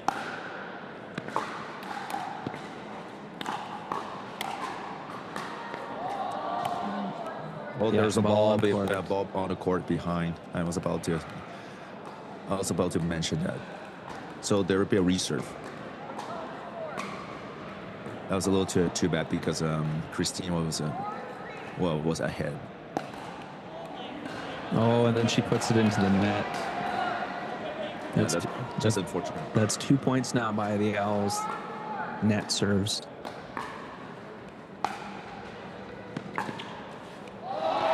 A beautiful shot by Jessica. That's a great top spin forehand. So 5-4 coming in. Smash serving. Serena versus Ava. Now this is one here. Ava's not normally a singles player, and I have not seen Serena play singles, so it's going to be interesting to see how this one goes. Great shot there by Serena. I would have liked to see Ava hit that ball a little bit harder. She had the angle, but just didn't hit that ball hard enough. 6-4 now. Smash pulling away here. Let's see if Ava can get them back in it.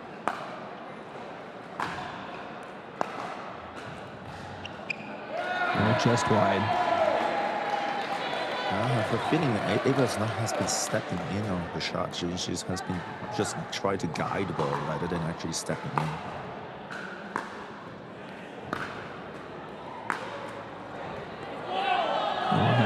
Sails long. Ava steals a point there. 5-7 coming in. We're back to Armand and Preston.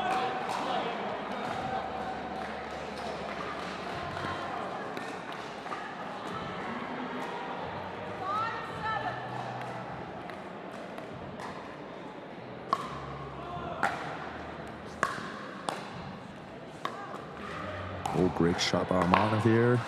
Great defense. Great shot by Preston. But it's still pressing. Armand gets it. Nice. Great. He scrapped away at that point. That was great patience by Armand not to overcommit himself back into the middle on those line shots by Preston, thinking that Preston was going to go middle. But plant and wait and see where Preston was actually going to put the ball, trusting in his footwork ability to get to it. Definitely. Oh, isn't that always the case? You make the hard shot, and then the very next point you miss an easy one. Yeah. So smash up 8-6 here.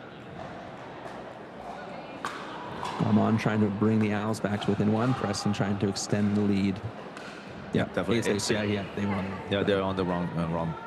Armand trying to pull the Owls within one. Preston trying to extend the lead by 3 here. Oh, unlucky there. That on the net court, but kept on the smash side. 7-8 now coming in. Owls serving. Kalen versus Ryan again. Still a very close game.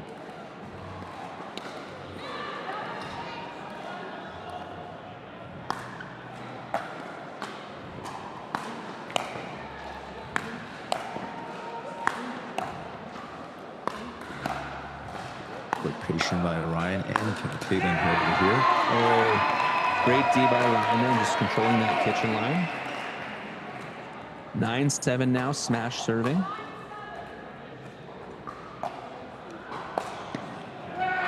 Oh no. So we'll be changing ends at 11. So for the viewers, it's looking right here. Oh, net court. Kayla made a great cross, but then Ryan got a piece of it, enough to get it to crawl over the net there. There's the switch sides. 11-7 coming in for the smash. Jessica versus Christina again.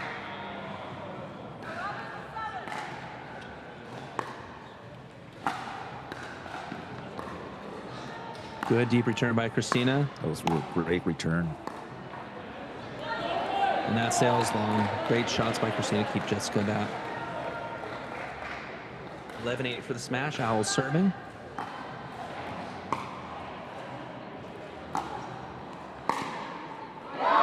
Oh, great cross shot by Jessica.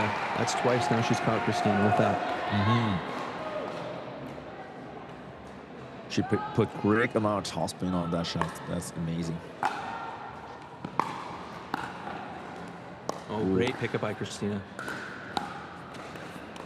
Oh, Jessica trying to go too hard cross. Christina steals a point there. 12-9 for the smash. Serve for Ava coming in. Back against Serena.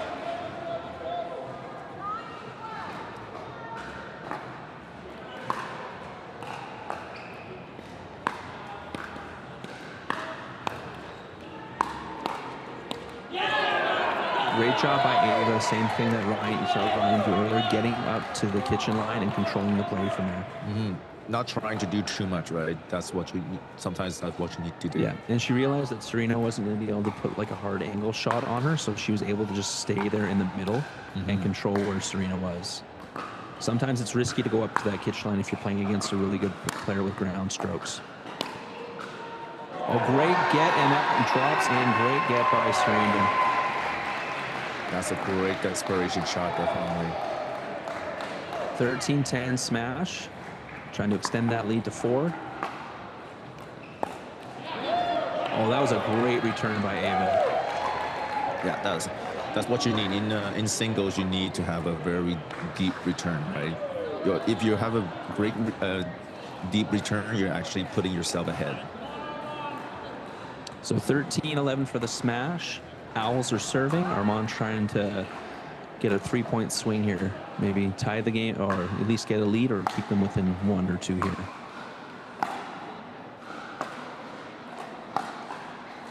So both players staying back. Great shots there. Great down the line shot by Armand and moving up to apply pressure. 13-12 now smash. Owls serving. Armand trying to tie it up here.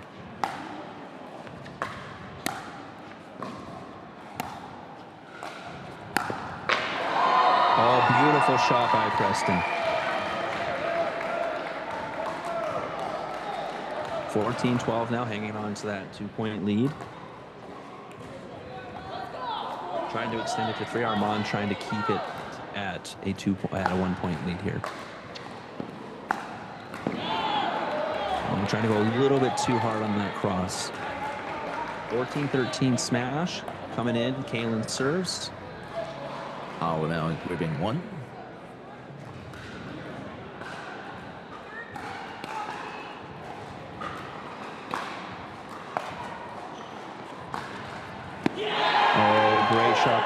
Kaylin catching 9 coming in.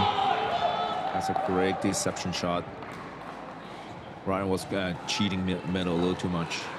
14-14 now. Another beautiful shot by Kaylin. If I was Ryan at this point now, I'd stay back for one more shot. Yeah, definitely. Because he's catching you too much with those angles. Especially with where his returns are going, they're staying too much in the middle, so Kaylin has too much to work with. And that sails wide. Kaylin steals the 4 3 points. I think that's our first full 3-point sweep. Yes, indeed. Giving the Owls a 2-point lead, 16-14. That's great adjustment by Kaylin. Christina versus Jessica again. Oh, and Jessica puts that into the net.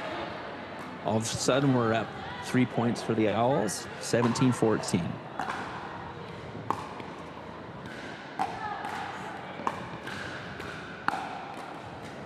Oh, great shot there by Christina. I think I've seen the adjustment from Christina here. She's going towards just Jessica's forehands more because Jessica has such a good 2-hand backhand, and that's where she caught Christina a couple of times. Yeah, beautiful shot there again by Christina, stealing another 3 points. Yeah, that's definitely. 6 straight points for the Owls now. 19-14. Owls looking to get to 20 for the freeze here.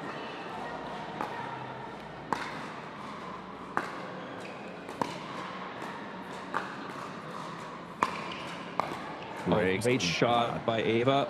Oh, she tracks it down, but it's out. Great hustle there by Serena, though, but great angles by Ava. Yeah, that backhand angle was pulling Serena out wide. 2014 now. Owls are in the freeze. Chance to win the game here.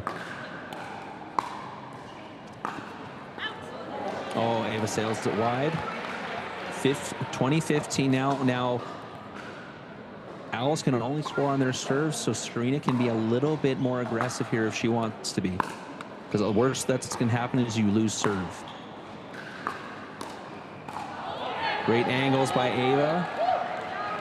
Gets the side out with Armand coming in to try and steal the game here for the Owls.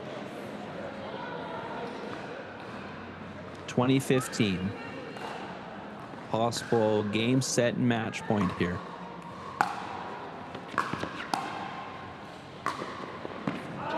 And oh, it sails long. Armand got Preston cheating the wrong side. He just overhits it. He had him beat. 2016 now. Smash trying to push it to 19 to get that double freeze. Well, that dropped in. Good shot. Another great shot by Preston. Great cut by Armand. Gets served back. Wow, what a track down. Great angle shots by both men in that sequence. You can see Armand is trying to take a breather. Yeah. 2016. Oh, and Armand calls a timeout. That's actually really smart. Yeah,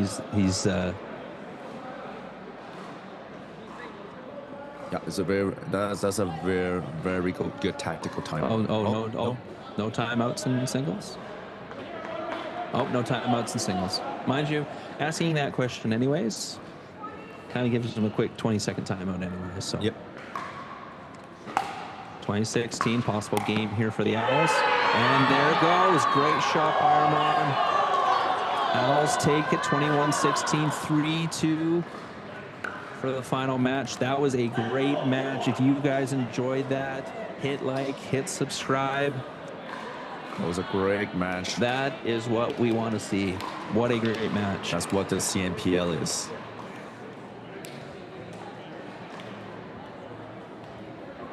So stay tuned, everyone, because the next match coming up, we have the Brewers versus the Northern Lights. So stay tuned for that one. What a great win by the Owls.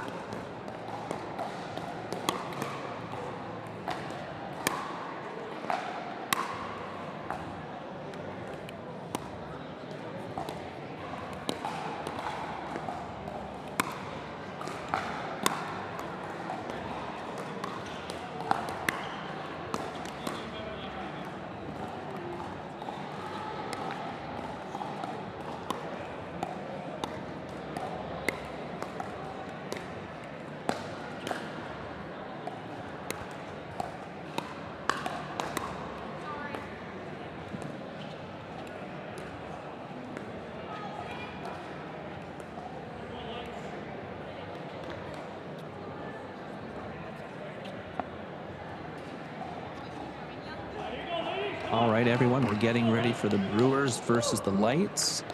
Women's game first, we got for the Brewers, Amanda Rosati and Ava Callis versus Marie-Christine Salvez, and making her debut, Isabel Tang.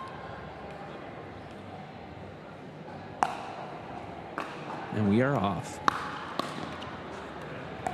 Net cord. Oh, good shot there by Amanda. Isabel hung that one a little bit high. 1-0 Brewers right now.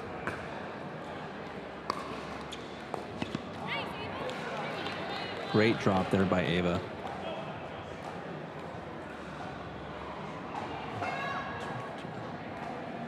Two nothing Brewers coming in.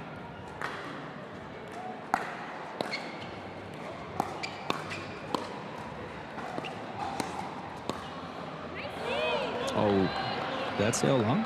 Yeah, I think so. Yep, Yeah, definitely. That was a great attempt by Isabel, but great leave by Ava. 3-0 Brewers coming in.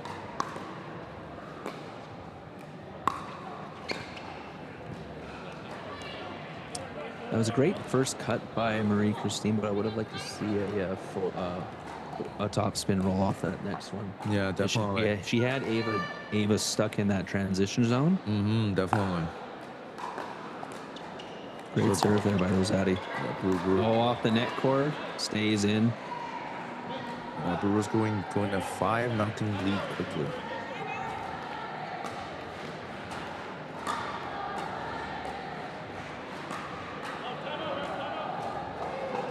Yep, timeout was called by the Lights. Timeout was called by the Lights. That's good timeout there.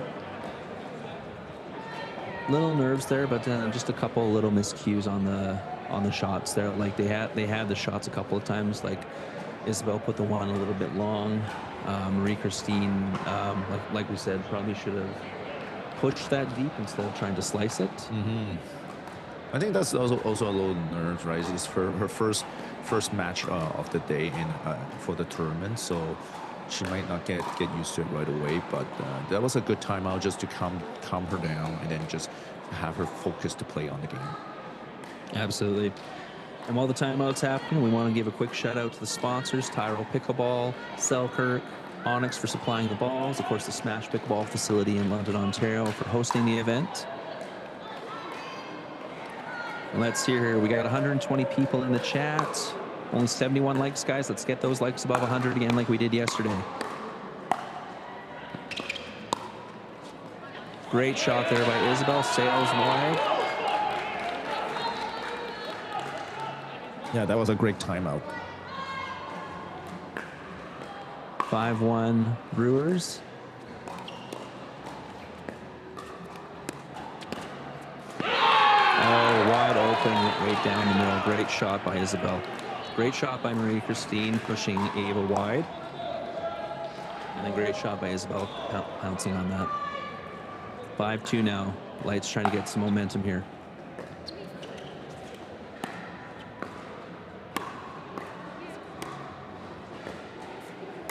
Good defense here by the Lights. Again down the middle.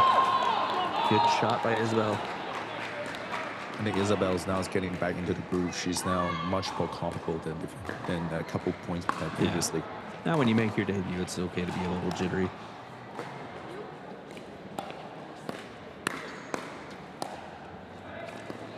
Great defense here by Christine. Oh, great shot there by Ava. Great finish by Ava. 6-3 now for the Brewers.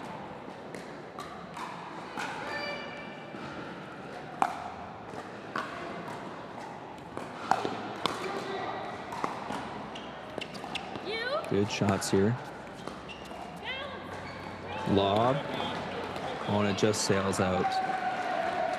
Right idea, and I'm noticing Rosati looking to take up a lot of the court here. If the Northern Lights can catch on to that and start pushing her out wide again. Good leave there. Sails wide. Great lead by Isabel, recognizing that ball a little high. 7-4 now coming in. Lights serving.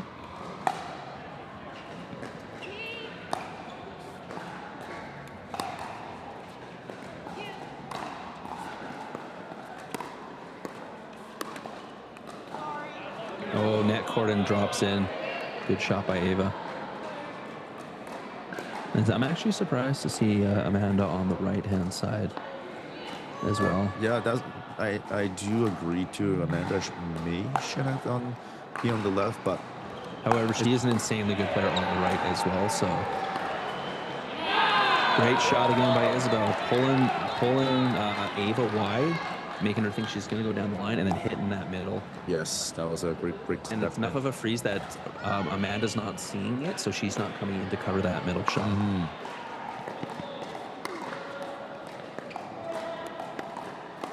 Great push wide there.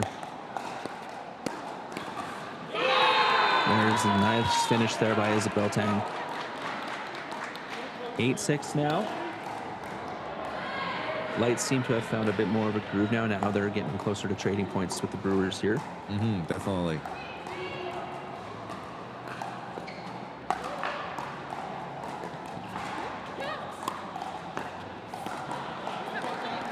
Great shots there. Christine probably lost that one back. Tried to go a little bit too soft with it. 9-6 Brewers.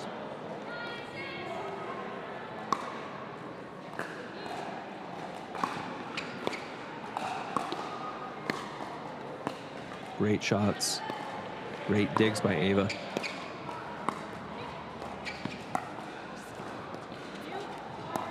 Good patience to get up to the net. Great speed up by Rosati. Great finish there. 10-6 now Brewers. Yeah, trying to pull away here.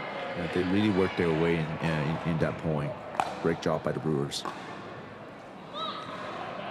Oh, the turn goes long. 11-6 now.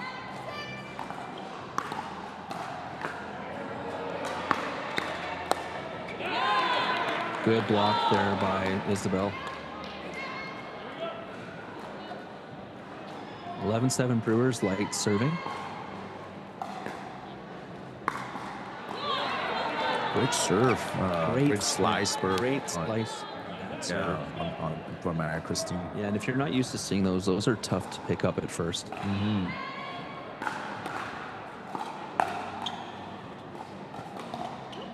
Great return by Amanda there. And that goes long. Great drop by Isabel there, and then Amanda sends the drive long.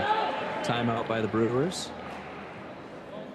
Oh, then also going to be getting a new ball here. Good timeout call by the Brewers with the Northern Lights here making a bit of a push. Definitely.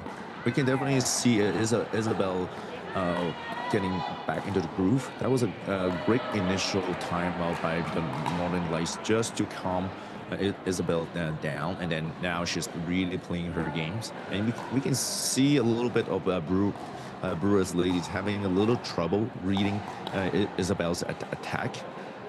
That I will say that was a very great adjustment by the Northern Lights. On the Brewer side, I would want Amanda to be slightly more offensive, especially because Mary Christine, some of her slice when especially like her third shot drop, that was some of them very high. They should have tipped it on the volley, but most of those balls. Amanda was leaving it to Ava to try to take it, and Ava was a little slow to react to it. That becomes just actually like she has to take the ball off the bounce, so that caused a little bit of delay. Absolutely. Here, teams are ready to go back into it. 11-9 Brewers, light serving.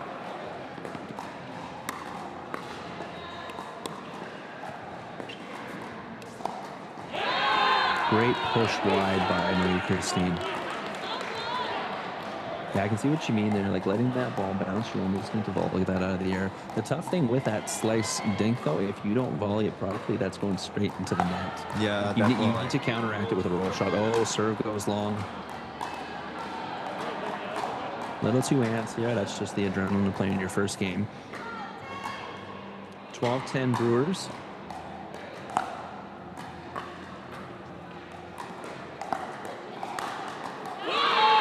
Good return and then great slam finish by Isabel.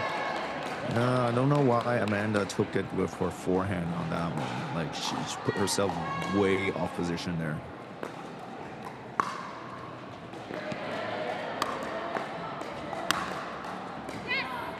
Great Great smack. Great Ava smack there. by Ava.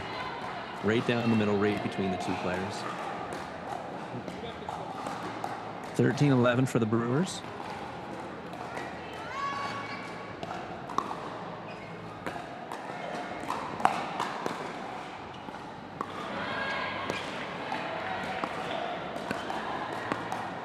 Great shots here, keeping them back. Off the net cord, good pickup.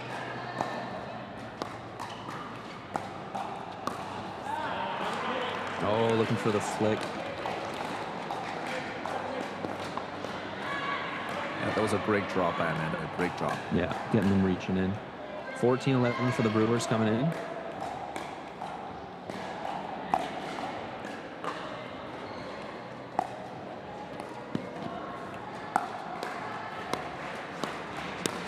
Another good drop by Amanda. Great Just shots. Ava just missed that opportunity, unfortunately. Yeah.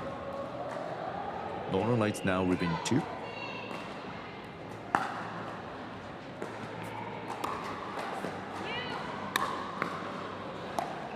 Great dig by Isabel there. Great drop again. Off the net cord. Oh, yeah, foot fall. Oh, there's a foot fall on Isabel. Didn't get her foot reset.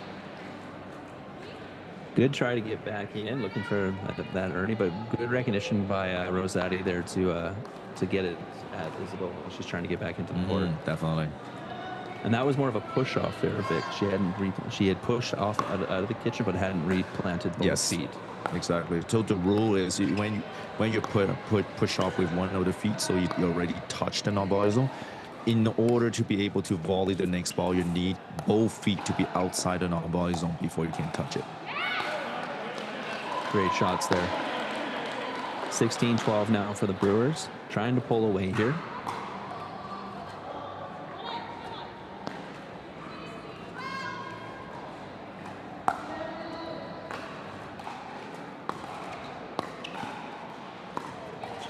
Amanda's trying to poach over here.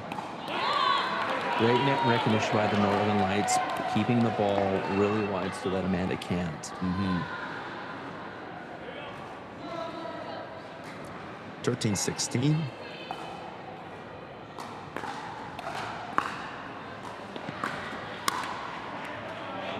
Oh, the net caught by Ava.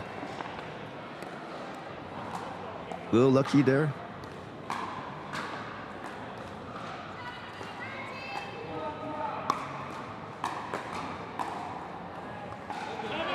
That slice went way out, unfortunately. And Northern Lights need to call that timeout. Great match so far. You can see both teams has been trading different, giving different looks to their opponents. But I think the Brewers now have finding a better way to neutralize Isabel Tang's attack. Yes, exactly right, and they're willing to go cross court with Marie Christine with the slices, even though she was pushing Ava wide. Ava's doing a better job now of reacting to that, and I would like to see, even though her slices are so good, I would like to see Marie Christine do a couple of top spin rolls off of that forehand, because they've been there, and they would just throw the Brewers off enough that I think you would get a couple more plants out of it.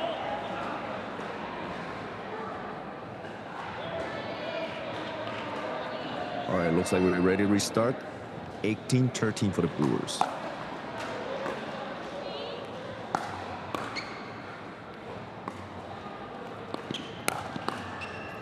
Oh, Amanda here for the poach. Quick recovery. Oh, just so long from Isabel there. Great pressure by Amanda.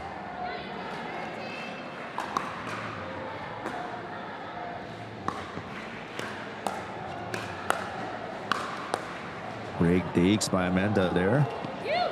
Oh, still in. We're still into the points. Great shot by Ava there. Great digs by Amanda, and great shot by Ava for that miscommunication right down the middle from Isabel and Marie Christine. Now 2013 possible game here. Ava puts it into the net. 2014 now. So right now with the Northern Lights serving, this is where you go more aggressive, as we've been saying, because the worst that can happen is you lose serve. Definitely.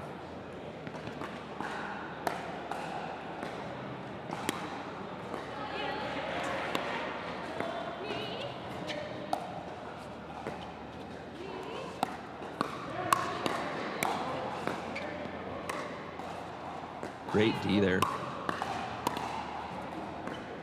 Great defense here by Isabel. Ava is trying to scramble to sails wide. Great shots there by the Blues, but even better defense by the Northern Lights there. Yeah, great effort by Ava covering for Amanda that slip out a little bit off the court.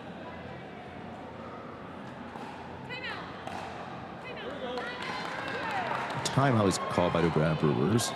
Smart timeout, yeah, actually. Great timeout there, trying to slow the momentum down. With the timeout here, we'll give a big shout out to our sponsors, Tyrell Pickleball, Onyx Pickleball for providing the balls, of course, Selkirk, the Smash Pickleball facility for hosting the event.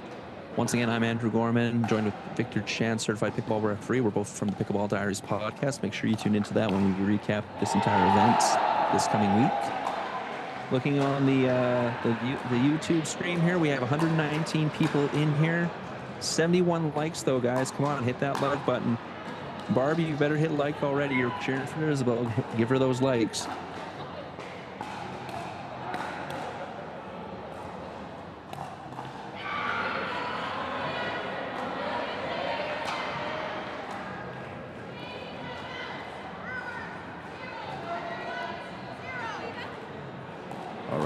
Looks like we're ready to start again. 15-20 for the Lights.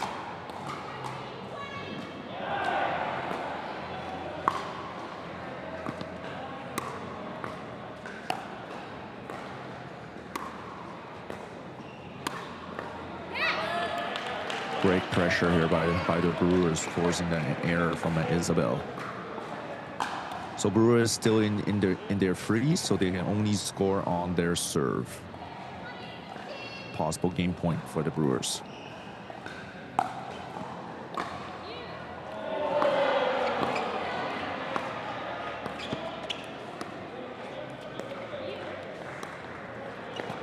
Good shots here by all four ladies. Looking for the drive. Great finish there by Ava. Brewers take it 21-15, go up 1-0 in this series. Men are up next. Northern Lights team going to try and tie it up here. Stay tuned, everyone.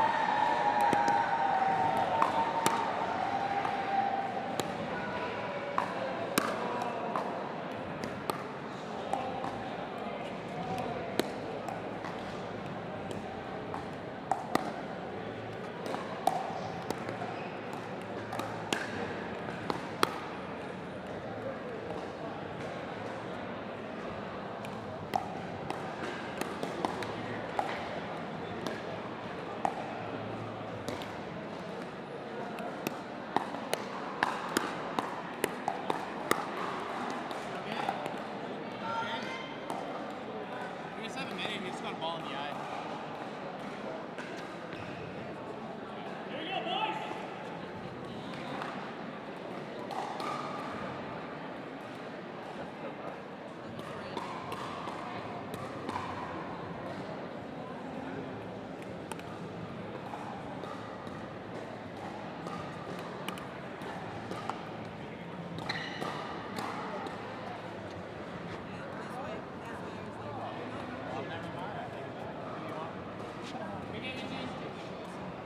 All right, we're getting ready to start the men's matchup here. So for the Brewers, we have Mark Clemenson and Eugene Ma against Joel Peltier, and also making his debut this match, Graham Hiller for the Northern Lights.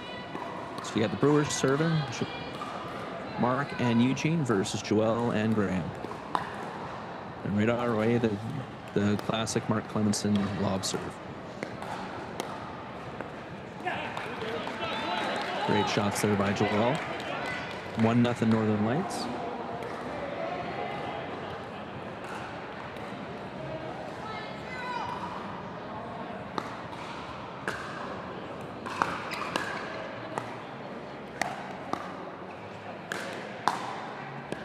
Great digs here by the Northern Lights team. A little clash of paddle over in the middle. Great shots there. Pulling Joel wide. 1-1 now. Yeah, unlike most players, for those of you who have never seen Mark Clemenson play before, he plays the right because he has such a good two-handed backhand, and he likes coming over and taking that hard cross stick. Great shot there by Eugene taking that. I think they were thinking Mark was going to take that. Yeah, exactly. There's slight hesitation by the Lights team. Yeah. And then for Eugene as well, Eugene has such deceptive spins and shots. So as a combination, they're going to be pretty interesting to play how Eugene gets that one back. And of course, Joel Peltier, powerhouse, very clinical with his shots. Evan's the only one we haven't seen play yet, but of course that's what the debut is for, so we'll get a really good assessment how this man plays. Oh, great shots off there, but great blocks by Mark and Eugene to get Evan to pop that out. Yeah, and great belief also by Mark. Great serve by Eugene there.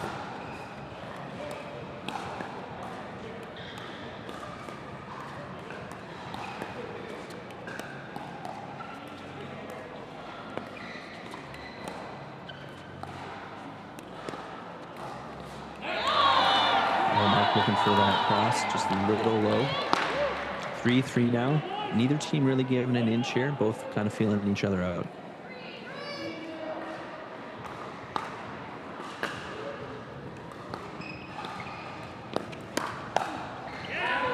Oh, great finish there by Mark. And that's exactly what we were talking about. That two-hand backhand.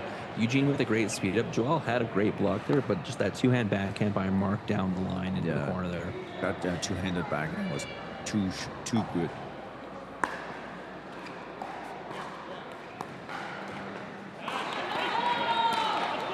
Great shots there by Evan.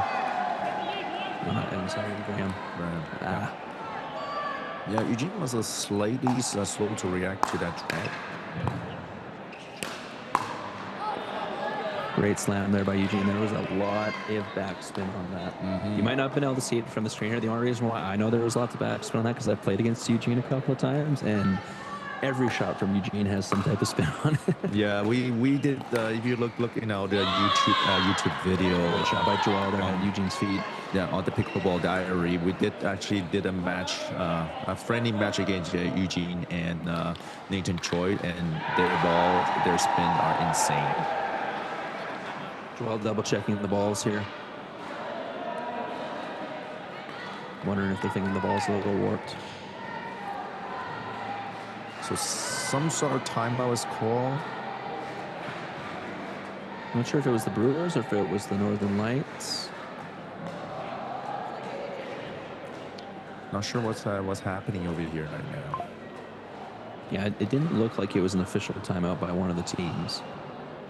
Oh, maybe it was. I don't know. No, I think there was a timeout. Yeah. I'm suspecting the Lights to take that timeout because I would like for the Brewers side, I don't see that it will be a tactical advantage to take that timeout.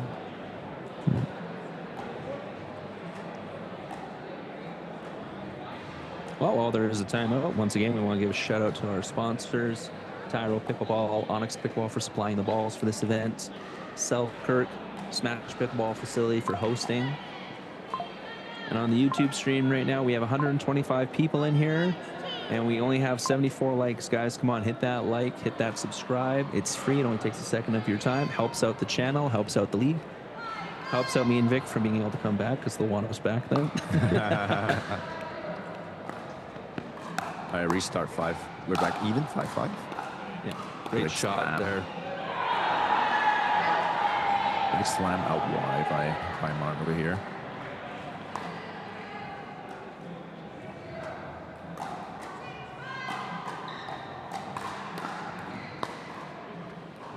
Another one of the many serves of Mark Clemenson.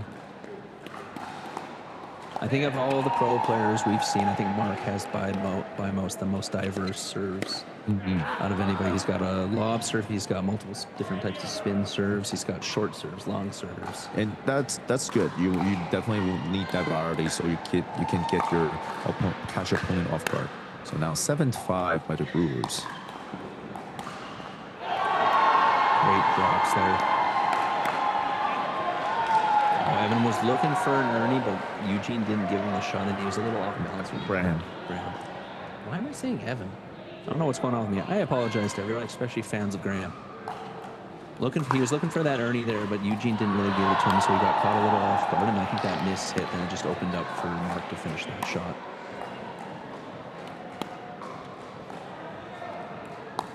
It's okay. Andrew, I'm here to correct you. Exactly. Great shots. They're great defense by the Brewers. Great job, Joel, at pushing them back. Not getting that one, though. Great finish. Great patience by Joel, not overhitting.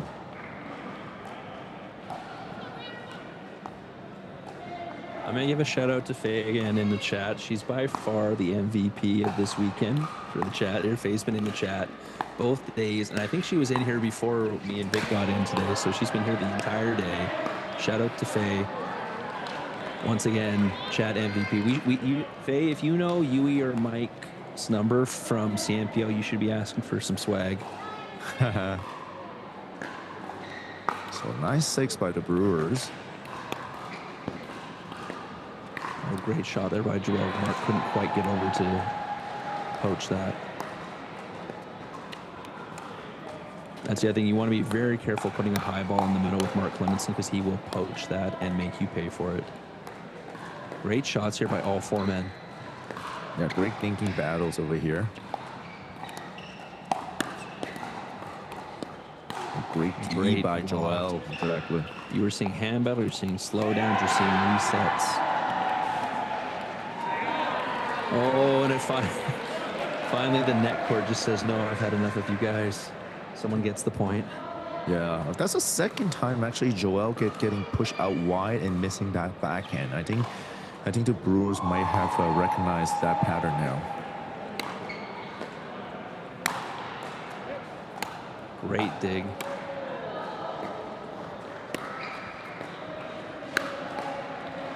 Great pressure here. That does say I was wide. Great pressure. Great pressure by the Northern Lights. Great D by the Brewers. The Northern Lights not being denied on that. 7-10 coming in. Still a super close game. The rallies are long in this one. It's awesome to watch. Oh, net court. Was that long? Yeah, it looks long. I think it was long. Yeah, that return looks long, definitely. So 8-10 now coming in for the Lights. Oh, shout out to Ingrid. Ingrid Hiller, fan of Graham. Just entered the chat and said hi.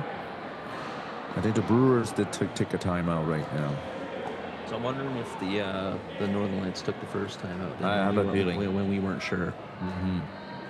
So seeing how we got the timeout, once again in the chat, we got 123 people in there. We only got 77 likes. Come on, guys, let's get that up to 100. Takes a second of your time. It's free. Helps out the channel, which helps out the league, which helps out everybody in turn, all the players and stuff. Because if the league has more money, the players get paid more money.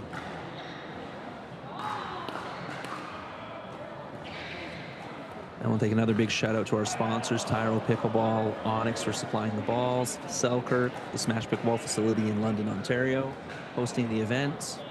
And we're going to give a shout out to JYT Media, who's doing all the camera work. Obviously, we just got the one camera here on the YouTube channel, but of course on the Game Plus channel for Court 1, they're doing all of the instant replays, all the multi-camera angles and stuff like that. So big shout out to JYT Media.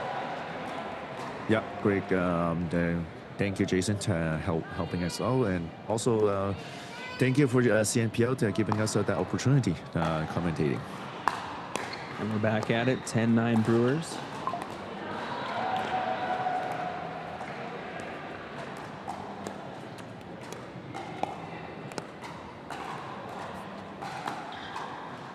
Another great dinking rally here. Oh, Mark looking for the finish there, just a little low. Great spot by Joel, but like Mark was ready to pounce on it, but I think Joel just got it low enough that Mark couldn't put it over the net. Definitely. I'm gonna give a shout out to Graham here. He is not looking out of place amongst these three like seasoned vets here. Joel and Mark both are three seasons into this. This is Eugene's second season, and Graham does not look out of place at all. No, definitely. Graham's definitely able to hold their own, and you have a lead from a change of lead now. The light is leading.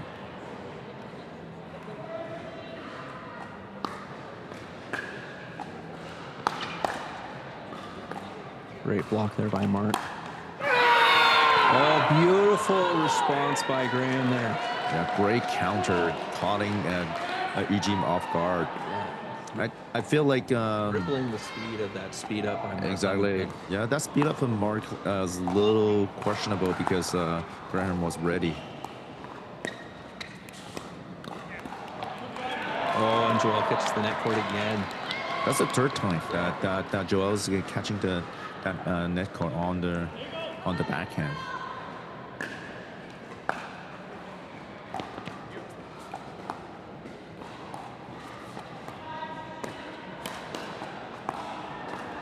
Oh, good pickup off the net cord by Graham. Great reactions by Mark Clemson, and great finish. Joel is shaking his head at himself. He knew he put that too high. Yeah, that was great from Mark Clemens in converting the defense to offense. Amazing track down by Mark. 12-12 now, all tied up.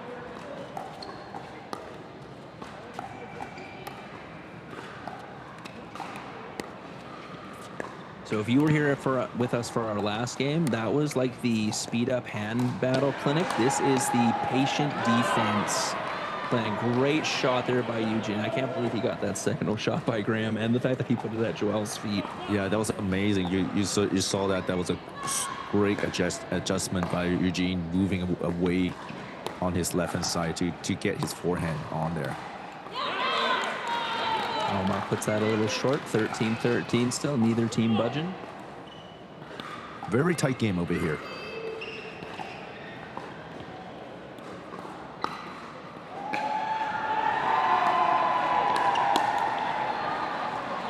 Great shot by Eugene there. Yeah, great sneak attack by Eugene. Eugene wasn't attacking as much on this game, and suddenly he can turn on the heat.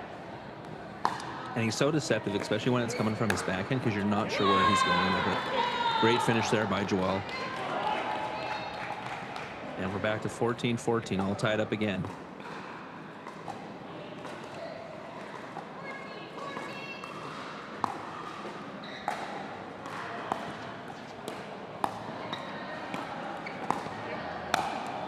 Great digs there by the Northern Lights.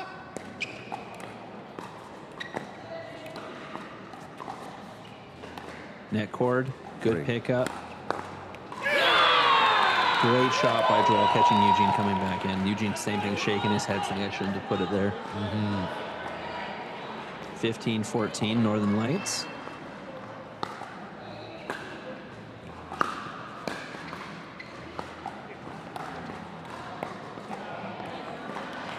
Great shots there again. Kind of handcuffed Graham there.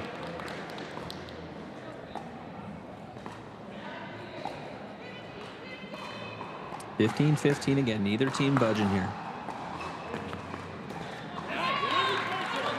Great long return by Joel. Yeah, that was great. Mark getting caught a little bit there.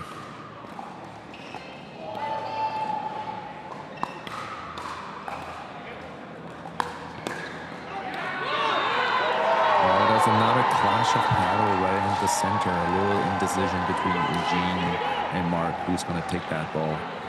Great spot by Graham to put that right in that spot.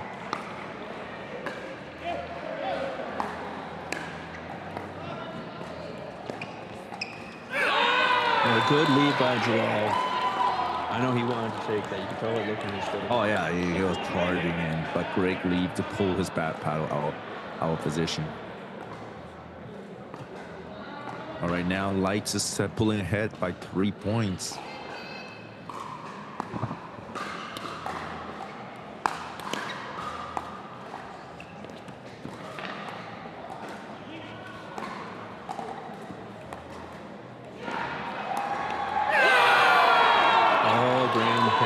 Eugene with the speed of paying him back for earlier.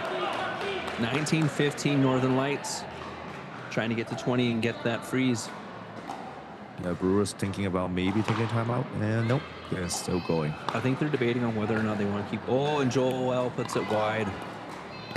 Wants that one back for sure.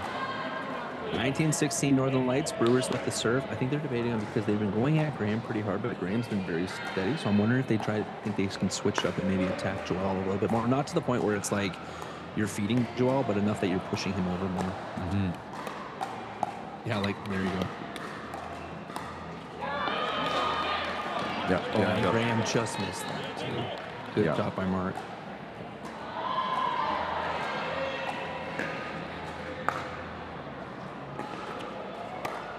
Great return here by Joel.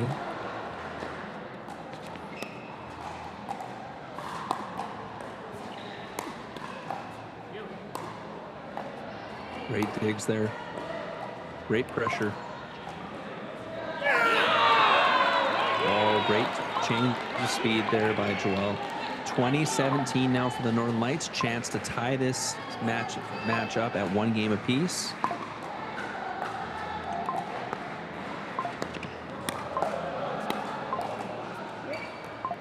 Great digs by Mark Clemenson. Oh, yeah. Good pickup by Graham there as well. Oh, and Eugene whiffs it. Northern Lights take it 21-17, tying it up at 1 game apiece. We got mixed matches coming up next. Everyone hit like, hit subscribe, tell all your friends. Man, I sound like Steve Dangle there for those of you who know who I'm talking about. We'll be right back.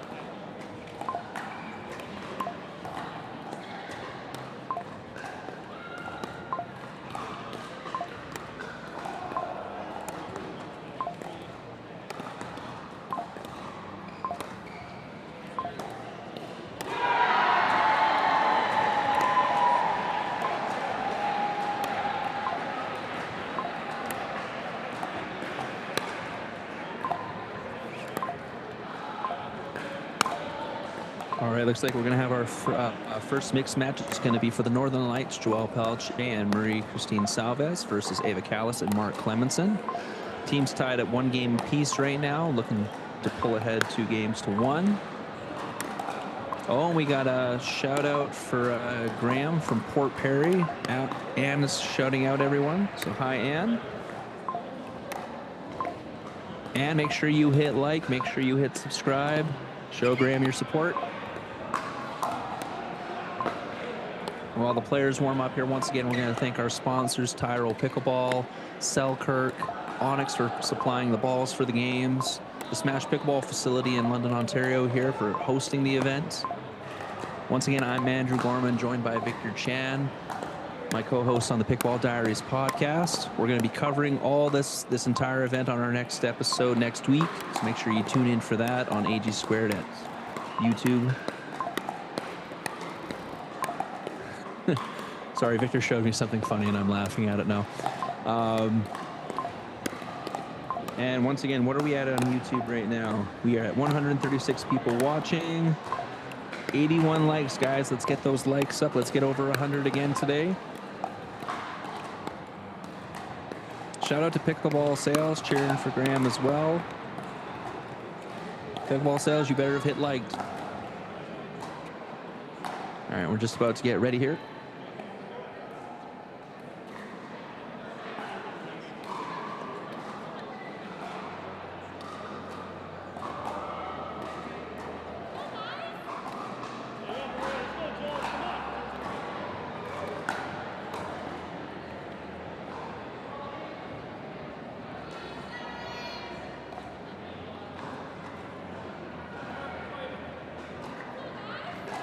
All right, we're getting ready to go here.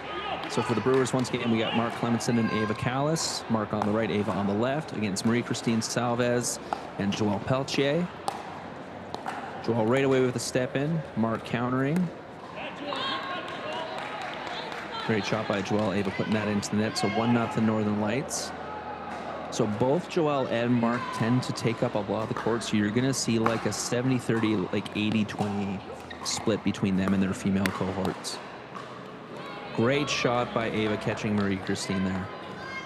And like we were saying before, Mark playing the right will still comes over because he's got that really good two-hand backhand speed up and dink. That's a really, really sharp contrast from those gender doubles game, right? You have those mixed pairing now. The male needs to be the dominant force on the court.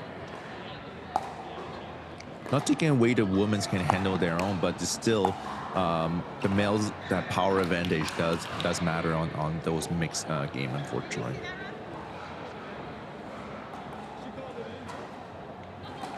Joelle called that ball out. Mark is checking with the referee. Yeah, Marie-Christine, I think, thought it was in, but it's hard for you to tell when you're the one hitting the ball because you're not looking at it. From our camera angle, we did see the ball out. Yeah, I think it was out. Unfortunately, we don't have replay here, so we can't go back and look at it and zoom in. But if the fans watching, if you want to just rewind the video by a couple seconds, you could always do that. But so they're checking with the refs. What's the official call here?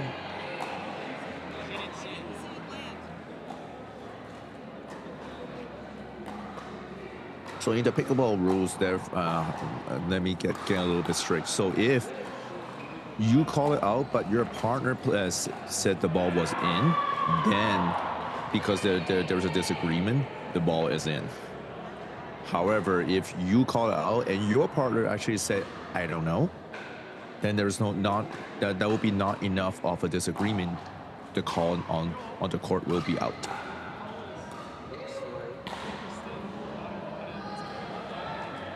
No, I think they're still sticking with Joelle's call, which is out. Yeah. I think what Mark, the Brewers, is complaining is like because Marie-Christine did play the ball regardless. But yeah, but the moment you hear an out call, the play is now dead, isn't it? Yes, but sometimes it depends on how you interpret it, right? So even though you call out and let's say your partner still play it without really stopping, then the referee can consider this as a communication rather than actually a line call. Oh, okay. But yeah, it looks like Joelle's call on the court stands, so we're at 2-2. And Marianne has entered the chat again. Victoria DeMuzo's mom from last year. Victoria, of course, was on the Brewers last year, is now graduated to MLP and PPA and playing very, very well over there. So shout out to Marianne. Great gets there. Oh, yeah, that's a little over poaching back mark, unfortunately. Great gets there and great D by the Northern Lights there, especially Marie Christine there with that one poach that Mark did. That, I think that should have, most people, that was a finishing shot, but she managed to keep it in play, which allowed Joelle to come in and then send the ball to the opposite side. But then you have Ava with a nice return there and then going into the nets. So we're right back at 3-3.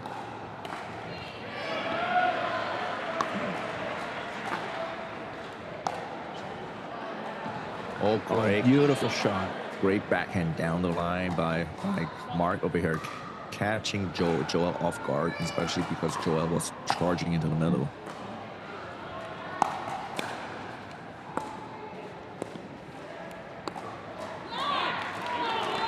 Great shots there by Marie Christine. Yeah, not allowing Mark to poach over there. Yeah, keeping it wide and putting lots of spin on it to make it even more difficult for Ava to bring it back over.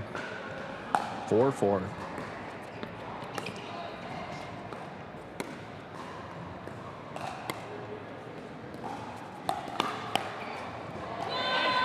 Oh, good lead by Marie Christine.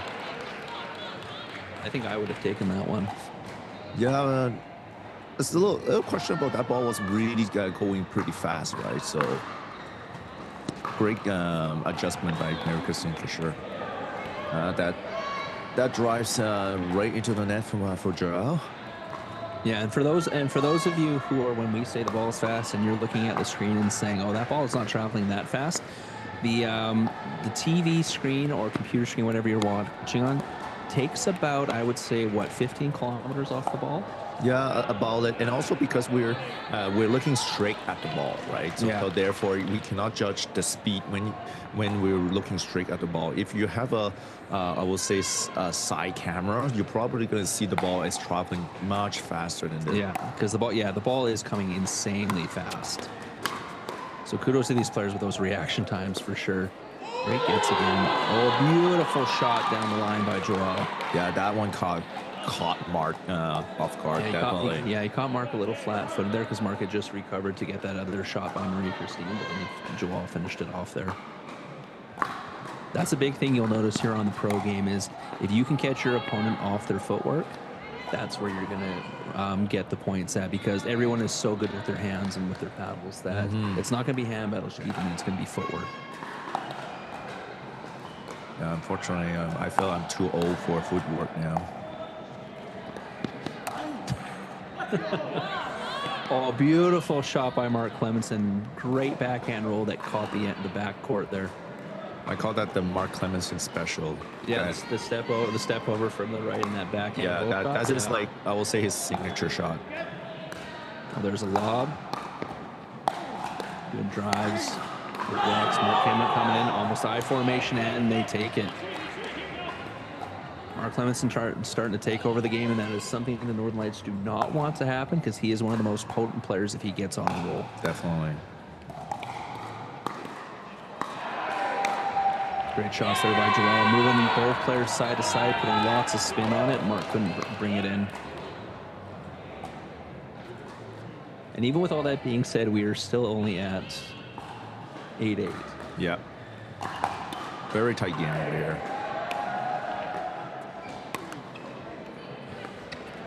Great crackdown. Oh, it didn't go over. Too bad.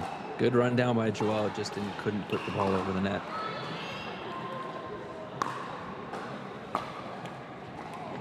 Net cord. Oh, Joel gets a little bit of payback there. Mark laughing it off.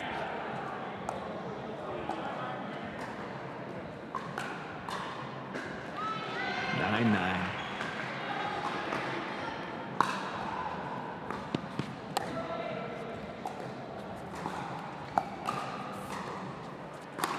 Great shots here. Both Mark and Ava swinging at that. I don't know who got it, but they got the point anyways. I think Mark got it. Yeah. And that's not, I don't mind that, even though he's taking like 90%, because Ava had just stepped out of the court to catch that long or that wide shot. Oh, good serve by Mark. That's that lob, throwing that lob serve in every now and then really messes people up. Yeah, definitely. Even at the pro level. Referee readjusting score.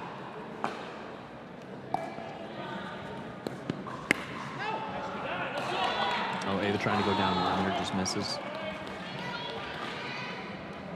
Yeah, one might actually Ava, instead of trying to hit this way, actually gone for the Ernie, because you know Mark is going to cover that much court, right? So if you can go for the Ernie instead, then it will force the opponent to give the ball to Mark.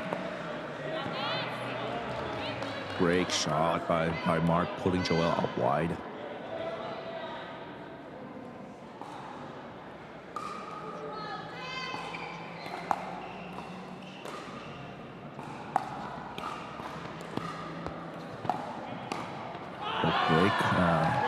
Great shot by Marie-Christine, but Joel just was not ready.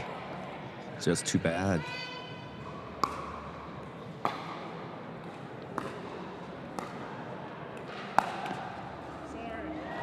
Oh, unlucky here. That ball nicked the net and hit Marie-Christine.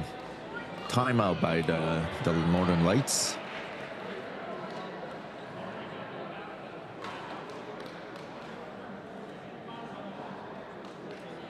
The Brewers now is leading ahead from 4 points. Obviously, Mark Clemenson is starting to take over the court a little bit more, which is what is expected to do.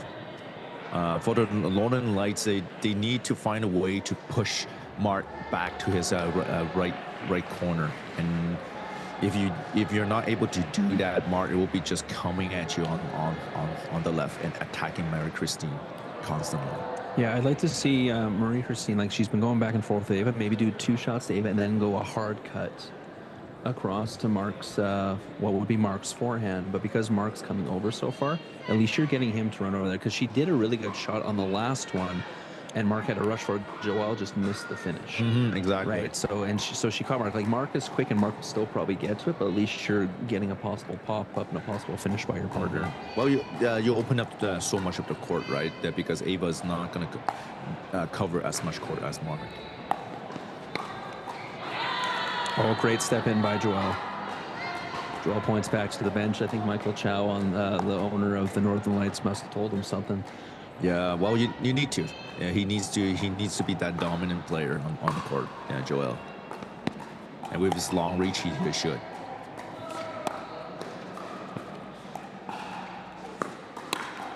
There you go. That's what we were talking about there. Oh, good shots. Stays in. Oh, and Mark Clemson got a piece of it too. It almost stayed in. But that's the play the Northern Lights have to do. That's what Joel has to do.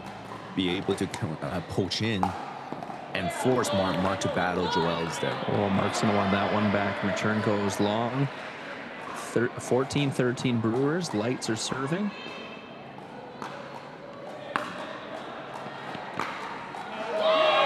Great drive down the line by Joel.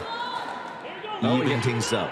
Oh, we got a shout out from my dad, Cyril, on the thing. Dad, you better have hit like on the thing. Brewers has to call timeout now. Not to be ageist, but I know you're 68, so like hit that like and hit that subscribe button, bud. Love you. Now back to even. So good adjustment by the Northern Lights, having Joel stepping in and creating opportunity and creating winners out of some of the shots right now. So on the Brewer side now probably is a good idea. Start to be a good idea to push Joel back to his side now, because now Joel has been stepping into the right side of the court constantly to cover for Marie-Christine. Yeah, absolutely. Basically, you're playing the push-pull type of game with both male players here, because both male players are very, very strong, and if you let them take control of the game, they will. So you have to temper their ability by pushing them back over to their side of the court. All right, we're back from the timeout here. 14-14, Northern Lights serving. great match so far.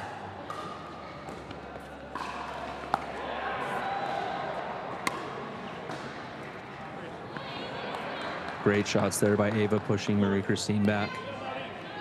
15-14 now for the Brewers. All right, everyone, we got 137 you in here. We got 93 likes. Let's push that over 100 again. Takes a couple seconds of your time. It's free. It helps the channel, helps the league. And like we were saying, when the league gets more help, it helps out the players as well. 15-15. Yeah, a little over poached by Mark over there.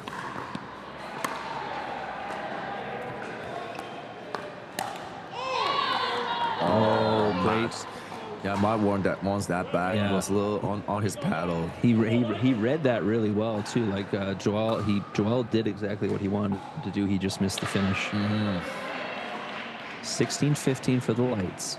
Yeah, again, I was saying I really want Ava to take some Ernie because there is quite a bit of ball. Like this one, she should have gone for the Ernie.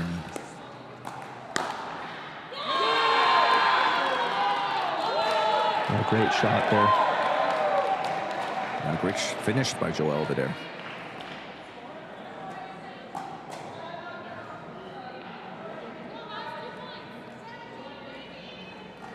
All right, 17-15 coming in.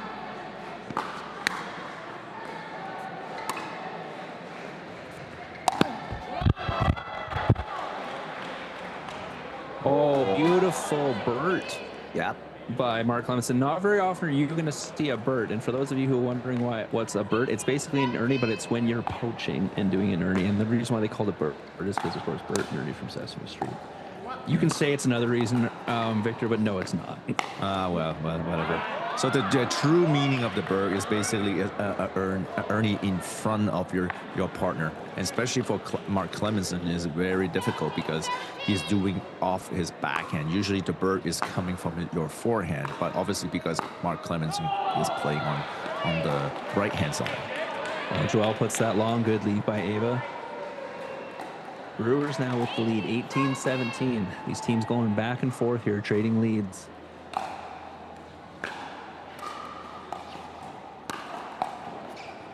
Oh, great dig.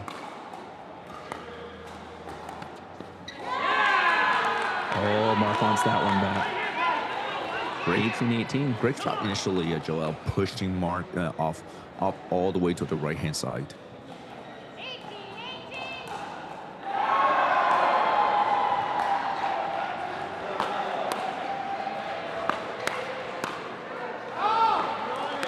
Goes long. Joel was holding his head. Great blocks by Ava for those first two, and then Joel had it and just put it long. Yeah. We've all done that. We all hate it when it happens. Yeah, Joel overcommitted himself, unfortunately. 19-18 Brewers. Oh, Mark can't get the return. 19-19 again. So the next point will automatically constitute a double freeze. With both teams at 19, as soon as one team hits 20, they will be frozen at 20. The other team will be frozen at 19. So then they can only score on their serve. Ooh, that ball just stayed in. Yep. Good job keeping Marie-Christine back, and they're tempering Joel from coming over. Good job by Marie-Christine to get Mark to go back over to his side. Great shots by Mark Clemenson there. 2019 for the Brewers. Possible game point here. Both teams are frozen and can only score on their serve. Great technical match here. Lob serve. Oh, Joel went to step in to take it and puts it into the net. Great match by both teams. 21-19 for the Brewers. They jump out to a 2-1 lead in the series. The next mixed match is up. The Lights need to tie it to send it to the Dream Breaker. Brewers want to take it, so they get the 3-1 win. We'll be right back, guys.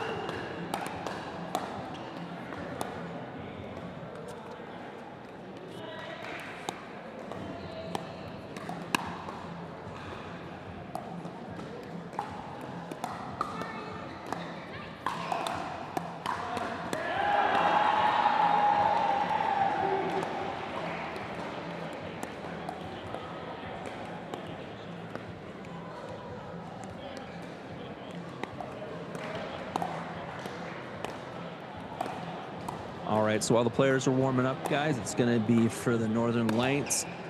Both players making their debut. They had their gender matches already, but you got Graham Hiller and Isabel Tang, and both did a great job in their debut, not really showing any signs of not of being first-time pros. Like the women's team at the first 5 points, you could see a little bit of jitters, but from both players. But then they locked in and had a really good match, even though they ended up losing it. And then, of course, Graham getting the win with Joel on the men's side. Yeah, I will say Graham did a very good job holding his own, especially being able to hold against Eugene in front of him. That was a very great showing. And Isabel was actually playing better and better as the match progresses. They just came up unfortunately short from this match, but that will be an interesting match over there. Yeah. Obviously, not saying that on the other side, Brewers, you have some top veteran over there. You have Eugene, that's a very strong male player, and also Amanda Rosati, another powerhouse on the Brewers side. And an interesting little wrinkle into this, Eugene and Isabel play against and with each other all the time, so they both know each other's shots very, very well. So I'll be interested to see if you see either of them try to take advantage of that. Yeah, that'll definitely going to be interesting to see. Obviously, Isabel and Eugene, they're from Vancouver, practicing on that Pacific Pickleball Club facility all the time. So that will be an interesting matchup. And both also coaches of UMO as well. Yeah, that's true. So the Northern Lights need a win here to force the dream breaker. The Brewers, of course, want to win the game and get the 3-1 win to win the series. So a lot riding on the line for both these teams here. We're just about ready to go here. So once again, hit like, hit subscribe in the YouTube channel here. Shout out to our sponsors, Tyrell Pickleball, Selkirk, Onyx for providing the balls, and of course the Smash Pickleball facility for hosting the event. And here we go. Right away, Eugene powering it at Graham. Sails out, 1-0 Brewers. Both teams with a traditional stack in this one. Great shot there by Graham, putting it right down the middle.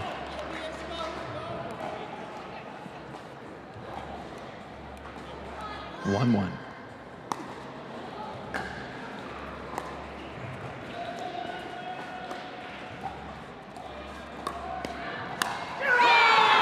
Great shot by Isabel for the setup there. Yeah, that one definitely Isabel's kind of caught Eugene off guard. 2-1 Lights. Oh, beautiful shot by Eugene. Isabel hung that a little high, and Eugene putting it in the opposite direction on Graham. Just 2-2. 2-2 coming in. Oh, drive beautiful drive from Eugene. So if I'm the Northern Lights, I would want to try to get your serve returns closer to Amanda and try to keep it away from Eugene's forehand here. Exactly. Great block there. Great smash by Isabel. That's that badminton background.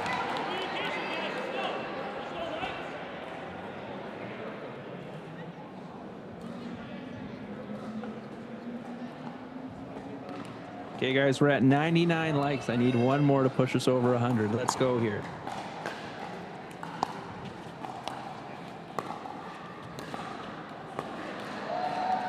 Great pressure there by Eugene. Oh, beautiful shot. Wide. Yeah, Amanda. That was the right idea. Just like, I want to say that was a fingertip out. Yeah, definitely.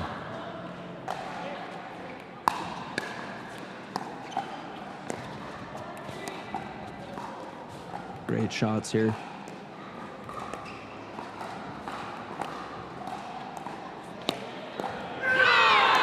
Oh, beautiful shot by Isabel. Lots of topspin on that.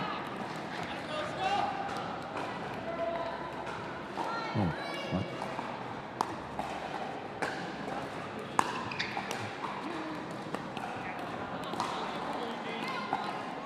Oh, and just a little short on the return there.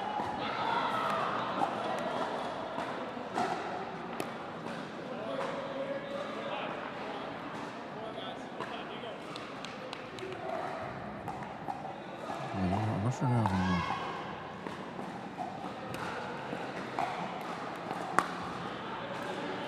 Well, I'm not sure. Well, great shots there across court. Good step in by Graham. Oh, good finish by Eugene. Do you hear it from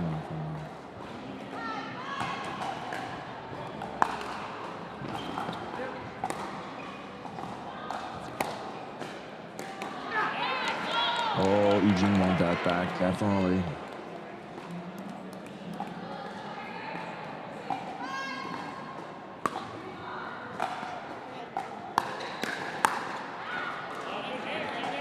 Great step in by Eugene there. A little too hot for Graham to handle.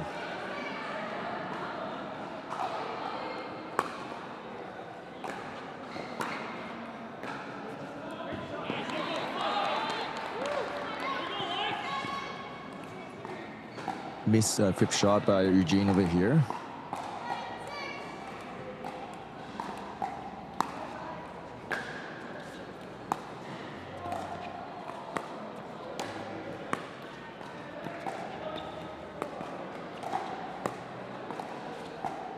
Great cross-court battle over here. Good lob by the Isabel.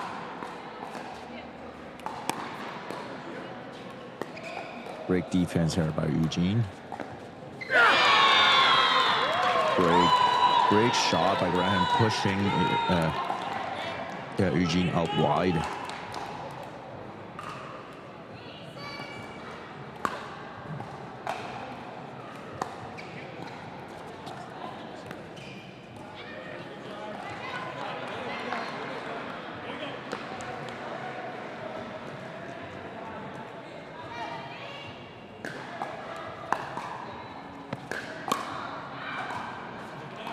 Break lead by Eugene here. Big drive actually by Eugene.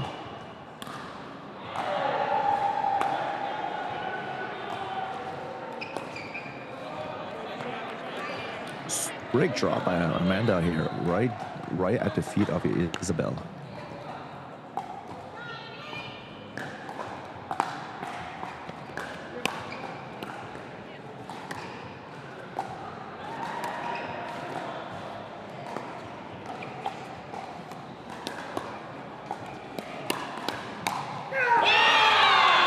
Great handball, won by Graham. Nice, very nice rally over here.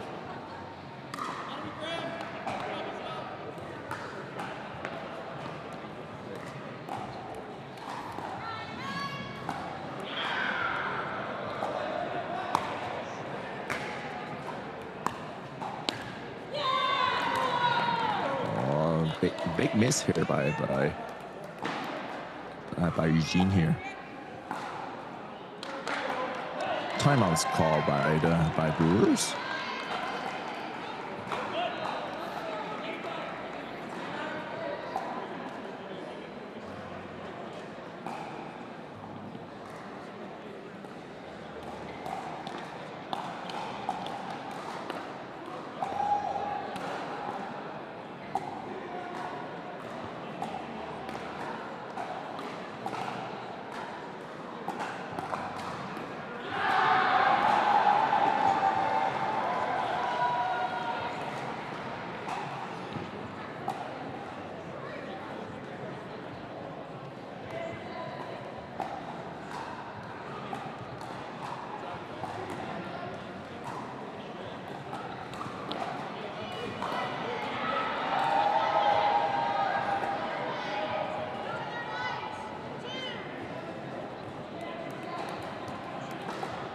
Sorry for some technical difficulty here. So our score was slightly off, but we got readjusted properly now. Thank you, Andrew, for correcting. Yeah, today we can hear the ref a lot clearer, so it's nice for that. Oh, beauty finish there by Eugene. So 10-10 now coming in, Brewers serving. Also, shout out to Faye for pointing it out as well.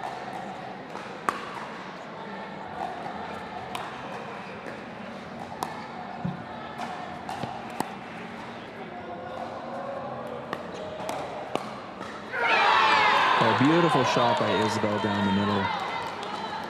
11-10 Northern Lights. Very close game so far. Both teams not giving an inch to the other team. There we go, everyone. We're at 101 likes. Let's try and get 150 this time. We got to 120 yesterday, and we have a lot more games left this time. Shout out to Kendra for cheering for Isabel here. Her Mets family watching as well. Shout out to them. Of course, Kyle, of course, on the Brewers. He's not playing this match, but he has played, and he's a great player as well.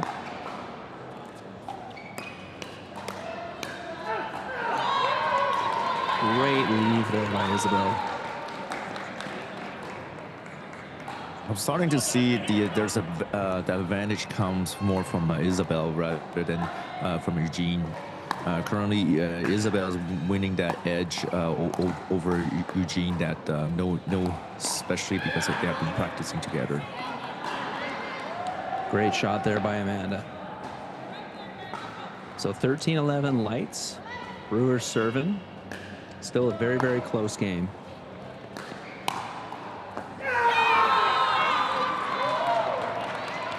Good shot there by Graham there. I will say that has a very nice counter. 14-11 coming in.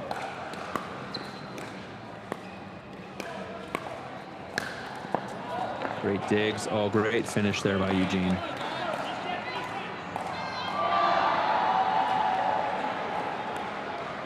So 14-12 Brewers. Or sorry, 14-12 for the Lights. Brewers serving.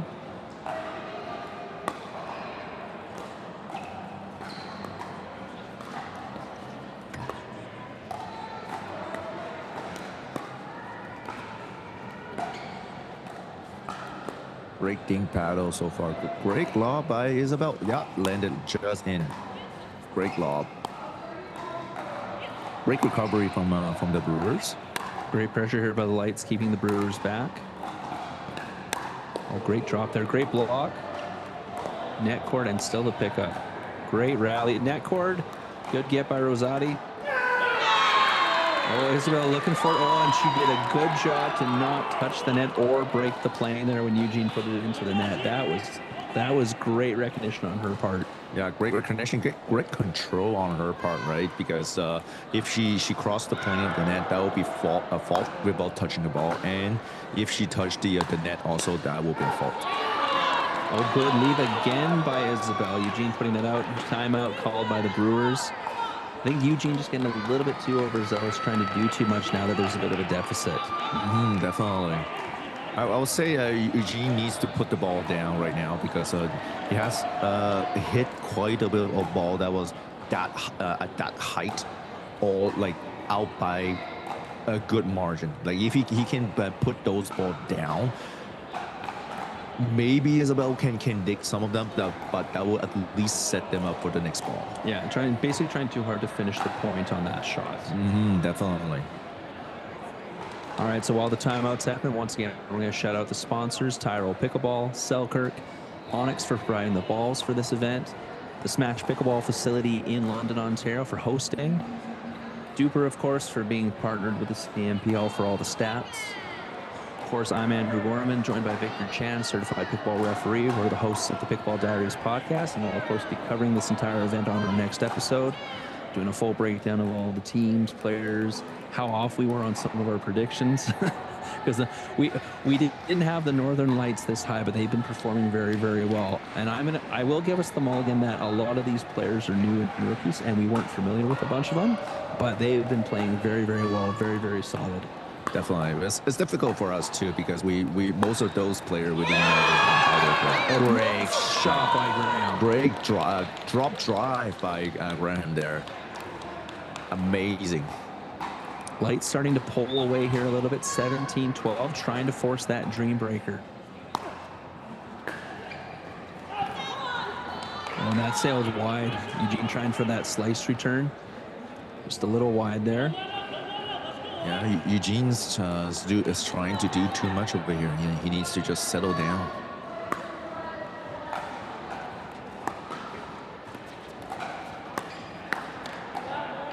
Oh, beautiful finish by Rosati there. That's a great two-handed backhand over here. Not easy to do.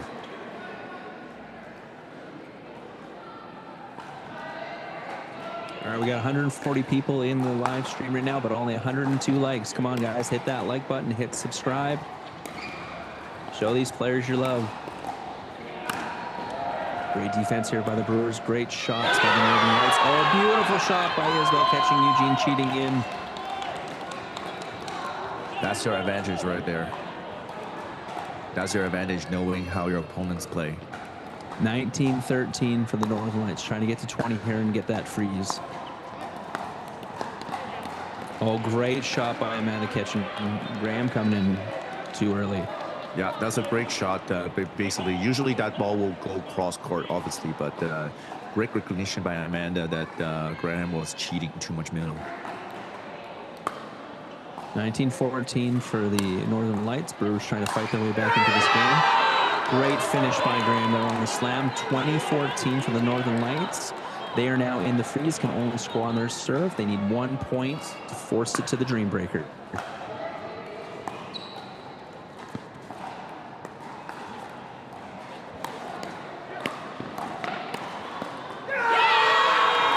And there it is. What a great rally to finish it off. Northern Lights force the Dream Breaker. We're going to be coming back for singles. Great win there by the two rookies in their debut game as a mixed pairing. Stay tuned, everyone. You got a singles match coming up. Back-to-back Dream Breakers.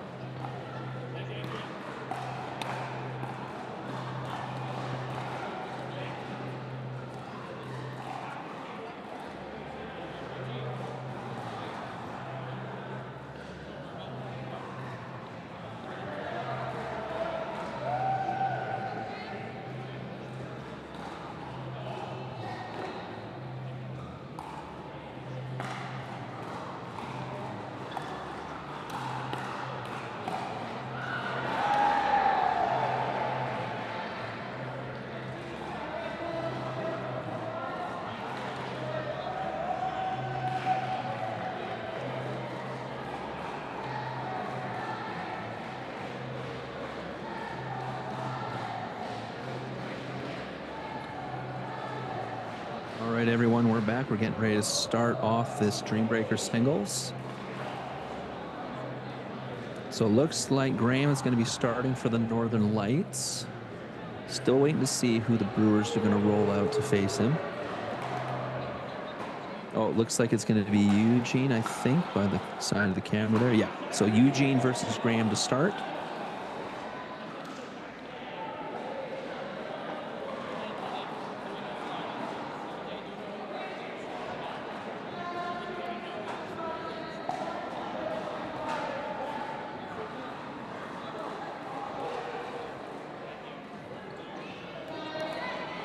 All right, so rally scoring to 21, freeze at 20, win at 21. Brewers and Northern Lights, here we go. That'll be a fun dream breaker. Oh, good leave there by Graham. Eugene a little too hard on that one. 1-0 Northern Lights.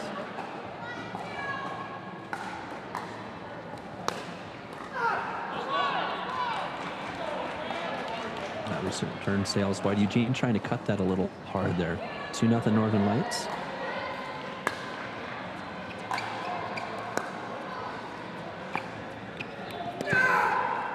Oh, beautiful shot. Beautiful get by Eugene. Oh my. I think Eugene's complaining about something. What happened?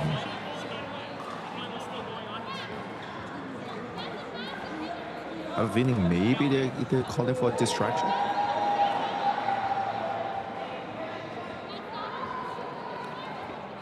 But they're not going to get it. So Graham takes the 3-0 lead for the Northern Lights. Next up, we got Joel versus Mark.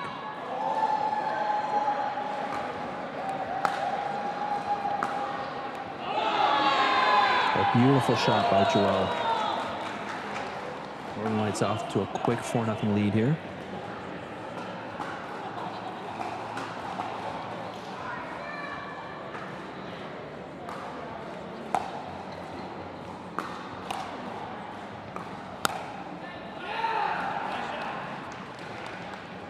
Oh, that's punch volley, a little wide there.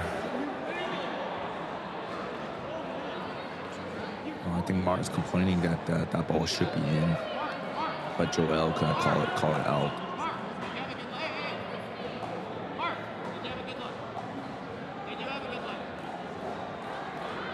Looks like both of them are not budging.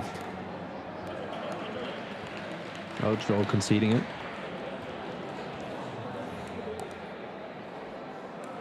So 1-4.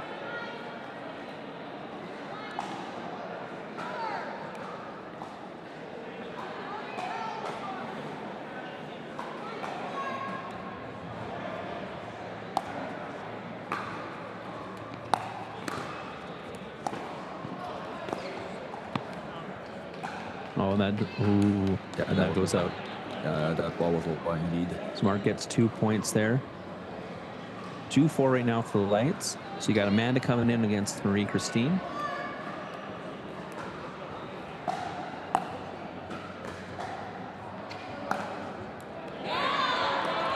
Oh, great slice return by Marie Christine there, right on the corner.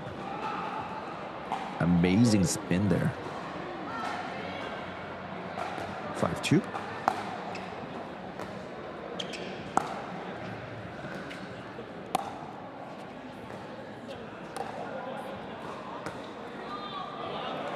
Oh, trying to go down the line, just misses.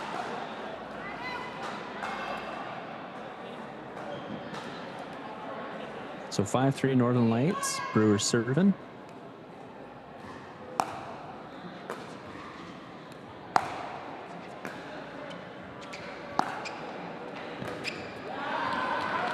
Oh, great shot down the line there by Amanda Rosati.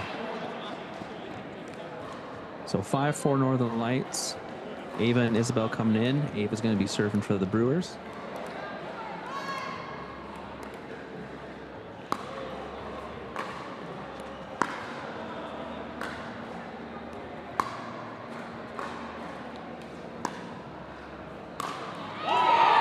That's one thing you do not want to do against Isabel. Isabel is a badminton player. You do not love on badminton players. No, this is this is not what you're gonna do. There's no way no way you're gonna get away from that. No. So 6-4 Northern Lights. Isabel serving. Yeah, we play against a couple of badminton players here in Edmonton, and you do not want to do that. Another slam. Oh, and No, I think that ball was long already. no, you said long. Ava did call it. I saw okay. it too. 5-6.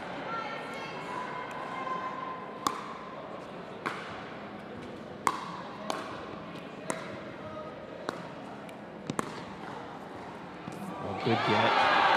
Oh, and she misses the slam. Great out by Ava. 6-6 coming in now. Back to Graham and Eugene. All even, 6-6. Great match so far. Great dream breaker.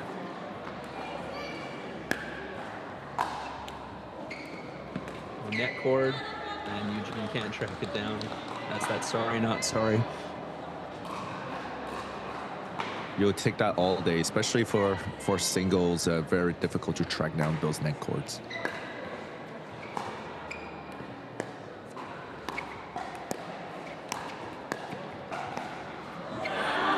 Oh, Graham was trying to be a little bit too fancy with that one, I think. Great patience here by Eugene, cutting that ball down so Graham cannot take any big swing at that ball. 7-7. Oh, great shot down the line by Graham. Eugene trying to counteract with his own down the line shot. No dice. 8-7 Northern Lights. Joel serving to Mark.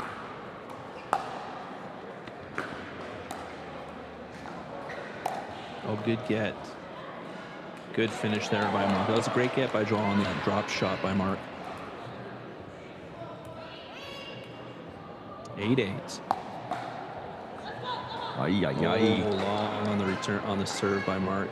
Yeah, that is something you cannot do in Dream Breaker. Yeah, we saw that come in and bite another team on the buds last game. Oh, Joel trying for the hard cross, puts it into the net. 9-9. Neither team wanting to budge here.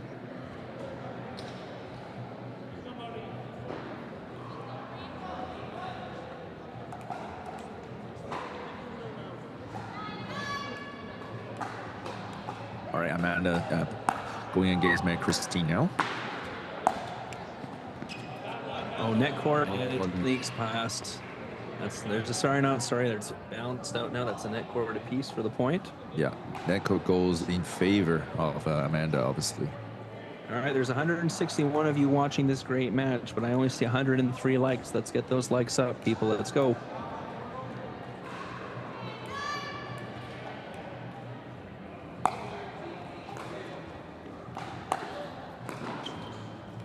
Oh, good get.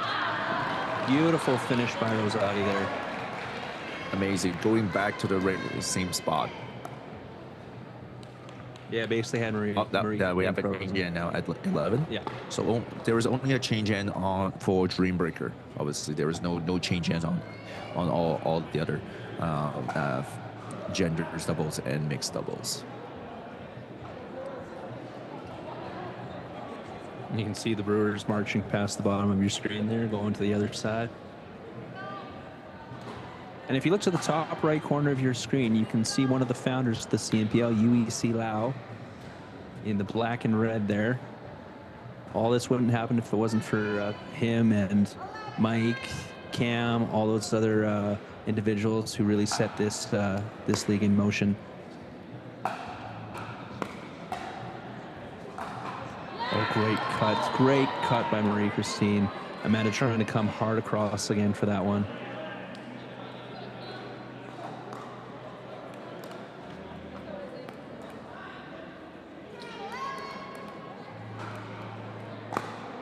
(11-10) Brewers. Northern Lights serving. Oh, beauty shot down the line by Ava. Yeah, obviously, thank you to those great founder having that great vision to start the league for our pros in Canada. 12-10 coming in, Brewers.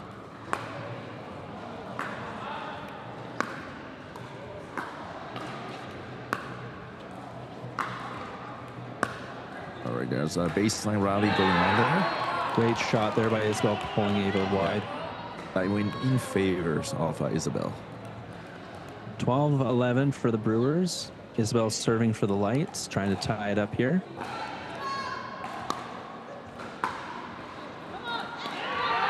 Great serve. Turn sails long. We're back at 12-12. Graham and Eugene back up again. Neither team giving an inch here. Great dream breaker so far. Very tight dream breaker. Oh, Eugene's going to want that back.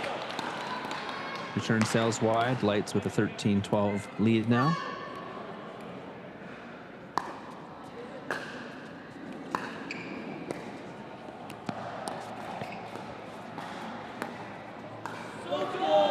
Oh, Graham looking for the lob down the line there. Good control by Eugene not to swing at that. Yes, definitely, and that's the I think the specialty of Eugene on singles, that cat and mouse game, that's going in favor for him. Drive into the net. 14-13 for the Lights. Joel and Mark back in here.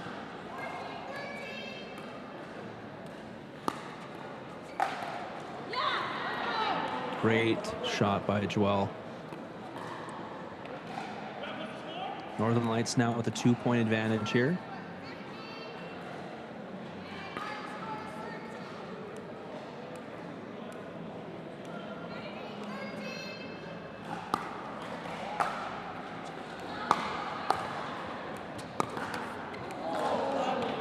Oh, Joel, I think he had Mark there if that went over.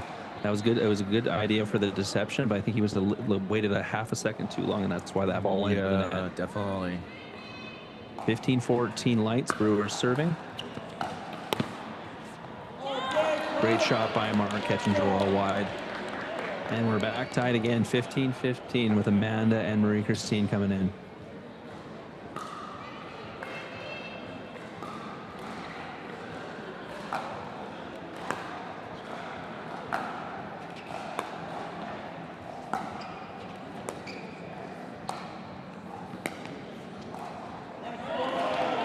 Sails wide.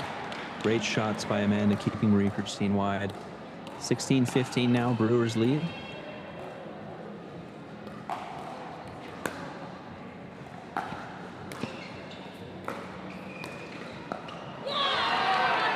Oh, great shot by Marie Christine, catching Amanda going the wrong way, and we're tied 16 again.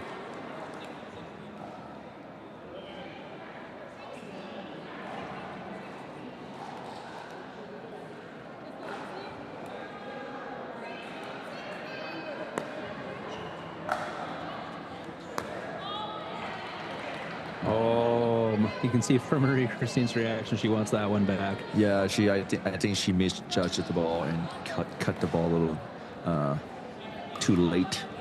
17-16 for the Brewers coming in. Ava and Isabel back out there.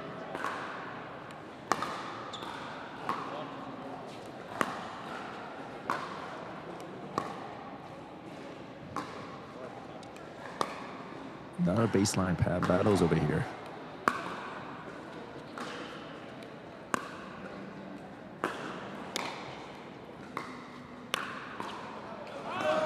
Oh, and she put it long, I think.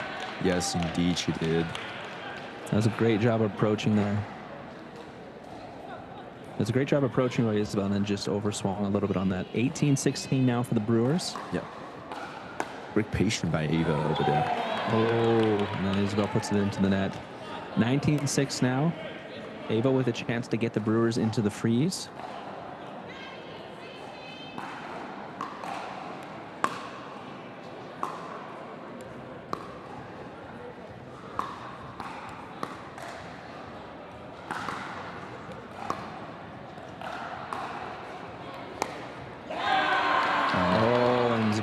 Hits it, puts it into the net. Yeah, the ball was seems to get hit very close to her body, so she can generate that power. So let's see if Eugene can finish it off. The 2016 Brewers, chance for Eugene here to finish it all off. He makes no mistake. 21-16 in the Dreambreaker finals. Great game by both teams. The Brewers taking it 3-2. Stay tuned, everyone. That's 2 barn burners in a row, so you know the next one's going to be just as good. Up next, we got the Drive versus the Smash, so stay tuned for that one. Let's go.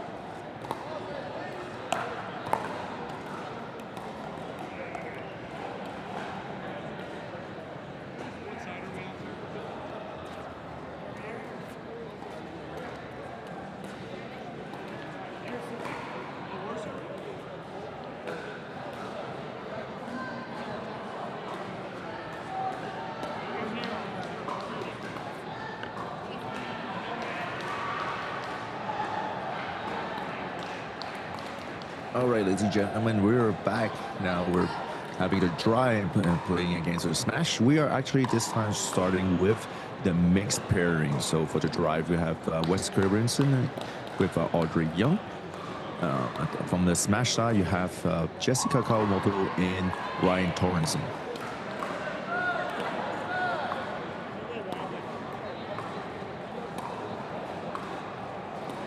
A little bit about the same positioning like the Brewers. Wes is ambidextrous, so he will be playing from his right hand side.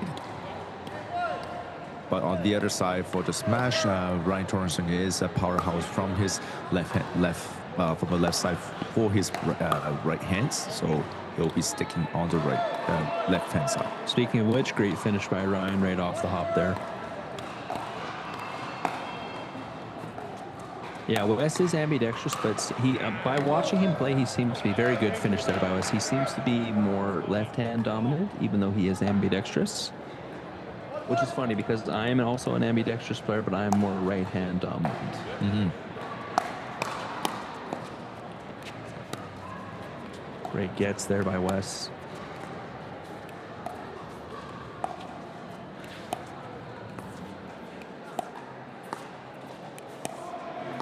Great patience here shown by both teams. Right down the line by Ryan.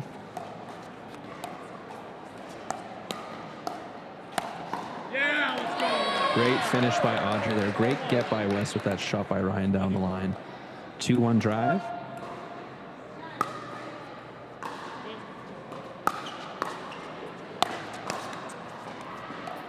Net cord. Good pressure. Great shots there by the drive again. 3-1 now for the drive, coming out to a quick lead here.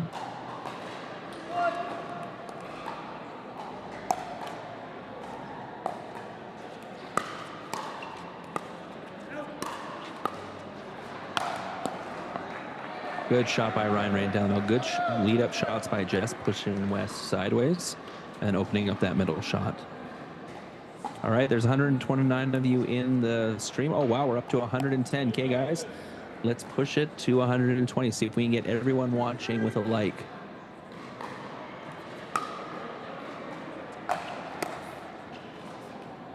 And if you got someone you're cheering for, give them a shout out in the comments. Great shots there by the smash. Okay, you're good. And just like that, we're 3-3.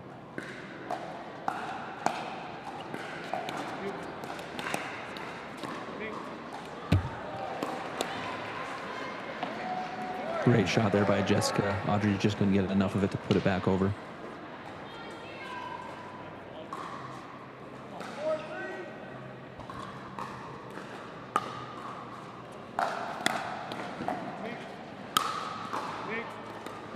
Great get there by Jess. Great drop. Great get by Ryan. And Jessica couldn't put it back over. Great shots there.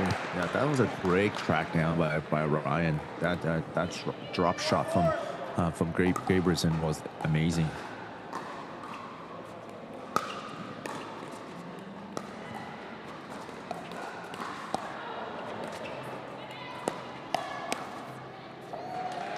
Great setup by Jess there.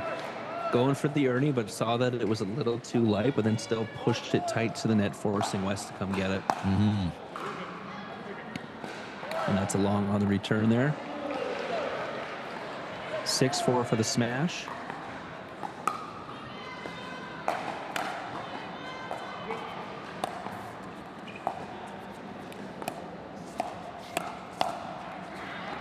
Good step in by Ryan there. Good finish down the middle.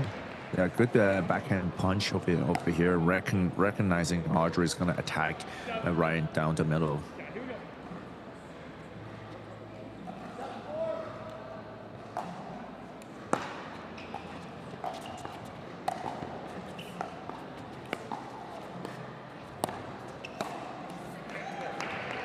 Great take here by Ryan, recognizing the pop-up from Isabel there. Audrey, sorry.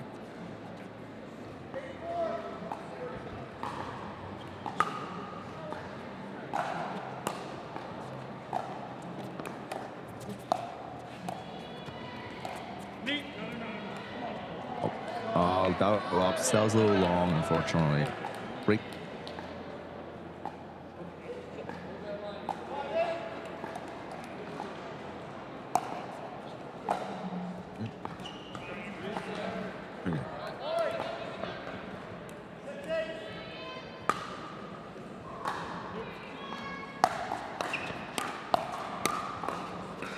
Great blocks there.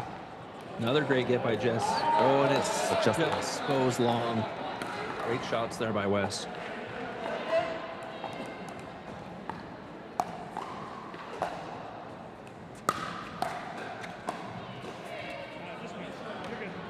Oh, that shot from Audrey just a little wide. Great idea though. She was almost able to push her right off position.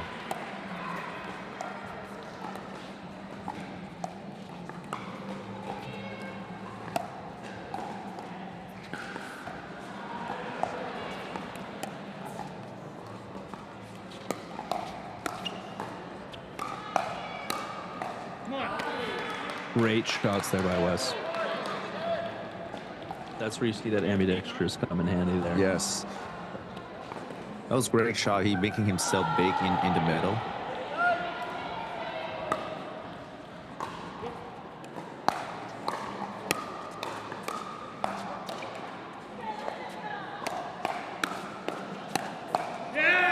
A great hand battle there. One by the drive.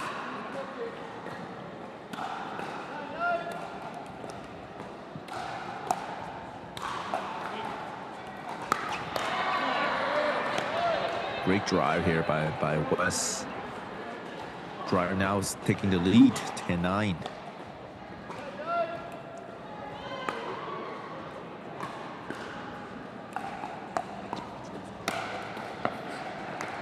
Yeah, that third shot drop was a little high, so Ryan's not going to make any mistakes slamming it.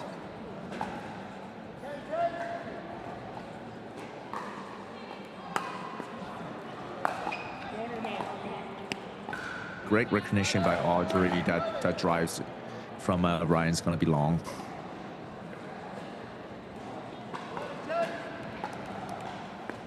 $11-10 drive coming in.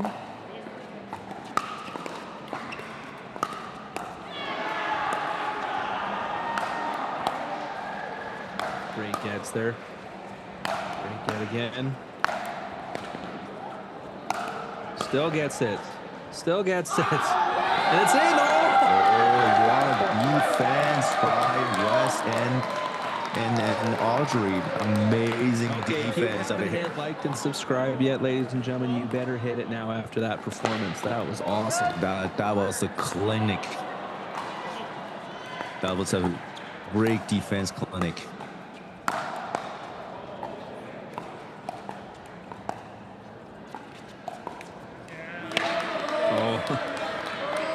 Timeout, yeah, definitely call a timeout there. They've Driver have taken a bunch of momentum with those defensive.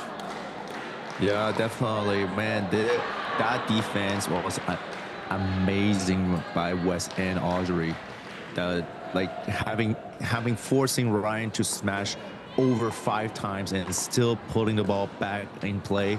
This is amazing. While the teams have a timeout here, we want to give a shout out to the sponsors, Tyrol Pickleball, Selkirk, Onyx for providing the balls that the players are using, and of course the Smash Pickleball facility there in London, Ontario for hosting the event. If you're just joining us, I'm of course Andrew Gorman with my co-host Victor Chan, certified pickleball referee, and my co-host on the Pickleball Diaries podcast, where we will be covering this event on our next episode. Also in the chat right now, we have 133 of you watching this. We're at 112 likes. If you haven't hit like or subscribe yet, make sure you hit it. It's free. It takes a second of your time. Helps out the channel, which helps out the league, which in turn helps out everyone involved. All right, and we're back. 13-10 drive. See if the smash can break the momentum here.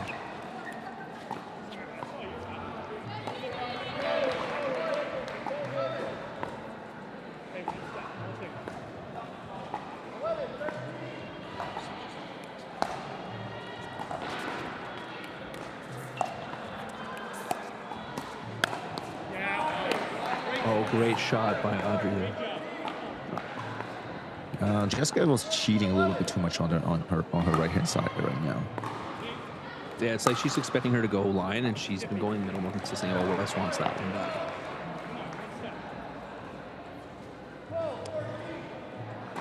Port 14-12 for the drive. Smash serving.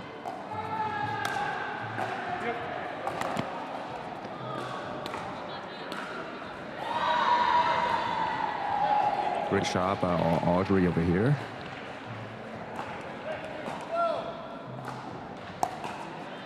$15-12.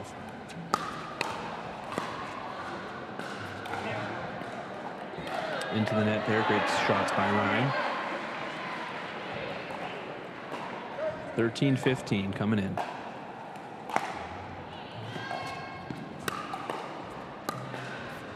Oh, great dake here by Jessica.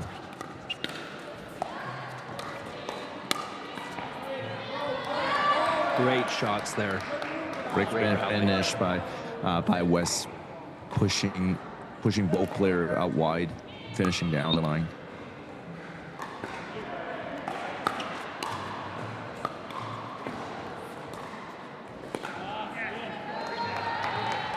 Great job by Jessica pushing West out wide on the right hand side, not allowing him to establish himself. Shout out to Steve and Rita who just joined the chat. Make sure you guys hit like, make sure you hit subscribe, cheer on your players. And I'm going to give another shout out to Faye, who's definitely the MVP of the chat. 134 people watching, 112 likes. Keep liking and subscribing, guys. I guess you can only subscribe once, but keep hitting like if new players or people are coming in. Or, you know, if you really want to get into it, create another account and hit like again in that account.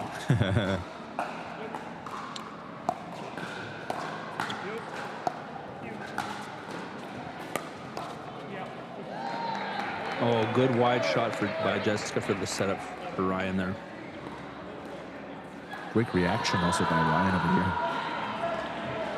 here. 16-17 now.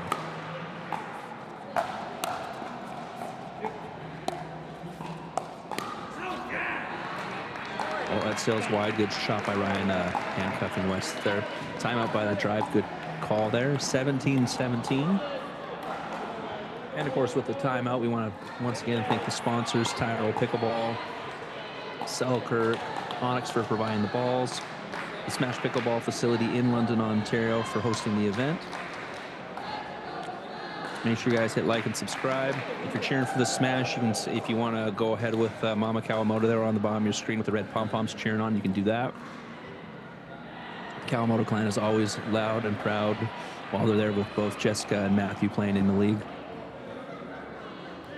So neither team really given an inch here, Vic, so it's going to be interesting. Both teams have like counteracted and counterpunched each other. There's not really a weak spot for either team to hit right now. It's more so just who's executing their game plan the best. Yes, definitely.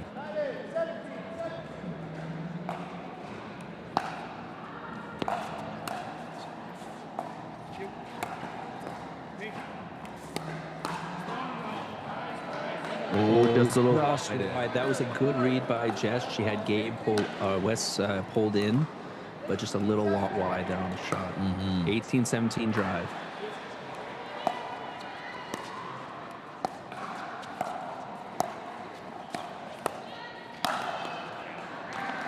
Oh, West got a piece of that, but not enough. Good finish by Ryan there, applying the pressure, not letting them get out of the transition zone.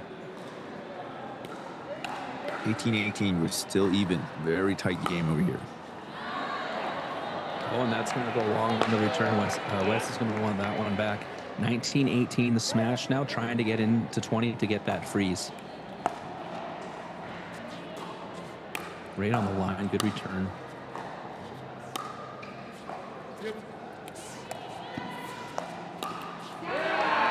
Oh, good shot by Ryan down the line. Smash with the 20-18 lead now. They are in the freeze. They can only score on their serve. They need the one to take the first game. Drive want to get break serve here and get the 19-20 freeze. Oh, and sails long. Ryan's mad at himself. He had it there. Yeah, he set himself up so nicely. It's just missing. So 2019, so both teams are now frozen, so both teams can only score on their serve. Slight miscommunication there. Good recovery, though. Jessica with the early. Good read there by Wiss. So 2020 now. Once again, both teams can only score on their serve, but his next point wins. I have a feeling it's going to be a driving crush here. Ryan can way over to take that.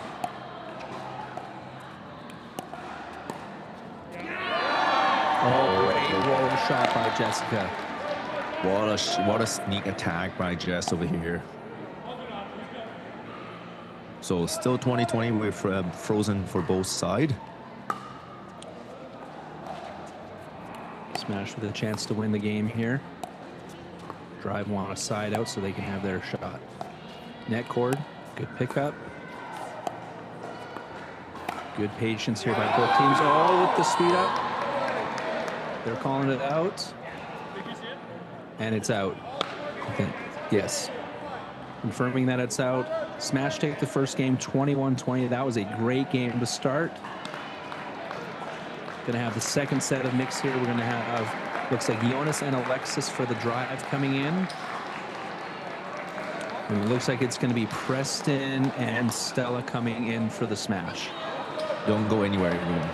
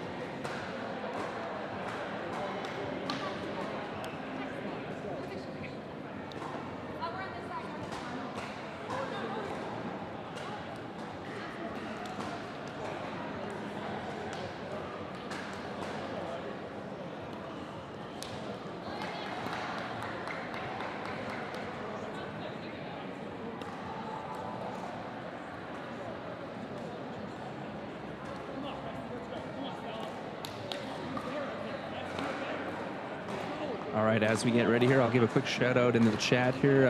Lan just came in saying go smash.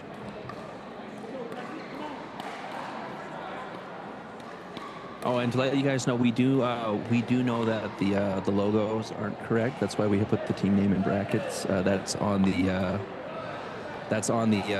in-house side. Me and Vic unfortunately have no control over that one, so that's why we put the names in brackets there. But we do know that it still shows the Brewers and lights for the logos. All right, we're starting off here. Alexis serving to Stella. Great return by Stella there. Alexis putting that into the net. So 1-0 smash.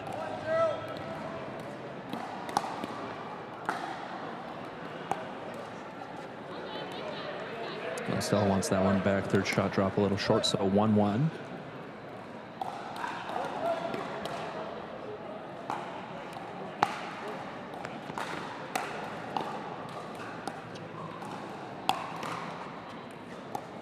Net cord, good pickup. Oh, good block there by Jonas. Stella tried to get him with the speed up. He gets it with a scorpion. And for a 6'3" guy to do a scorpion, that's pretty good. 2-1 for the drive. Oh, Alexis trying to go down the line. Preston was pulled over. That was the right move. It's just a little short on the shot. 2-2 now. That's what I was doing this.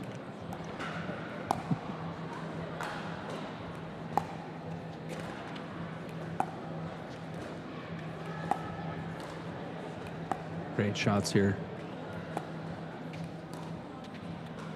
Oh, pop up, stays in.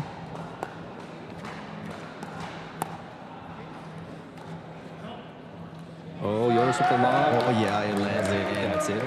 Amazing lob there. That had so much spin on that. You could see the curve on the screen there. 3-2 for the drive.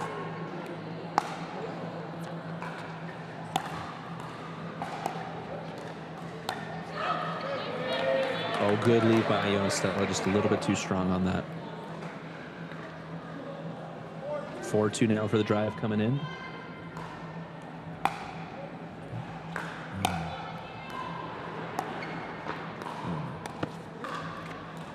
Good shot, good get by Preston though.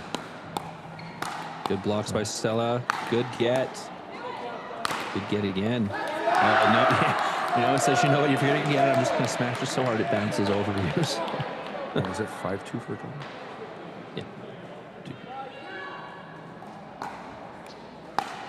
Oh, yeah.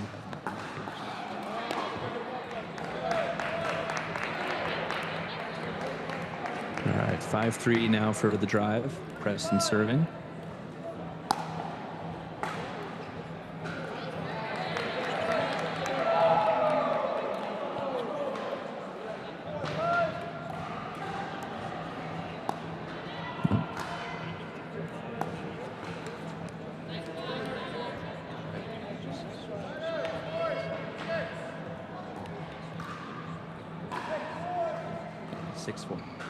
Six four for the drive.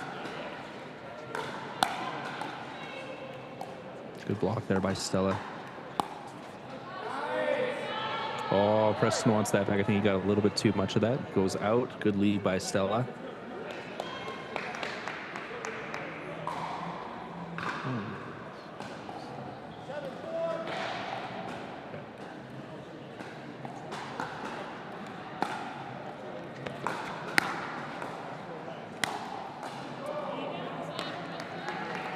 Great shots there by Preston.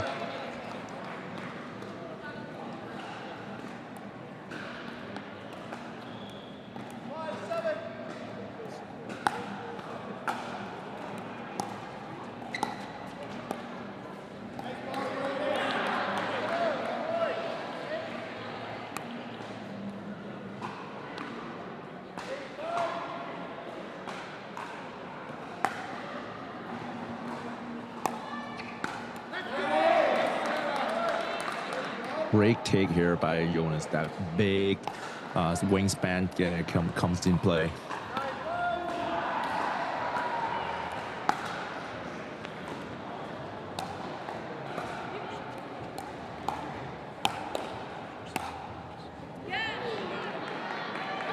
Great shot by Preston over here. Amazing.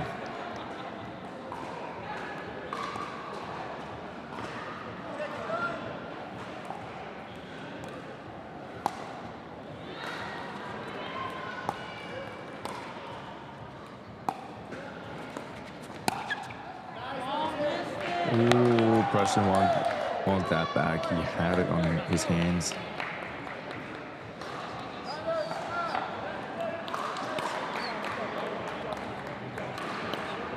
Timeout is called by the smash. 10-6. Yeah, we had a little glitch there in our scorekeeping system, so we're just going to adjust the scores right now because, as you can see, looking at it, the names are in the wrong spot as well. So Vic's fixing this right now. So it's 10-6 for the drive. And of course, it's Dal here and Lee for the drive, and Contrado and Gordon if you're looking at your score sheet.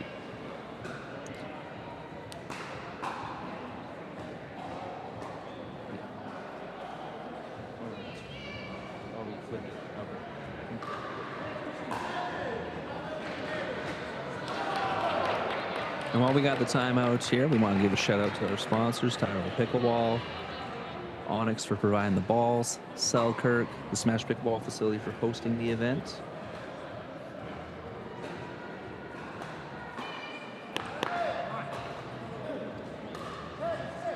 All right, so we got 10-6 coming in.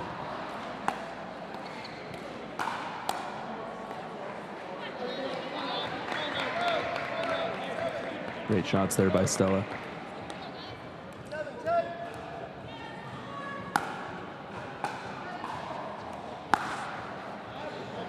Oh, that just sails wide. Good attempt by Preston there.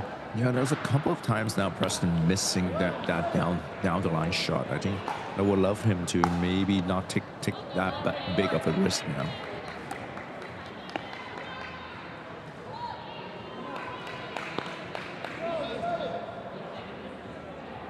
(12-7) coming in for the drive. Oh, great drive there by Jonas. And fun tidbit, Jonas is the only vet on the court right now. All the other 3 players are all rookies this year in the CNPL, but Jonas is a 3rd-year vet.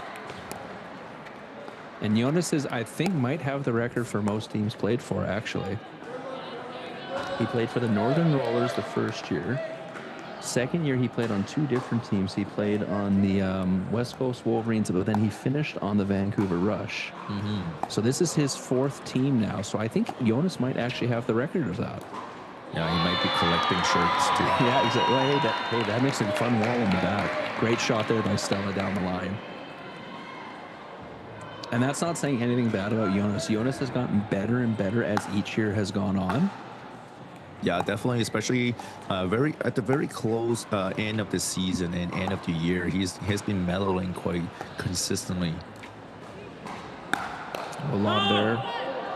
Oh, that just sails wide.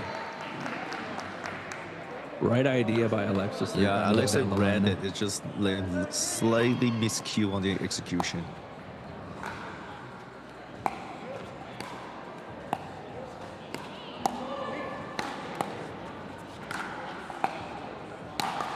Good take care by Jonas. Great gets by Sal. That almost looked nonchalant with that dig. Oh, that just goes long for Preston.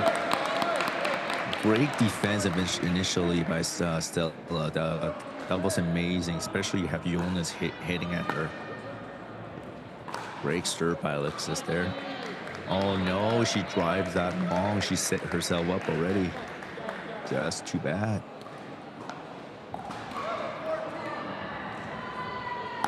All right, you have the smash still down by 3.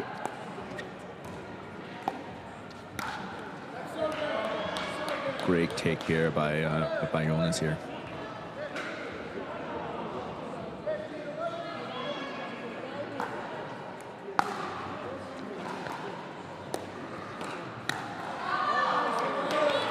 Oh, another great poach here by Jonas. Taking by Preston by surprise. 5-point lead for the drives. Great leave here by Jonas, recognizing that ball was going above the shoulder.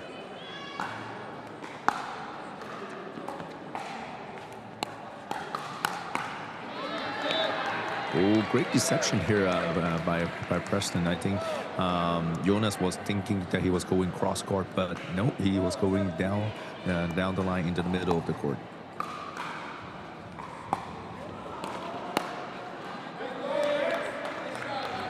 Good shot by Alexis. Caught Preston by surprise again. That was like multiple times that actually Preston got surprised by Alexis. Right, there's no timeout, so they plays on. Oh no, that serve was short. So another tip from the pickleball rules: even though your ball passed the net, but it lands in the non-volley zone, still ball still considered as out. Great shot by Preston, initially pulling Jonas out wide, and good finish by the smash.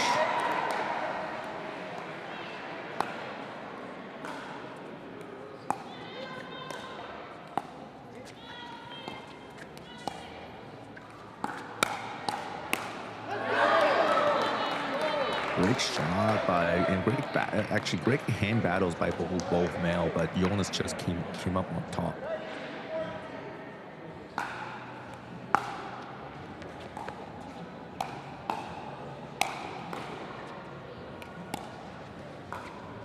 defense here by the drives. Oh no, a little over poach here by Jonas here. He read it, but the ball was slightly outside his reach. Great job by Stella put that ball out of the reach of Jonas, which is not easy.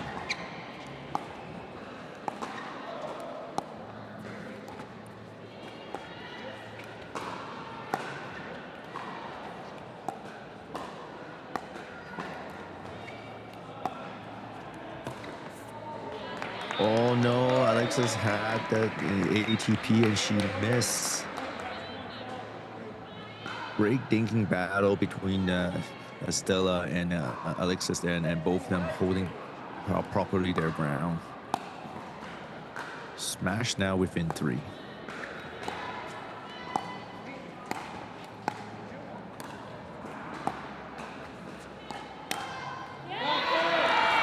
Oh, great shot by Preston. Pushing Jonas back on his left-hand side.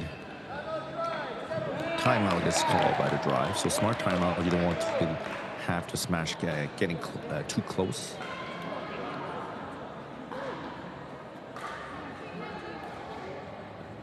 We're going to want to give a quick shout out to Smash Pickleball facility for hosting this year's CNPL. And then we also want to shout out our other sponsors, Onyx, for their Dura Fastball. Selkirk, we also want to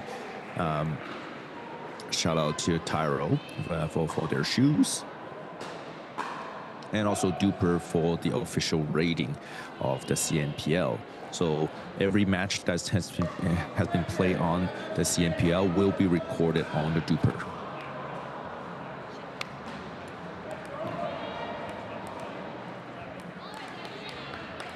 Very tight game so far.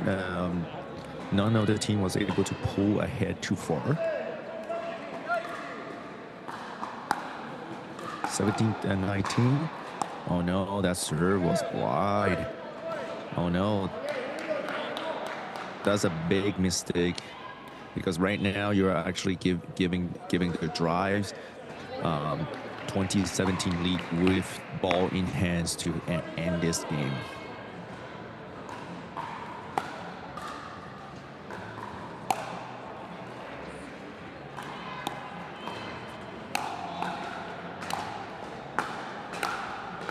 Great defense over here. Oh, great pressure. Great pressure by Preston. So right now, you have drive with the freeze. Therefore, they can only get the point on their serve.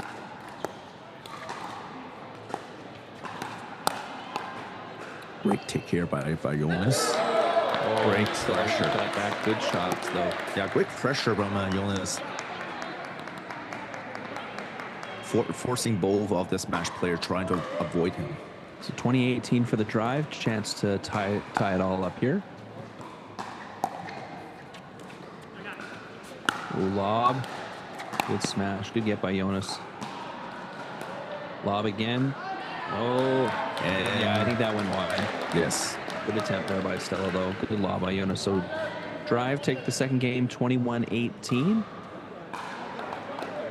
We either have the women's or the men's up next. We'll find out once the players get onto the courts, because of course we started with mixed this time.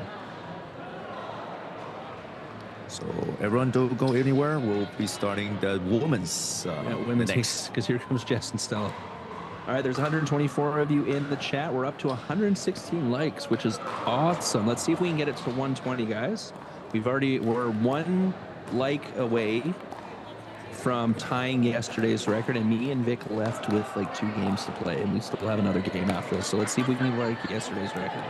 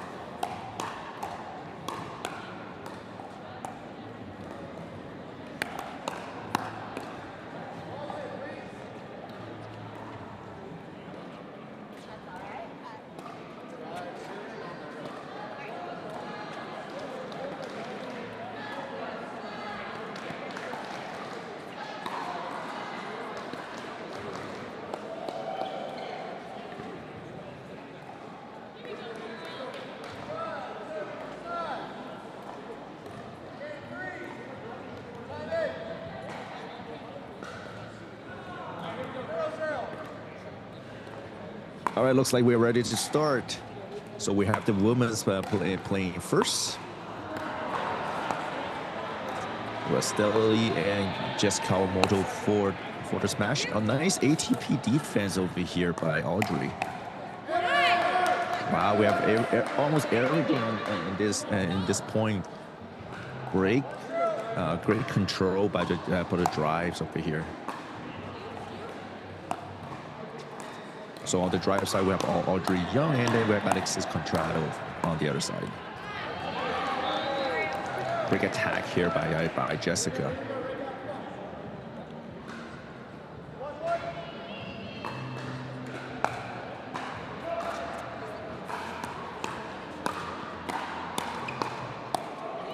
Great hand battles over here. Oh, a little miscommunication here down the middle for the smash.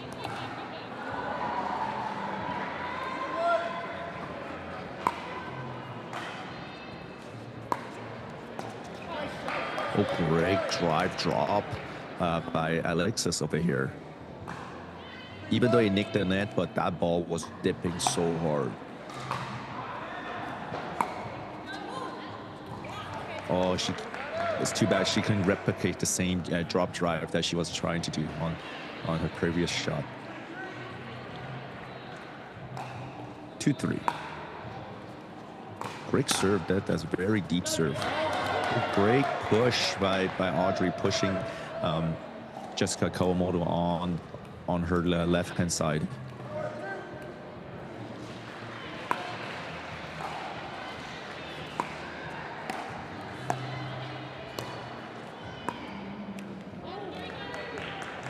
Great job there by the smash, keeping the drive back.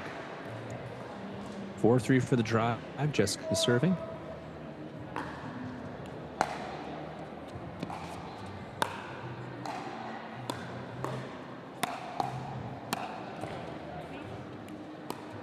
Great defense so far by the smash ladies.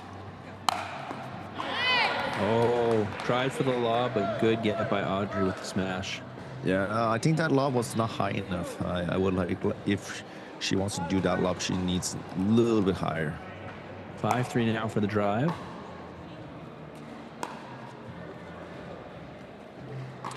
Ooh, that's in. That's in. Good get by Jessica. And that's going to be long. Drive. That's back-to-back really good executions there. 6-3 now for the drive. Oh, Stella wants that one back. Oh, that was Alexis. Alexis, sorry. Oh, I'm looking at the wrong side. Sorry, Stella served it.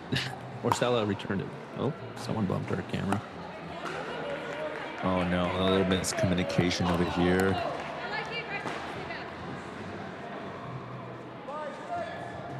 All right, so hopefully someone on site can adjust our camera angle. Someone must have bumped it. Great shot there by Audrey. 7-5 now for the drive.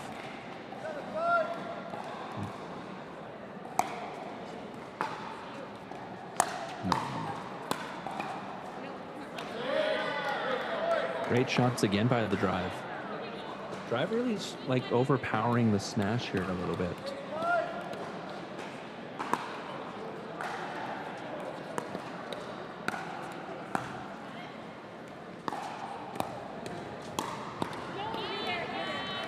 Great shot there by Jessica. 8-6 now.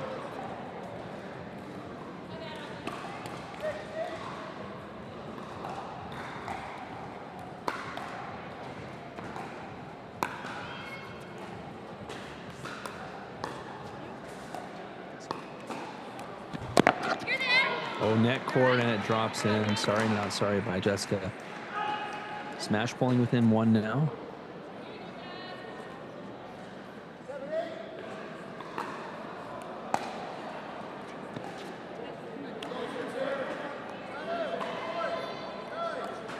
And the third shot drop attempt into the net. 9-7 for the drive.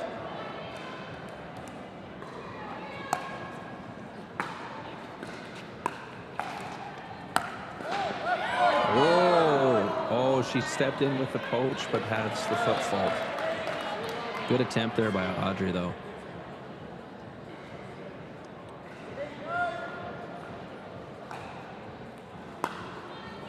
(9-8) for the drive. Smash trying to tie it up here. Net cord. Oh, Audrey gets Jessica back. 10-8 for the drive.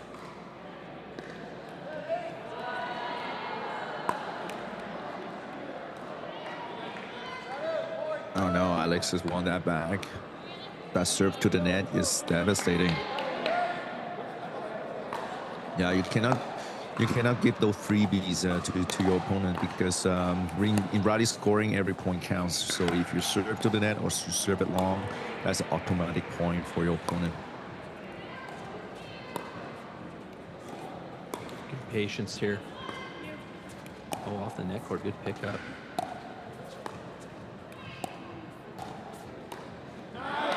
Oh, beautiful shot there by Alexis. Yeah, nice off-speed shot over there, and nice change angle shot actually.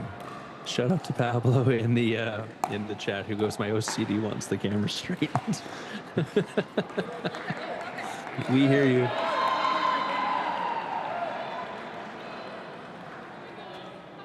I'm trying to use the force to adjust it from Alberta here. Me and Vic are doing this remotely from Edmonton. Great shots here by both ladies.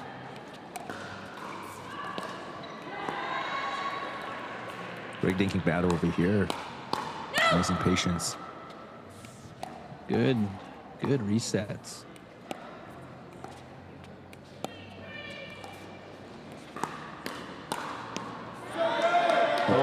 Nice shot. Good beat up by Alexis. Good counter by Jess, but then Alexis, I think, got Jess the bite on that one, because I think that would have gone out if Jess had. Yeah, maybe on our angle, maybe I'll say it might look out, but on the court it might be a little different.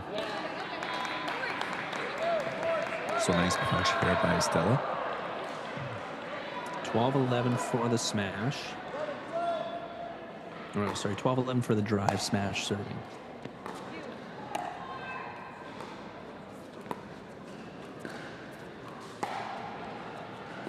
Lob. Good lob again by Alexis. Good get there by Stella. Oh, good shot by Audrey to pull Stella wide when she came in. Good work on that lob, pushing the smash ladies back and scrambling for balls.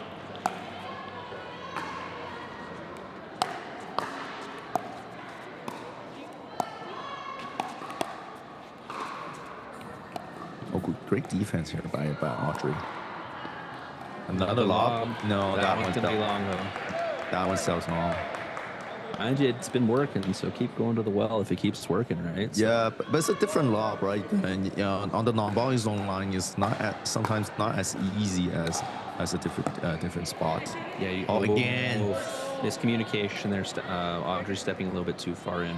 Yeah, again, that was the second time that actually it happened. So Audrey and Alexis need to communicate that well.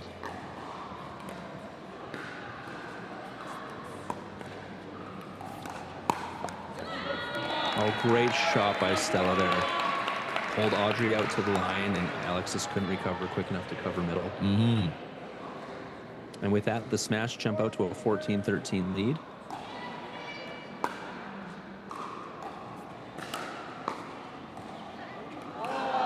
Oh, this swing by Audrey. Jessica will take it. 15-13 now for the smash.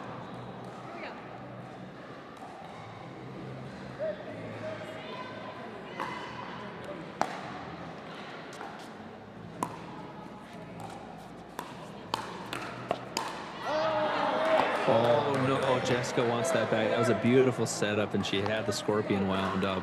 Yeah. 14-15.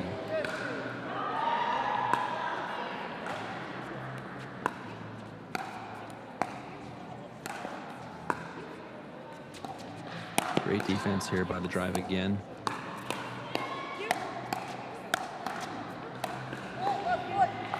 Oh, Oh no, by bullet Audrey. fall by Audrey. Oh A no. little bit too aggressive. I think that's her second one. Timeout call by the drive, I think. Oh, no. No, They were going to maybe. do something else, I think. All right, 16-14 for the smash. Stella serving.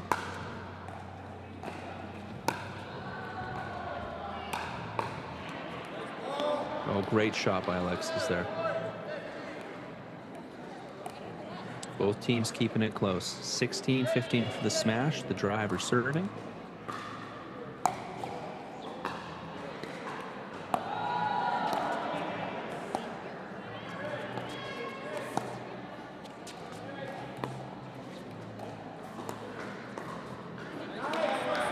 Another great shot down the line by Alexis. Enough to pull Jessica into the middle and then go down the line. 16-16.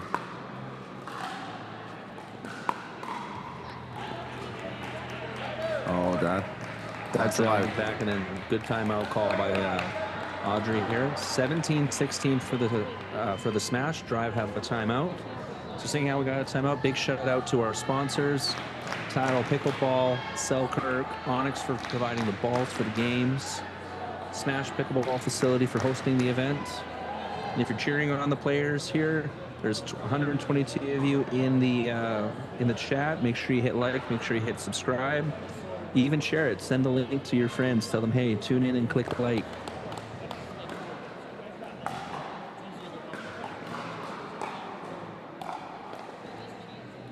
So the drive have done a really good job, Vic, of neutralizing Jess's ability to come in and take over in the middle by those couple of shots down the line now.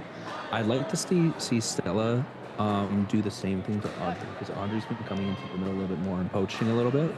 Now she has gotten 2 foot faults called against her already, but if Stella could even do one down the line and a decently hard shot, not just a little ding, but one actual one that's going to look like a roll shot.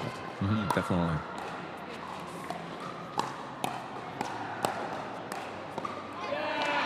Great shots there by Stella.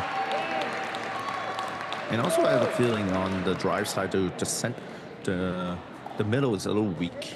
It seems like Audrey and Alexis, not really. There's not much communication right down the middle line. So yeah, they've had a couple clashes or a couple miscues there. So yeah, that'd be something for them to attack. All right, 18-17 for the smash. Drive serving. Teams in a race now to get to that 20-point marker for the freeze. Oh, right on the net cord. 18-18 now.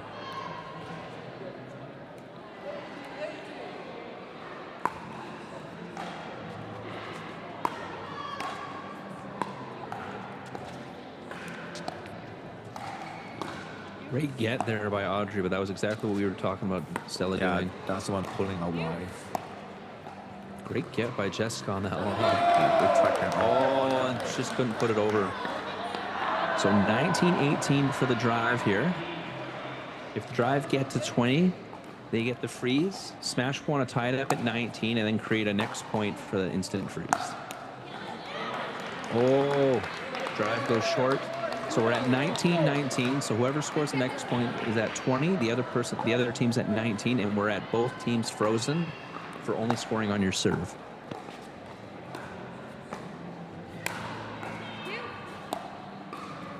Great gets there. Great defense by Jessica Calmudo there. Drive keeping the pressure in, and there's the down the line again by Stella. Great read. Or not by Stella, by Alexis. Yes. Great read there. 20-19 for the drive. Possible game point here.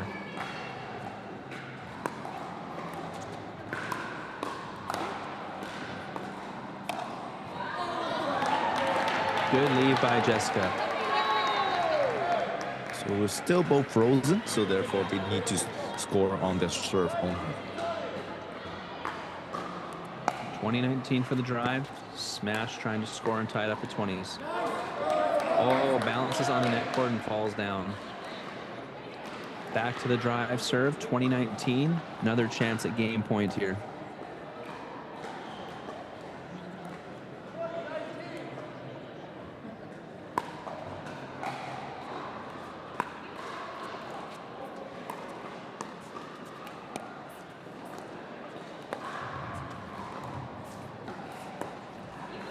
Go off the net cord lob.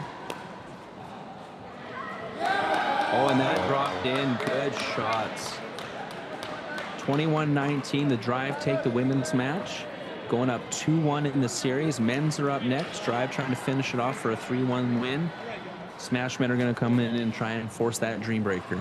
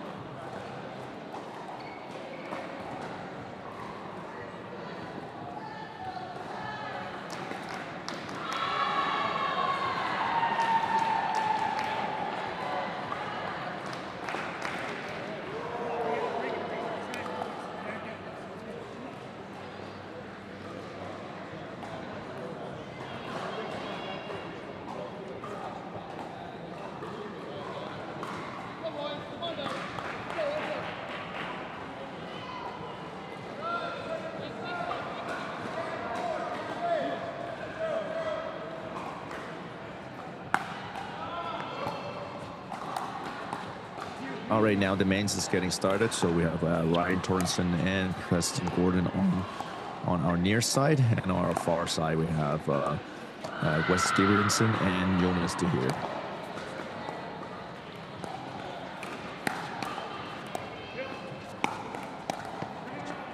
Oh, great get by Ryan. Oh, just sails out. Ryan even switched hands for that one. He's normally not an ambidextrous player. Great shot by Jonas. First point goes for the Drives.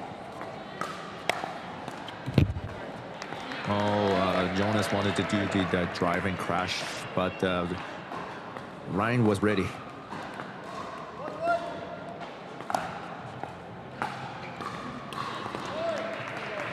Missed return by Jonas here.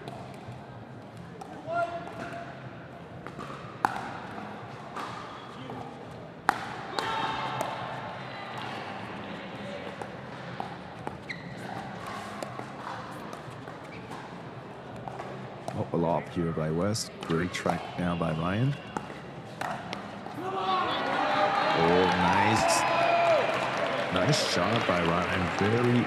Very calm to come in, tracking that lob, coming in very gently and finish with the blow.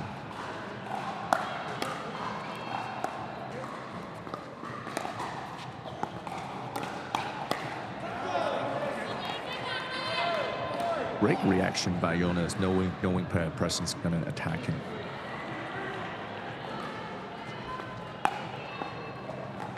Great serve by Wes over here.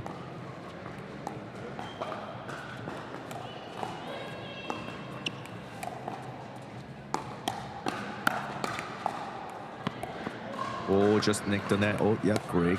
Great get by both players.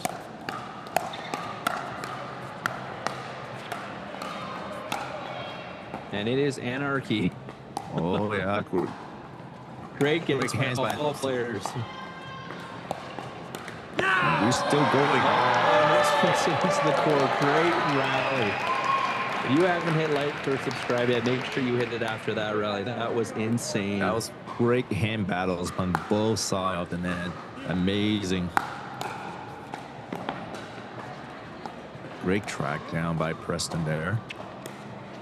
Oh, West wanted to do a quick fake. West trying like a shake and bake lob there. Another lob there. Great get by Ryan.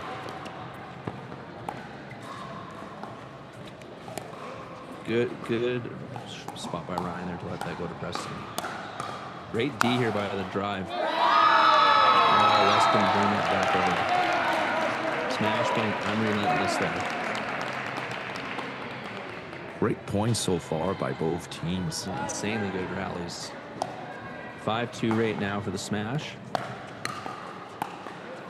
Good block by Wes. Oh, Preston couldn't get quite over. Great block there by Wes.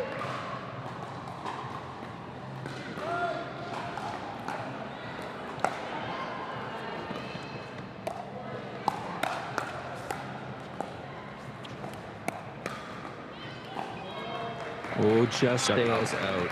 Just out. Great job by Ryan.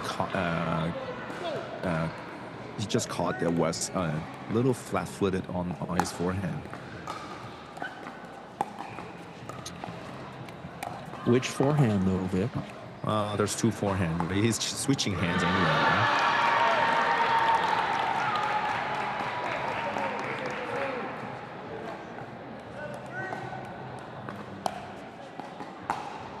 Yeah, Andrew, I know. Wes is using his 2 forehands, so basically Wes is we know he's ambidextrous.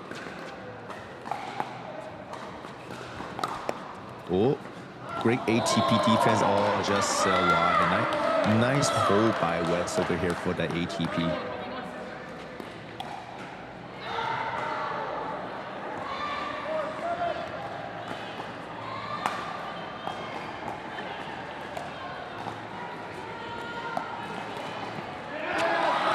Oh, what a recognition by Wes, and what a backhand flick going down the line.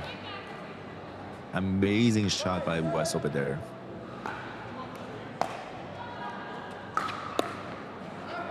A big drive here by Wes, changing it up a little bit.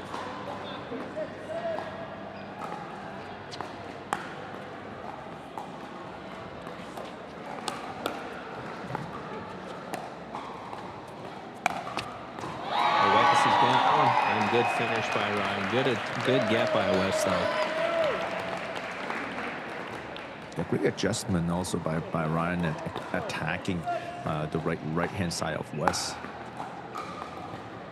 And Wes being a lot more active in this game, taking a lot more of the court up, whereas when we last saw him play, he was not content to go a 50-50 split with his partner. Definitely. 9-6 now, smash serving. Oh, net court, good pick up. Oh, beautiful finish by Preston. Seeing a little bit too much paddle clash there. I think there was a timeout. It's going to be called by the drive. Timeout. Good call there. Too many paddle clashes there at the end there. All right, so all the teams have a timeout, and if you're enjoying Mama Kawamoto at the bottom of your screen, waving your pom-poms, cheering for the smash, hit like, hit subscribe in the chat, and also in the chat, call out some of your the team you're cheering for or the player you're cheering for. I'll see if I can keep track and announce it out. We want to thank our sponsors, Tyrell Pickleball, Selkirk, Onyx for providing the balls for this event. Of course, the Smash Pickleball facility for hosting the event. And if you're just joining us, of course, I'm Andrew Gorman with my co-host Victor Chan, who's a certified pickleball referee. We're the hosts of the Pickleball Diaries podcast. We cover the CNPL. We'll also be covering this event. A new podcast will come up next week where we break down the games, break down the players who we think who was a surprise, who came out, who we weren't expecting to come out. So stay tuned for that. Back to the match now. Smash serving. They're up 10-6 on the drive. Smash trying to force the 2-2 tie for the Dreambreaker.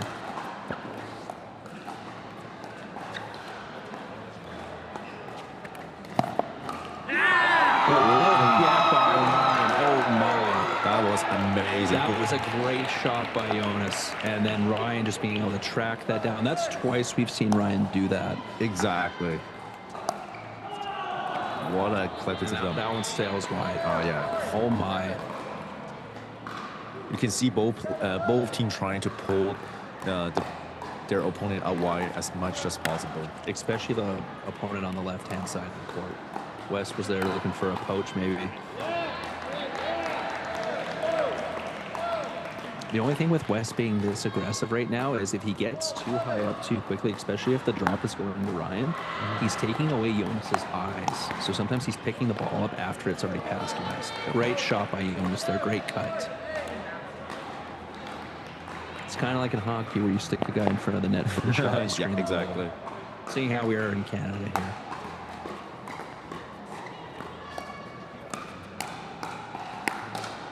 Great pickup by what a my, defense. good defense by everyone there. Still going, people. Everyone having a shot at trying to finish the point. What a shot. What a Somebody dig. clip that right now. What a dig by Jonas behind the back. Oh my. That's the highlight of the event so far. Oh my. It was either that or Ryan's diving ATP in the previous match. Definitely. While we're going at it, Ryan has a great shot from his backhand flick.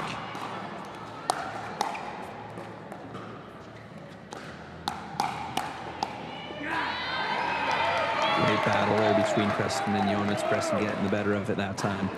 14-9 for the smash. Trying to force that 2-2 tie for the Dreambreaker.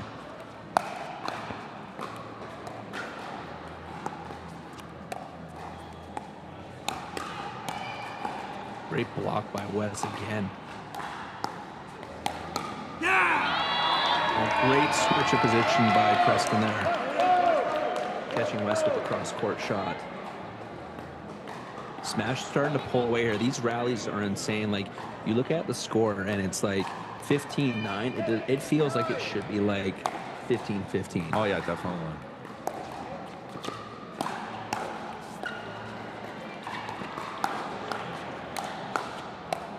Great gets again. What a get by Jonas over there. This is a great shot. This is like the unstoppable force meeting the immovable object right now. The defense of the drive, like getting those digs in, are so good. Playing pretty much almost any other team, they would be winning this match. But just Ryan and Preston are just like unrelenting right now. Exactly. Good Another timeout timeout by the drives. Amazing rallies over here. You need to tune in over here. For people that hasn't been tuning in, please call your friends, call everyone, put that on your TV screen. Yeah, we have some insane hand battles here. We got 133 people in the chat right now, only 118 likes. I think that shot by Jonas at least deserves 10 more likes, guys. Come on, hit that like button, hit subscribe, share the feed to your friends. This is an amazing match going on right now. All right, so that's the second drive timeout. So they have no more timeouts in this match. Unfortunately, they've had to use them both a little early here, but it is a 7-point lead for the Smash. Smash still have both their timeouts. Like we said, Smash trying to force the 2-2 tie and force it into the Dreambreaker singles.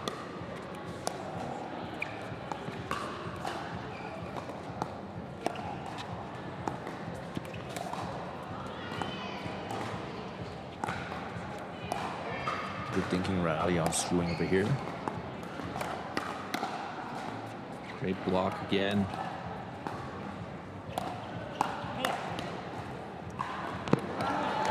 Oh, Ryan was thinking about it. Great hands all around.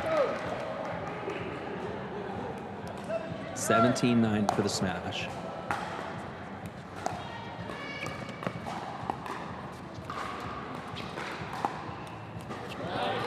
Oh, Preston wants that one back. Trying to go a little bit too sharp there. 10-17. Drive serving.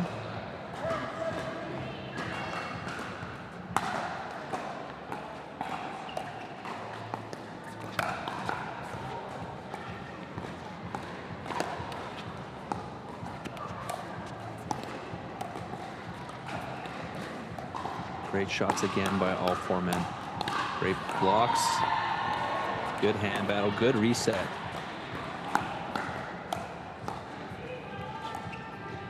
Great rallies on Struing over here. Both teams not even Good pickup again. Oh, and Ryan will not be denied again. Great finish. You can see the Smash is definitely the dominant team on this game. They're the one actually initiating that speed ups. Yeah, like kudos. Yeah, I think that one went wide. That was very close. It was very close, but Yeah, the smasher dictating the pace. Like, kudos to the drive for getting so many of those digs. But then also, even when they attempt to counterpunch, great reaction by the smash as well to counter the counter. You're watching high-speed chess right now.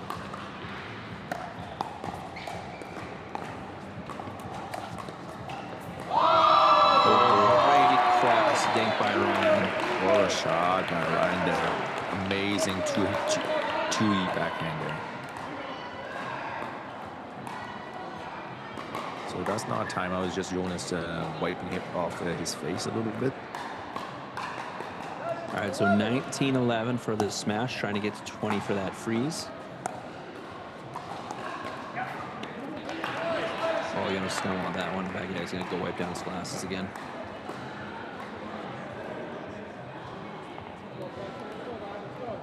All right, 20-11 for the smash. They can only win on their serve. So the drive need to break serve right now. Oh, good speed, good drive by Preston. Smash take it, 21-11, forcing the 2-2 tie. We have another dream breaker coming up. That is 3 in a row, Vic. Let's go. That's it. Let's go. Let's keep going. Obviously, the score was not reflective of how good this match was. There's some insane hand battles going on. So stay tuned, everyone. We're gonna that dream breaker is gonna be electric.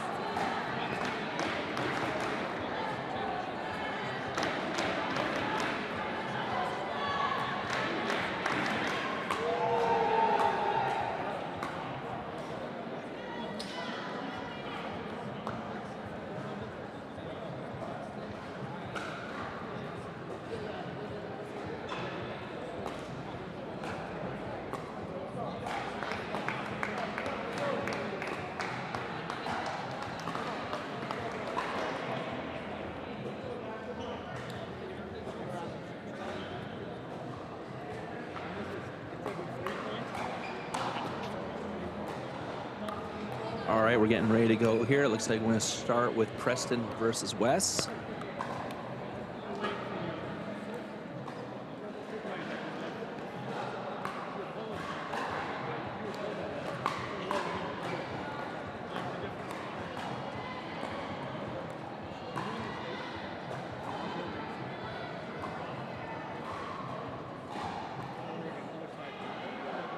Quicker trip for you.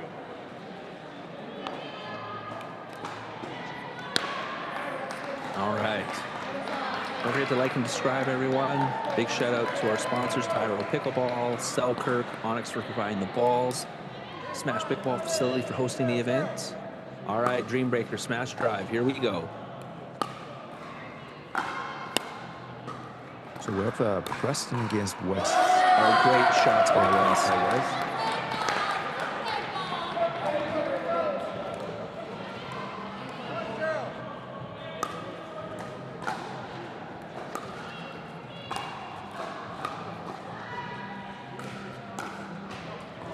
Oh, that went out. That was the perfect shot to do, but he just put it a little too hard. Yeah, that's some unforced error you can do. Oh, what a shot there. Shot. That one stays in. Oh, West can't track that one down. So West takes 2 out of a possible 3 points. 2-1 for the drive. Ryan versus Jonas coming up.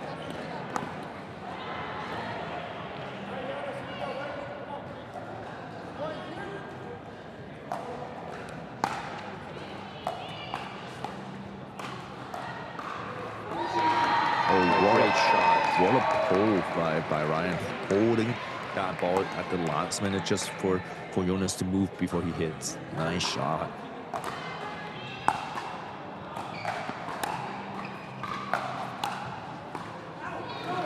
Oh, and that sails long.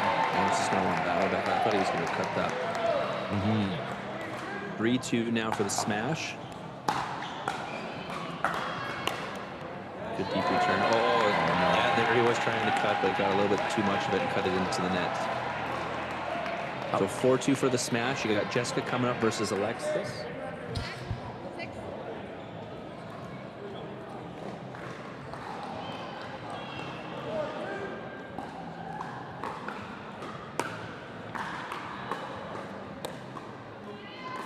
Oh, what a shot. What a track down by Jessica. Oh, just come out short a little bit down there.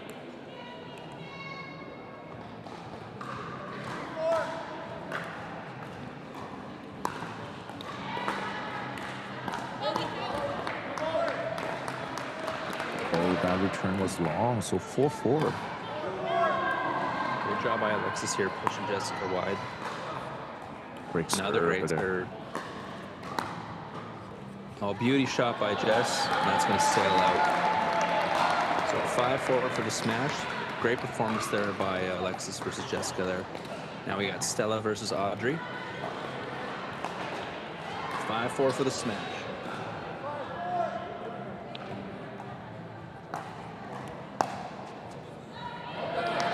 Sails wide, good serve. 6-4 now for the smash. Stella trying to pull away here. Oh no, that was more.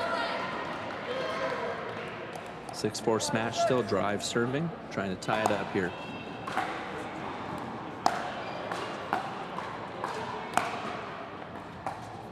Oh, that sails wide. Good shots there by Audrey. 6-6. Back to Preston and West.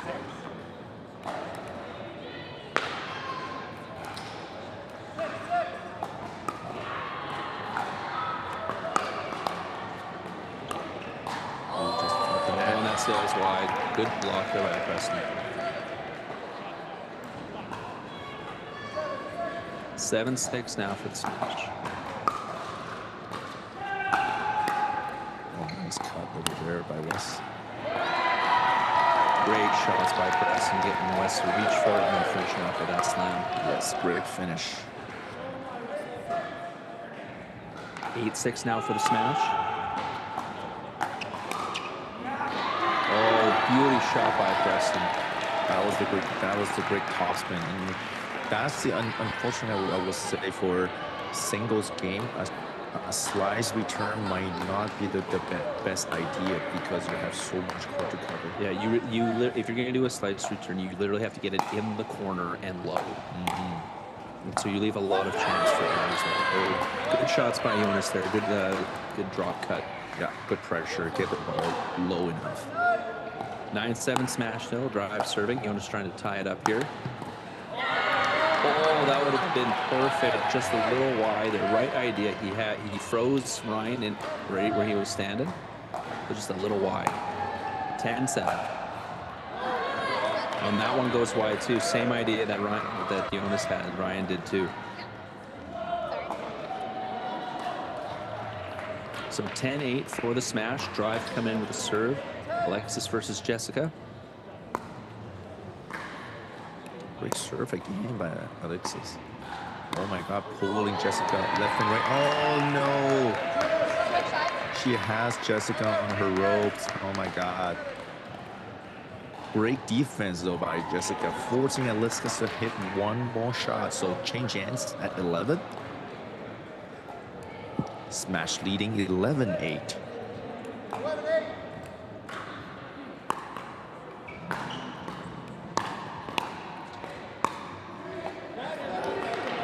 The sail is wide. Good attempt.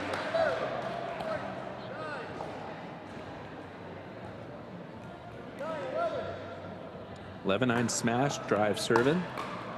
Alexis trying to bring them within one. Jessica trying to maintain the lead here. Good track down. Oh, good finish by Alexis there.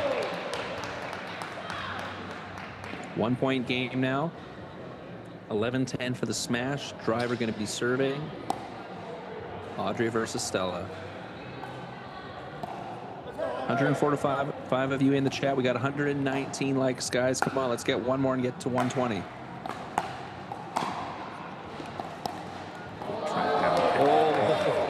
Almost.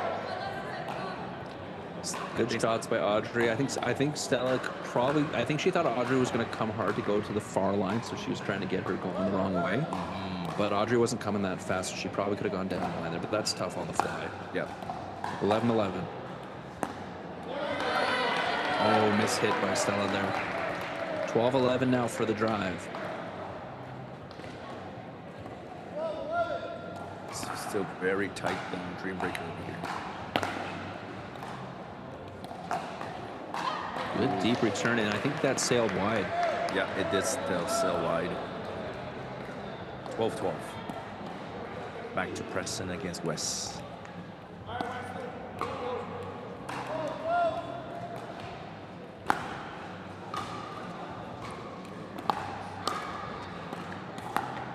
Good cut.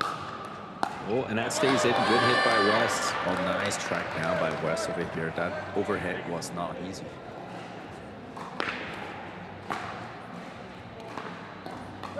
$13-12 now for the drive.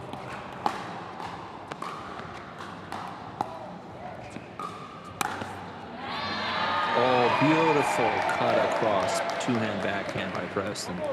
Amazing in the corner. 13-13. Blocks by West. Oh, beautiful shot by Preston. Right, so we have Smash still leading. Only by 1 point. Teams trading points right now. 14-13 for the Smash. Oh, beautiful cut by Jonas. Great cut over there.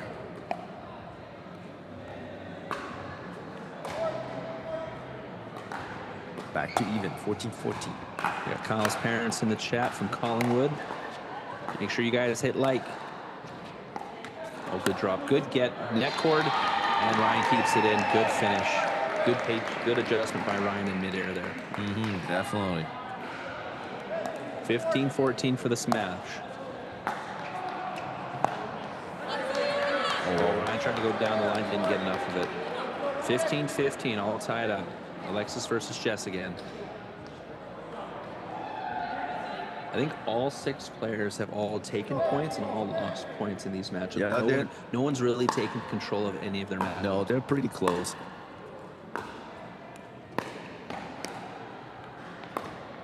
Oh, great round. Oh, just a little bit too far. Great shots by Alexis making Jessica run, but great track downs by Jessica nonetheless.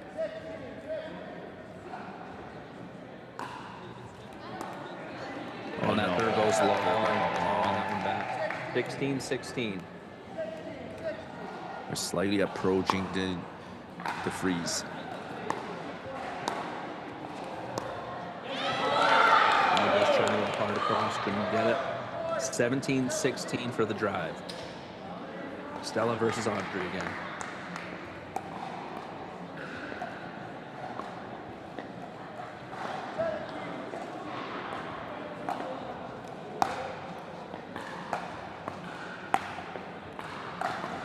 Great cut, great get, and great finish there by Stella.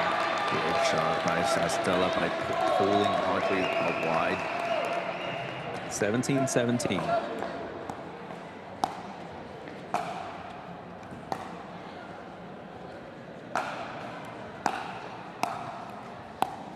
Good shots by both women here. Good pick up net core. Just trying to go too hard across. Great shots. Great adjustment by Audrey, not panicking. 18-17 for the drive.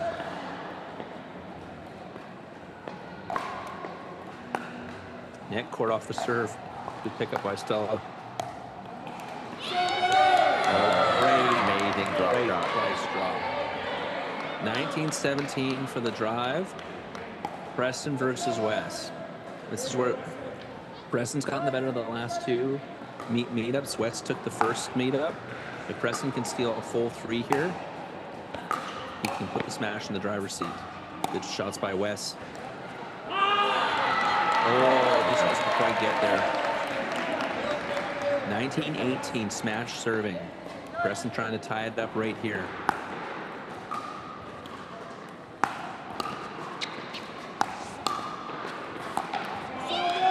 Great block by Wes. Great recognition there. Knowing that Preston wants to go inside out there. 2018, drive with a chance to win it right here. And it went long. Wes is calling long. I think it went long by the looks of it. Yes, indeed. The referee also called it. Yeah. Great game. What a match. The drive pull out 21-18 in the Dream Breaker. What a match. Great game from both teams. If you didn't catch this match and you're only tuning in now, definitely go back and watch the men's game. It says 21-11, but holy crap, was that game electric. No, that the score that did not give justice at all for the quality of the play. Absolutely. So we have one more match tonight on this court, guys, before we wrap up. It's going to be the Northern Lights versus Toronto United. Stay tuned.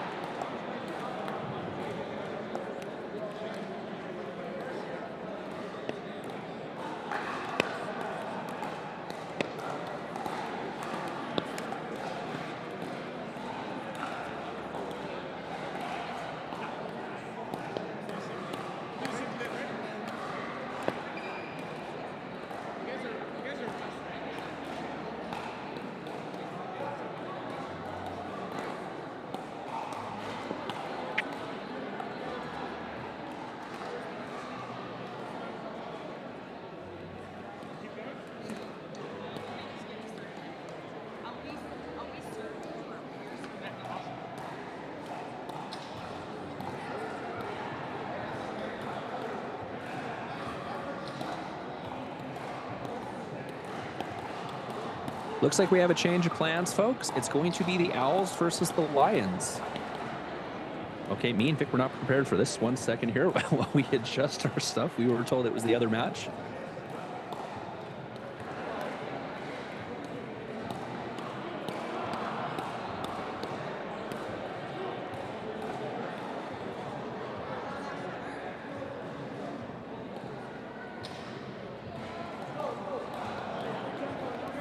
All right, so we're going to have, for the Owls, we have Anna Dushenko and Eric Frott versus Ernesto Fajardo and Stevie Petropoulos.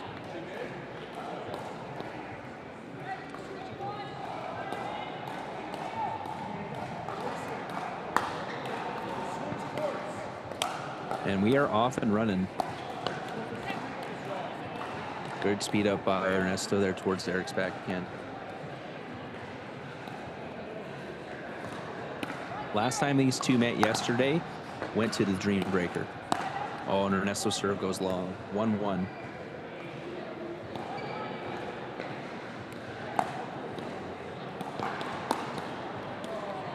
Great drive by Anna there. Stevie couldn't handle it. 2-1 now for the Owls.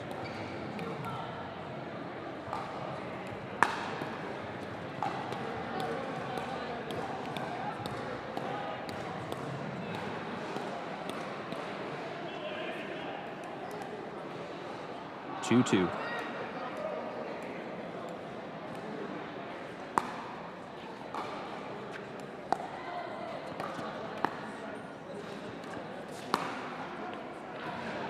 Oh, great roll shot by Stevie there, hitting the back line.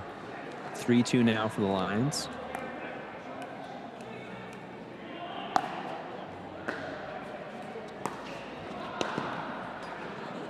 Oh, Eric with the jumping Ernie. Right off the serve return. Great shot.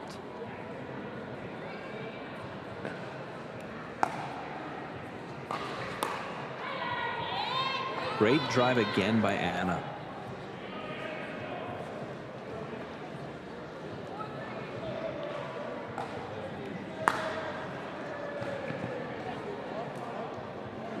Great returns there. Both teams still kind of feeling each other up, but a couple of really good shots off the hop here.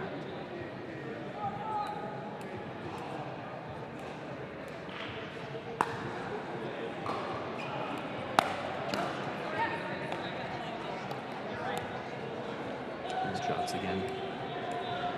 5-4 for the Lions.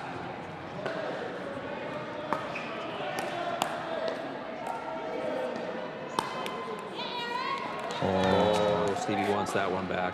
Yeah, she just got stuck behind on the non-volley zone line. She should have come in while Ernesto was engaging. Okay, we're still even miss return by Ernesto there.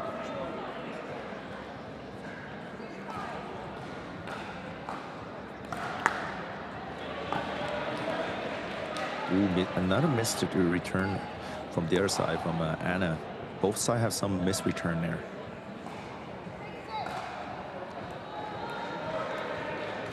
We're back to even 6-6.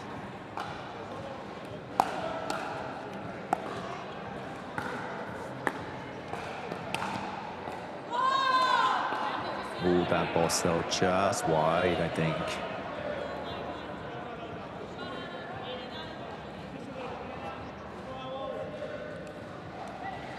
7-6. Ooh, that drive into the net by Ernesto. Pushing the tape again. Both the team not really dominating each other. Oh no, Eric serving that ball way wide.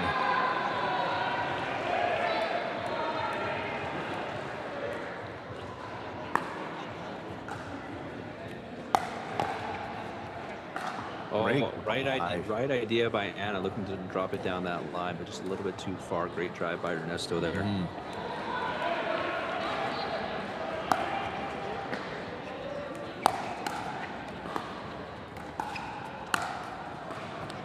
Well, that was a bad decision by Anna, trying to lob over Stevie, because especially Ernesto's forehand is right in the middle, and that he's athletic enough to get that overhead.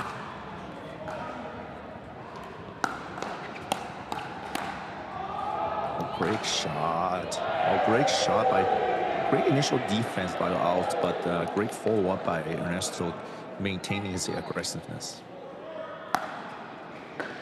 So Lions now pulling ahead by 4 points. Missed return, another mixed return by Alls. Now 12-7, pulling ahead. Yeah, a lot of unforced errors so far. Oh, and that dropped and in. That backhand drop in by Stevie. What a shot. Great get by Stevie there.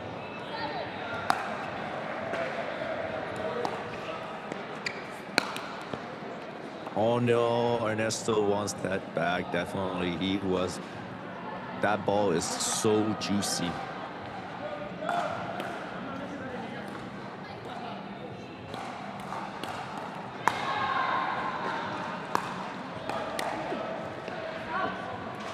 Oh no, Eric was not ready for that pop-up.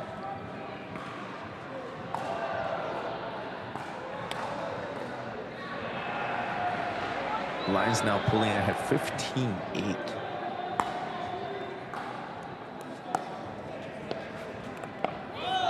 Oh, good great shot by Eric. Caught Ernesto by surprise there.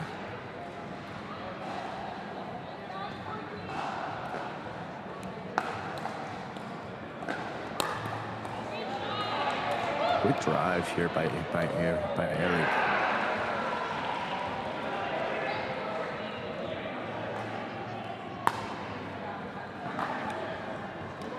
I know that that trick shot drive by Anna was slightly delayed.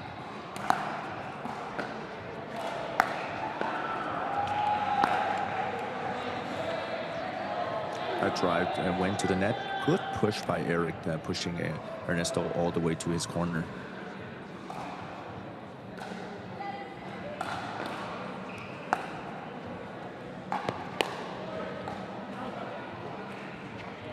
Great pressure over here from the Lions.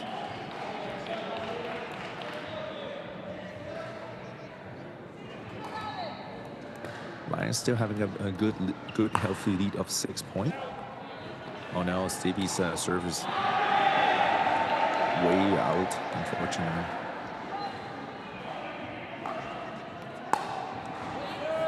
Oh no, that return almost hit Ernesto there.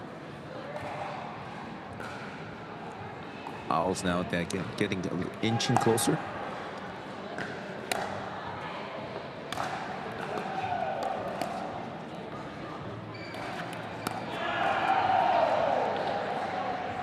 Great attack by Ernesto there.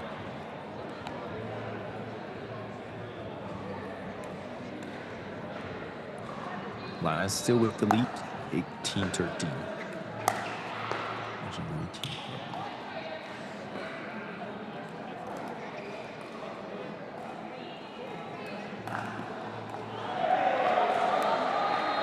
Oh, there's a ball in the court. Ball in the court.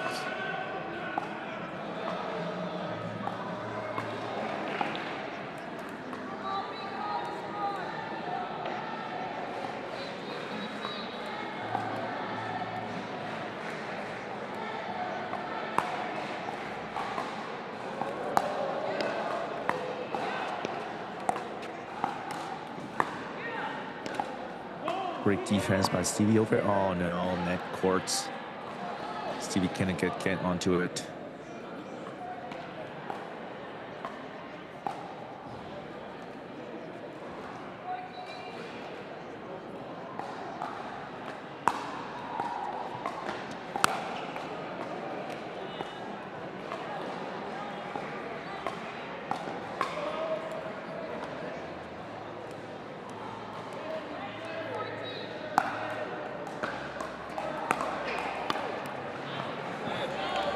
Great shot by Anna, pushing Ernesto out far.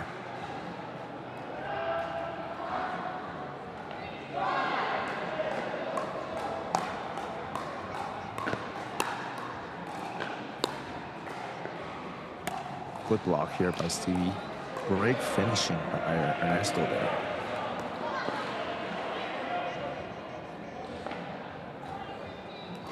All right, chance here for the Lions to take a 1-0 lead in the series here.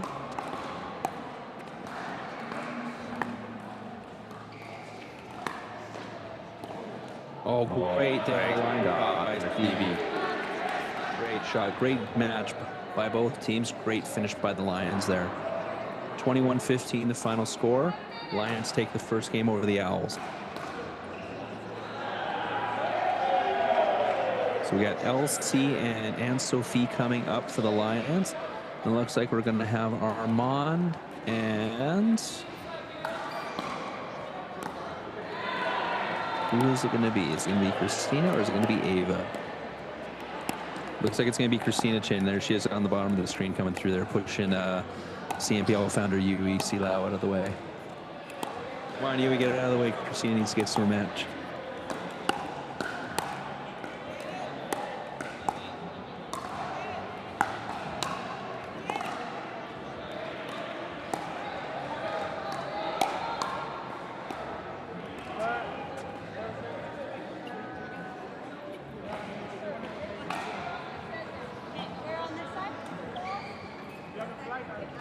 All right, so while the teams pick their balls, we want to give a shout out to our sponsors, Tyrell Pickleball, Selkirk, Onyx Pickleball for supplying the balls for this event, the Smash Pickleball facility for hosting.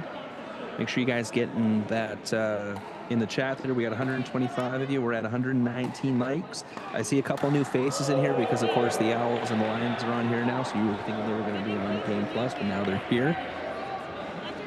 Daddy D in the chat who just said go Lions. I don't know if you've hit like yet, but make sure you hit like and hit subscribe and share the stream to all your friends.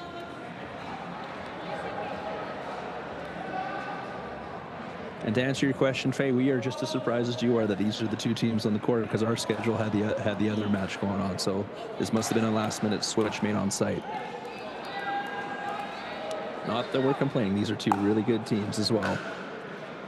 And here we are, right off the top here. Great drive by Armand.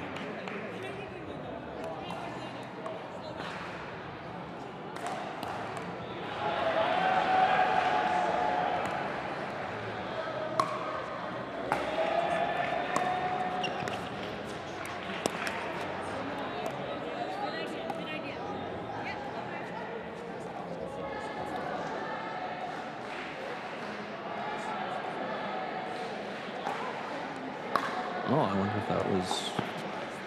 I wonder if they were supposed to be switching the whole time and teams weren't, or if... oh, good shot there. Just missed by Anne-Sophie going down the line.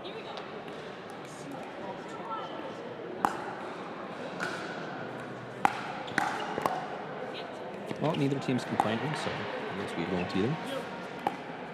Good shots here. Both women really pushing each other wide. Just catching that top of that net court again.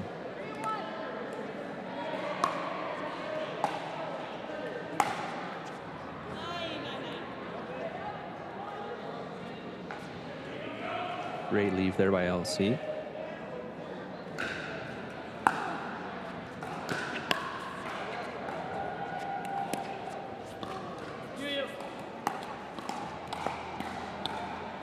Oh, off the net court, good pickup by LC.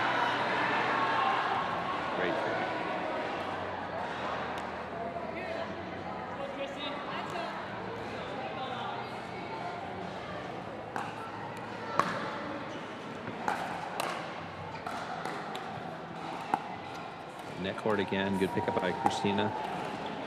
Cross court stink again. It goes really wide. Christina goes for the 18 again. APP by Christina Chin. Great patience. Amazing shot by Christina Chin there.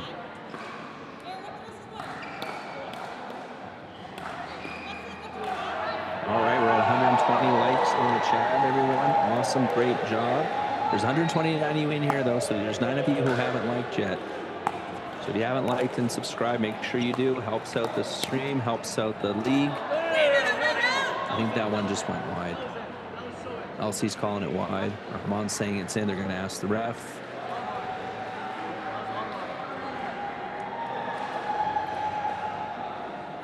I think the refs didn't see it, so I think the call is standing. Armand not happy about it. I think it was out. I did see the ball a couple of inches out. From now, we're a far away angle, but yeah, from my angle too, I thought it might have been out. So I was leaning more towards out than I was in. Oh, great shot. Oh, I think almost. That one went out too. Yeah, that was almost an amazing shot by Anne-Sophie there. 5-4 for the Owls.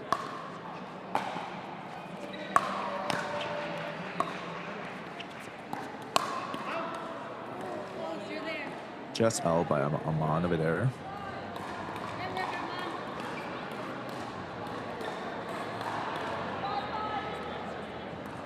Still very close game, 5-5.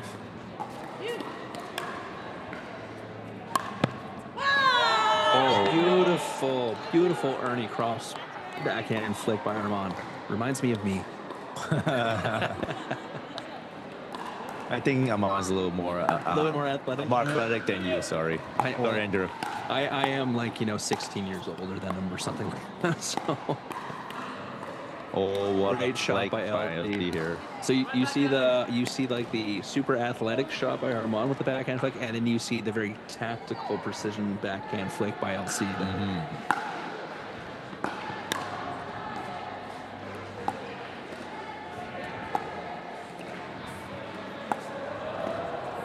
I'm surprised. Oh, that's out. I'm surprised Christina didn't go for an ATP there again. Yeah, I think she. I think she saw LC was covering the line. Yeah, exactly. I think Christina did see LC was ready, so therefore she decided to go crosses instead. Christina was thinking about poaching there. Great digs there by Anne-Sophie. Yep. 7-7.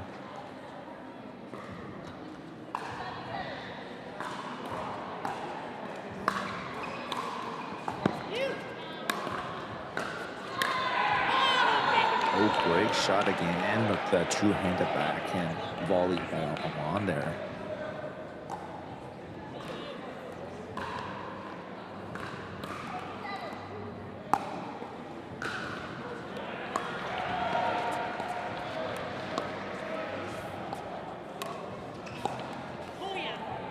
Oh no. LC wanted to go back to Armand, but just fell short on that shot.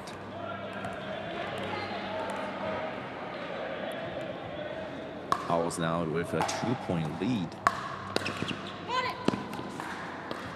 All right, Christina Chinwei is able to track down that court. Oh, beautiful reception shot by LC there. Yeah, what a shot over here. Good setup by Anne-Sophie there.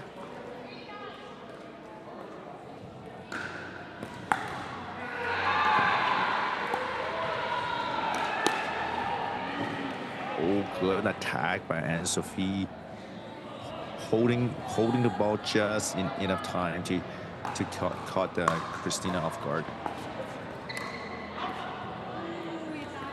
Good leave for Anne-Sophie here. Amanda was doing slightly too much there. Great serve by Anne-Sophie right down that corner, causing Christina with the return error. Big drive by the LC causing Christina to dump it into the net. Now Al has to call that timeout in order to stop the momentum of the Lions. Good timeout call here, and while we're going through the timeout, big shout out to our sponsors, Tyrell Pickleball, Selkirk, Onyx Pickleball for providing the balls for the games, Smash Pickleball facility in London, Ontario for hosting the event, Duper for being the stats provider of the CNPL. And if you're just tuning in, of course, I'm Andrew Gorman with my co-host Victor Chan, certified pickleball referee. We're the hosts of the Pickleball Diaries podcast. We cover the CNPL and lots of other pickleball events going on in Canada.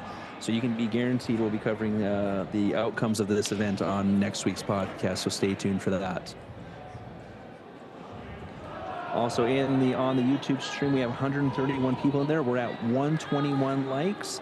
So that's 10 more likes, guys. All of you should have liked this, liked the broadcast. Let's go. Helps out the stream, helps out the players.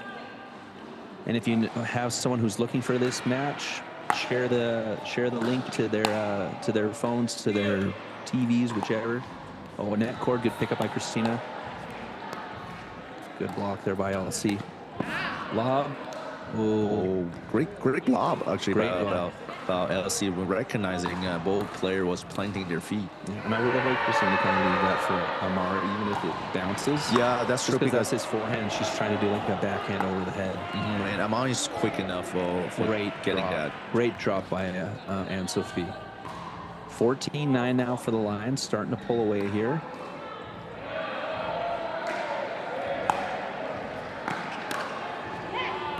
Oh, great shot by Armand there. Great block down to the side. Yeah, Armand has been very steady on his two-handed block. I would probably for LC probably try to avoid that as much as possible. Oh no, LC probably took out ball. Sails deep, so now the Owls within 3 points.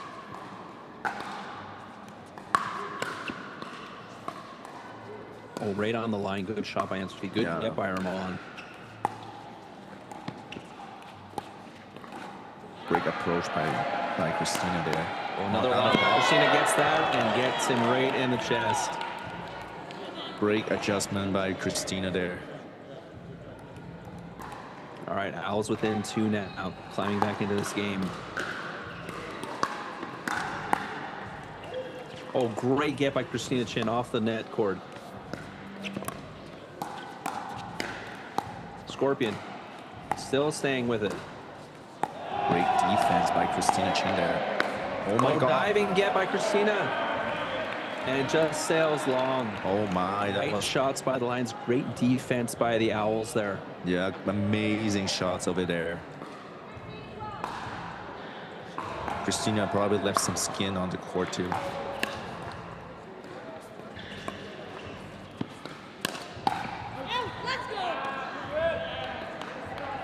And that ball sails wide.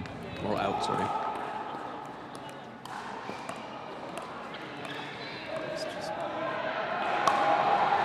So 13-15 coming in. Oh, great shots in the LC there. 16-13 now, Lions lead.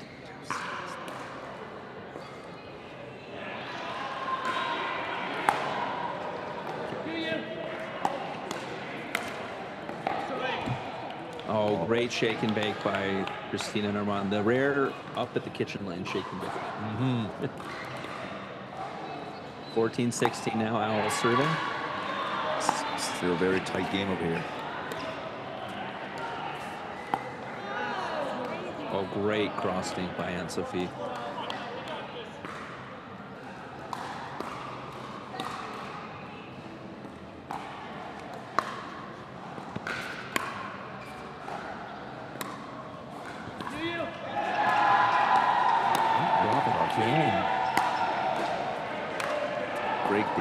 Great cross. Oh, beauty Ernie by Christina Chin. They call him that out? I think they called that. No, LC gave it the ball. LC called it in.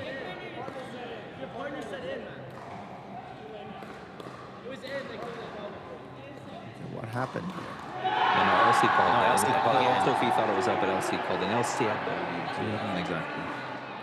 I was gonna say from our shot, I think that was in. Yeah, me too. From our view, it's like couple inches in at least. Yeah. It's tough though when you're trying to get across and trying to get to it. Definitely. All right, 15-17 coming in. Oh no, that fails wide. That returns way wide. 16-17 now. Owls looking to tie it up here.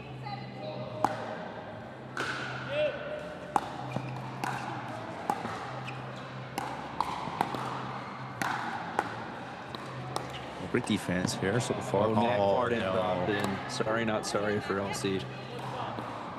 18-16 out. Lions trying to push this to 20. Great serve here by Sophie. Oh, great drive. That was great drive, pulling Christina out wide and pushing her right back to the center.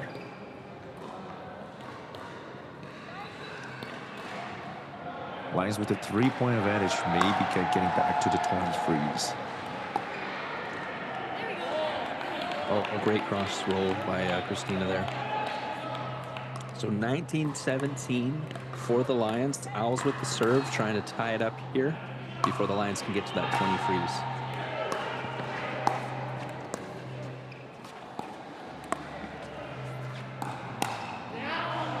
Oh, great shot by LC. I think Christina saw it coming. She just missed it a little bit. Yeah, I think she was a second late. And then also LC was doing a good job holding the ball just a little bit. Yeah. Oh no, that serve was wide. Oh, there. They're trying to appeal, but didn't work. I don't think. Yeah, I don't think that was. I don't know. It was hard to tell from our angle. Yeah, we don't have the best field on that one, so. Especially going cross court. Great serve by Christina there. Oh, great blocks. And that's going to sail out. Great blocks by LC. Oh yeah, LC did the job. He handled it super well on that one. All right. 2018, obviously the line has to freeze. Good deep return. Oh no. Anthony just misses it. So 2019 now, we are in the double freeze. Each team can only score on their serve.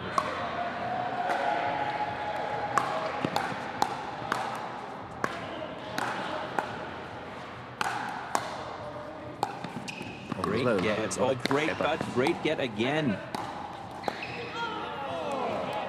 Oh my God! Wow. What a great defense by Al, but LC able to comes a big finishing their point.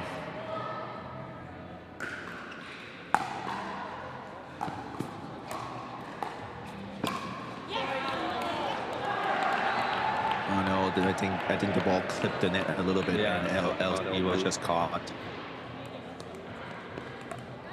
All right, so 19-20. Owls with the serve, trying to tie it up at 20 apiece. Oh, miscommunication there in the middle. I think Christina has to let Armand take that. Definitely. So LC is doing a good job holding that ball again to create that confusion. Oh, great take by Armand there. That's great. Also a great shot. That two backhand volley is not going to be denial.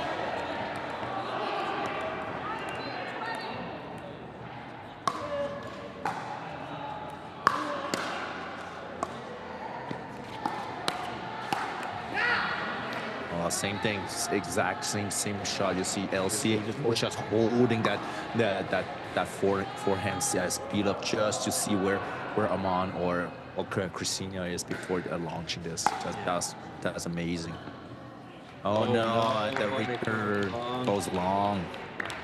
So Lions jump out to a 2-0 lead, taking both mixed matches. That last one, 21-19. We got the women's and the men's matches coming up next. Owls need to win both to force the dream breaker. Stay tuned for it. Great match.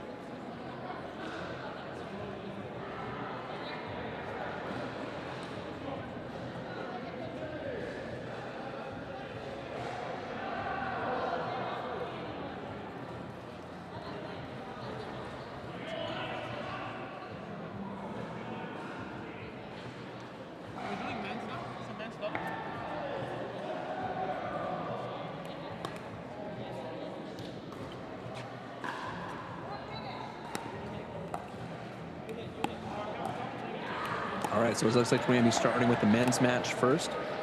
So, of course, for the Lions, we got Ernesto and LC versus Eric and Armand for the Owls.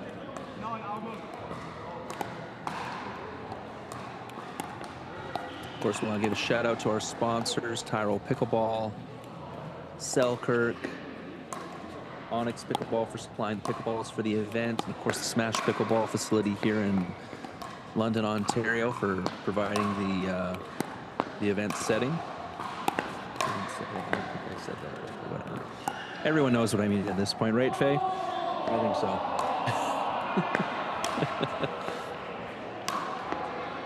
Don't forget to hit like. Don't forget to hit subscribe. Help the stream out. And actually, right now, if you look in the bottom corner of the screen, you can see Jonas Dahl here of The Drive talking to CNPL, one of the CNPL founders, Yui Silao. Give a shout out to Yui, of course, one of the big minds behind this this league and this event.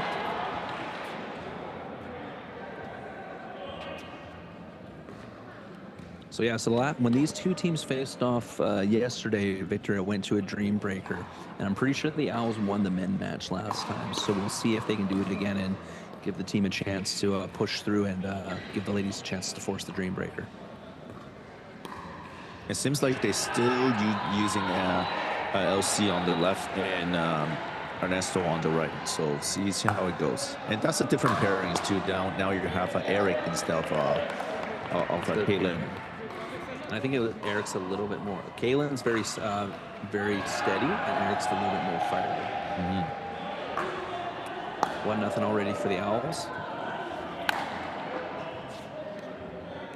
Little miscommunication. Good shot by LC, though, going right between the two Owls players. And I didn't notice before, but I think Eric actually uses the owl paddle. Yes, indeed. We call that the silent paddle. I do have a paddle, one of this paddle in. Almost getting ATP, but it got the HTP instead. What does it mean? Hit the post. No, that's too bad. Yeah, that all paddles, so we call it silent paddle. So if you're not getting used to hearing that paddle, it does not sound as much as a regular paddle when you hit the ball. It's very deceiving. I played against a couple of players who have it, and it takes you a second to adjust because you don't realize how much you rely on your hearing when people are hitting the ball. Definitely. And you can also create tremendous amount of spin off this paddle because it's not raw carbon fiber. It's what the surface is like. It's like almost like a felt surface on this paddle. And for those of you who don't know, that is why the team has the name the Owls, because they, of course, were originally the Vancouver Rush, but they were purchased by the Owl Sports Company. So the Owl Sports, who own that paddle, are the ones who now own the team. Great serve there by Eric. So I was going for 5-2 lead. I do find it funny, though, how the company that owns the team is the Quiet Paddle, but it's definitely not the quietest team. No, definitely not. I will say if you have Amon, Christina Chen, Caitlin on there, Eric, I will say it's a pretty much firing team. LC misses on the roll shot there. So Owls up to a 6-3 lead here.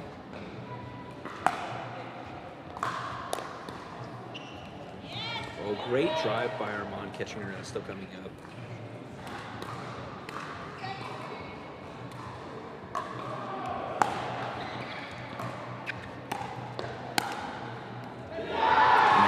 Good get by Eric there. Oh, Armand wants that one back. 7-4 now for the Owls. Lions with the serve. A great serve by Ernesto there. Oh, no. Good lead by Eric. Very good read. Now, we will point out that the Lions are the only team who did not bring any subs with them for this event.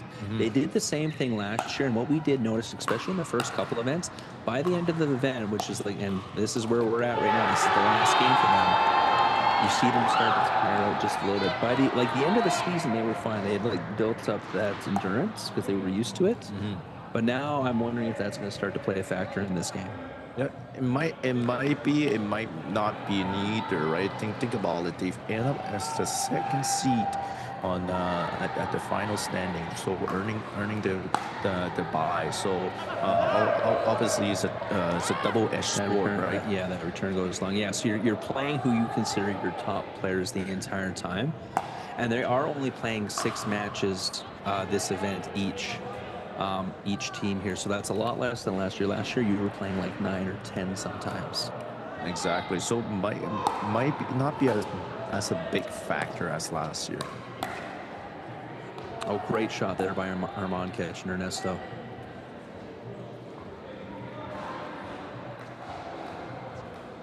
So 11-5 now. The Owls coming out strong in this one. Oh, that sails wide. Good lead by LC. 11-6 now.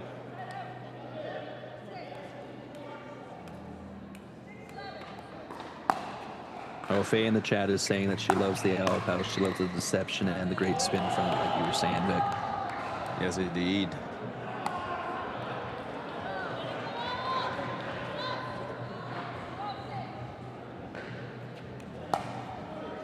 $12-6 now. Another long return. Yeah, not sure about what's going on. I think the Lions might be tiring out a little bit, and obviously, I don't want to take off anything from the Owl, but the Owl team is definitely firing out. Yeah, firing up, lots of energy. Oh, beautiful roll by Armand. What a roll! That is not easy.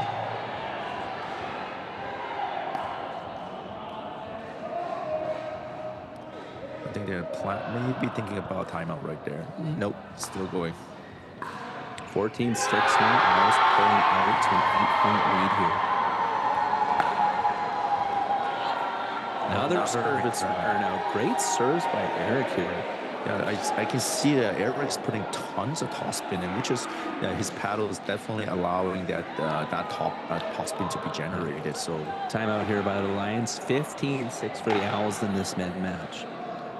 Right, well on their way to trying to force that dream breaker.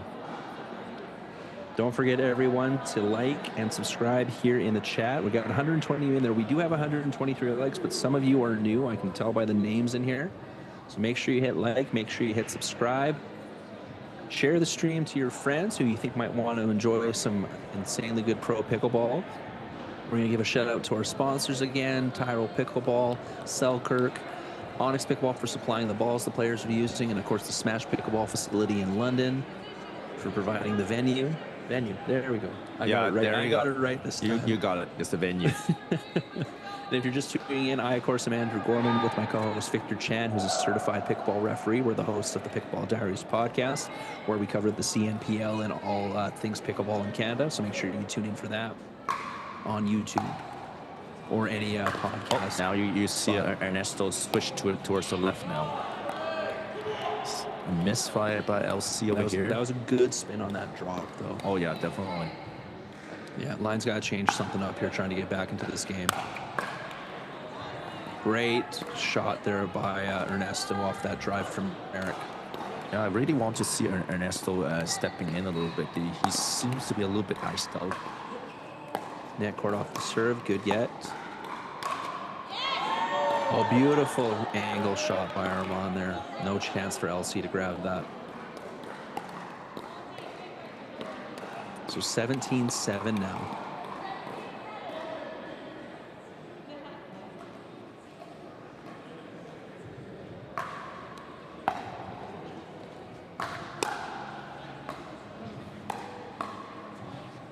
Great digs there by Armand. Great pickup. Oh, great hand battle.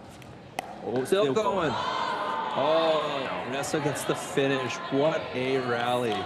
What a great hand battle. That's what you tune in for. Great hand battle there. Oh, definitely.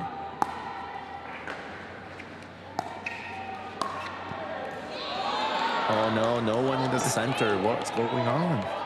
Oh, we got a shout out from Kevin Christensen. Greetings from the other London, all the way across the pond there. Oh, wow. Shout out London. Shout out Kevin. Great. Kevin, make sure you hit like. Starting a little cold, definitely, for the Lions. Ooh, Eric thought that was going over for sure. You could see the look on his face. Lions getting a little bit of momentum here. It is an 18-9 deficit, though. See if they can fight their way back a little bit here. Oh, right idea by Eric, just a little wide there. Yeah, there's a little too much. Trying to do a little bit too much. Yeah, put the ball down. Yeah, I don't think they should be trying to do a little bit too much right now. Just keep the pressure on. Yeah, keep the pressure on. Do what you're doing. Exactly what Armand was doing. Just keep the pressure on LC. Yeah. 19-10 now. Owls looking to get to 20 for the freeze here. Great cut here by Great block. Oh, Great get by Eric off that speed up by Ernesto. 20-10 now for the Owls. wow, that was not easy. It's right on his hip. Possible game point here.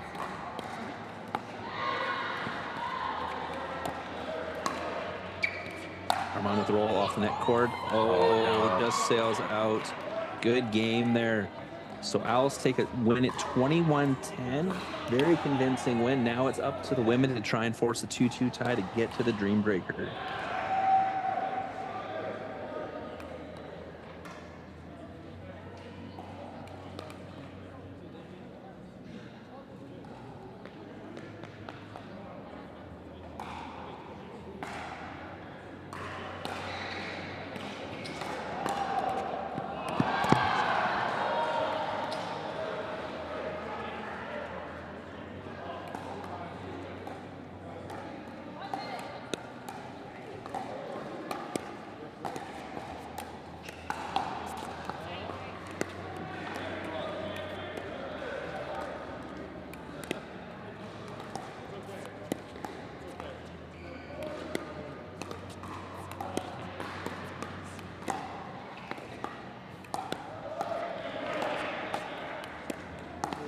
All right, so we got the women coming up now. We got Christina Chin and Anna Dushenko versus Anne-Sophie Courteau and Stevie Petropoulos.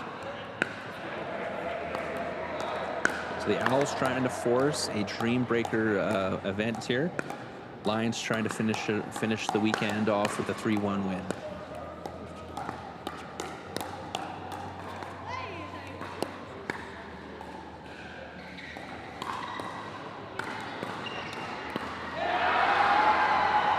Shout out to our sponsors again while the ladies get ready here. Tyrol Pickleball, Selkirk, Onyx Pickleball for supplying the balls. Smash Pickleball, of course, for being the venue for this event.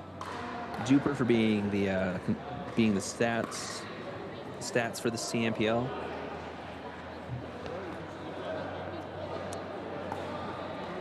Looks like a couple of players need to grab something, so they're making a quick beeline out to grab something there. So if you're in the stream, make sure you hit like, make sure you've hit subscribe. Share the stream to all your friends.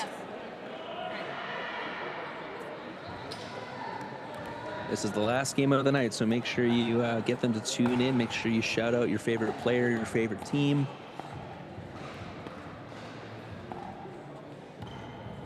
We've had great matches today, Vic. Like, since we jumped on, we've had three Dream Breakers in a row. Let's see if we can make it a 4 for 4 for our broadcast part, anyways.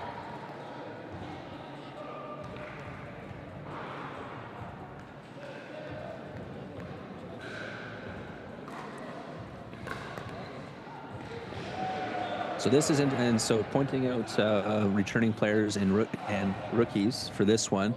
Each team has a seasoned vet. So Christina, of course, in her 3rd year in the CNPL, and Sophie in her 2nd year, of course, winning the championship with the Lions last year. Stevie, of course, being a rookie. Anna Dushenko is technically a rookie for the CNPL, but she has been around the Pickleball Canada scene for a long time. She has won women's open singles at nationals before, beating out her teammate Christina Chin in that event a couple years ago. So Anna is no stranger to the pro level game, but this is her first time in this league. Definitely. So it looks like we're ready to start.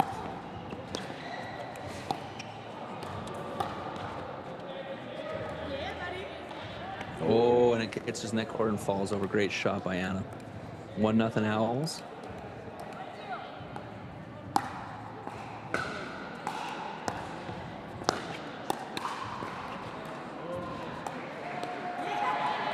Oh, great shot down the line by Anna. And second time, Anna's gonna caught that and Sophie down the line. And Anna's got the length where it's very deceiving where you think she's going to go. She stands about, I want to say 5'10", 5'11". And she's got the arm reach to throw you off. Definitely. Great score there by the Lions. 2-1 Owls. Lions serving. Great deep serve.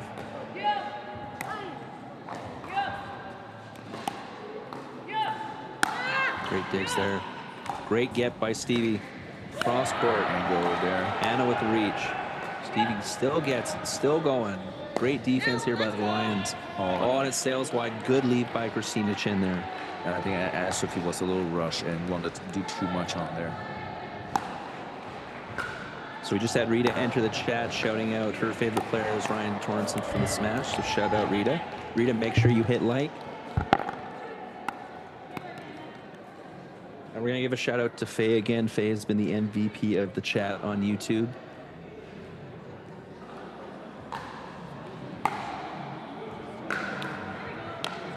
Oh, net court again for Anne-Sophie. 4-2 now for the Owls.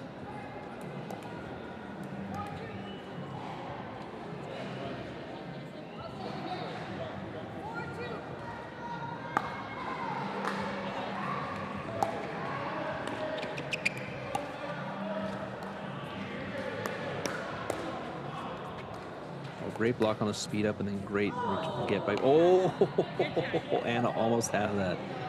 Great block by Anne-Sophie on the speed up by Anna Deshenko and great get by Christina Chin right after that. I can see Anne-Sophie did make her adjustment right now. Oh, beautiful shot down the middle. What a drive down middle over here. 4-4 now.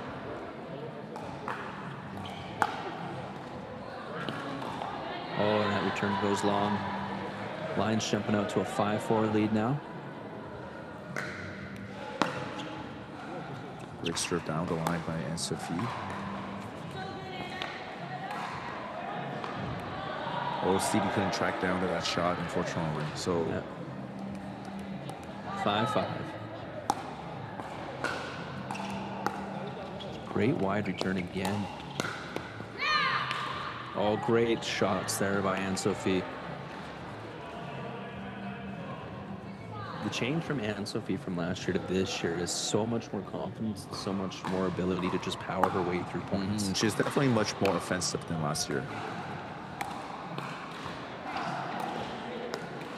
Great digs there by both Lions ladies. Net court ends. It just drifts out off the net court there. 6-6.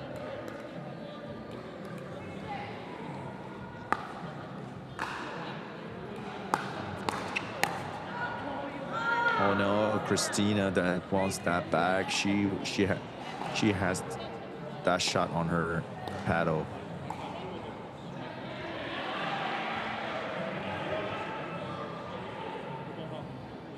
I see Stevie just having some equipment timeout over here.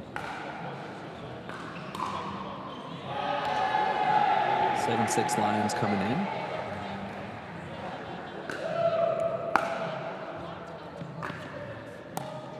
With a good deep return by Christina Chin. Oh, great driving. Christina's mad herself because I'm pretty sure that was sailing out. Yeah. 8-6 now. Lions with the 2-point lead. Stevie once again having problems with her shoes.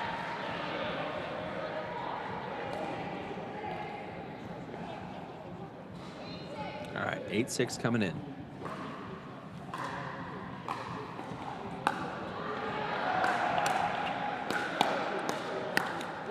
Great drives by Anne-Sophie.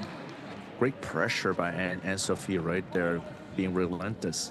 Yeah, if you're the Owls now, I'd say get your serve return as far over to Stevie as you can to try and get Anne-Sophie off that. Oh, Nick, no, not over the paddle. Another center, center drive by Anne-Sophie that ends up well for them. So timeout by Owls there, good timeout call. 10-6 right now for the Lions. Anne-Sophie powering them through that. Yeah, if I was the Owl, I think they need to slow the game down right now because Anne-Sophie is just coming after her non-stop right here, and she recognized that either Anna or Christina not able to handle that drive or that power speed up. Right yeah, here. Exactly. So while the girl ladies have this timeout, shout out to Tyrell Pickleball, Selkirk, Onyx for sponsoring the balls, the Smash Pickleball facility in London, Ontario for being the venue for this event. Shout out to everybody in the chat, everyone who's hit like and subscribe. You guys are awesome. Got 143 people in here, but only 123 likes. So there's 20 of you who haven't hit like yet. Do it really quickly here. It only takes a second. It's free, doesn't cost you a thing, but it helps out the stream, which helps out the league, which in turn helps out everyone involved, and also shows the players that you're watching and you care. All right, we're back to rebound. Long on the return there. Lions now out to an 11-6 lead.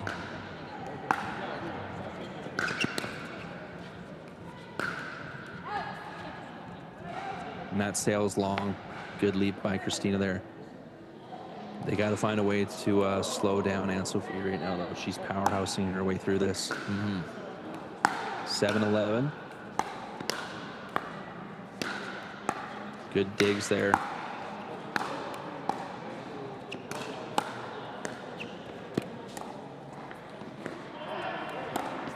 Great shots here. Oh, and that dropped in, splits the middle.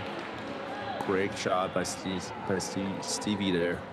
That was really good defense by the Owls to get up to the kitchen line, and good job pulling apart, but great step in by Stevie there to hit it that line down the middle.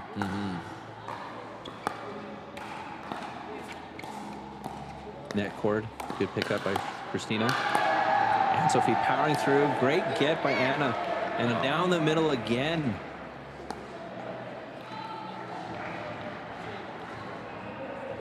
Yeah, both ladies from Iowa having some difficulty of holding this the middle right here. Oh, another good shot down the middle here. Both ladies deferring to each other in the middle, but no one taking charge. Someone's got to take charge here. Yeah, I just saw Amon. They're gonna call. I think they're gonna call a timeout, and they're gonna do a switch. I think.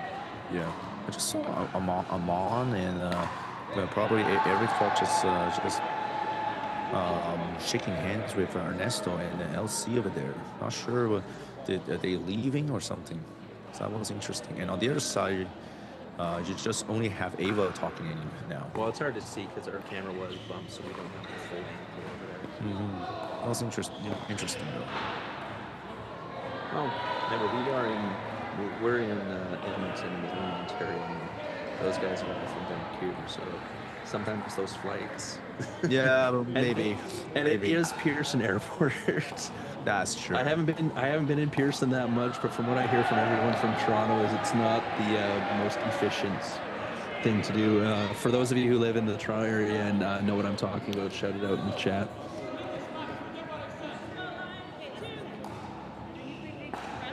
Obviously, for Christina, it's nothing. It's like just a couple hours drive, right? So. Yeah. But yeah. So Christina's actually the only player on the Vancouver Owls who's not from BC, or not from BC or Alberta. Yeah, we do have a. All the men are from BC. Ava is from Edmonton. Yeah. And then Anna Duschenko is from Regina. So all West players, and Christina's the only Toronto native. Oh, just sails out wide. That was a great read by Anna there, but just a little long. 15-7 now for the Lions. Starting to pull away here. Owls need to lock in. Oh, what a serve. Great serve.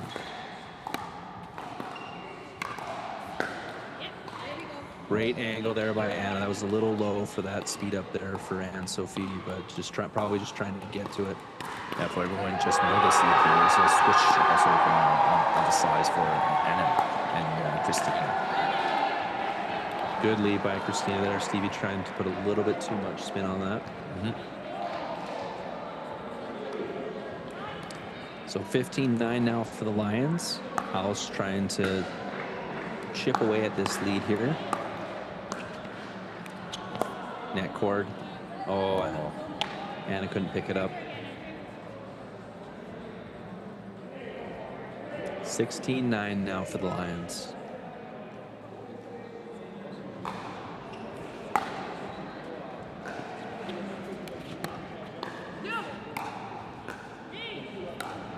Great shots here, great digs as well. It's not pressure. Great pressure by the Owls.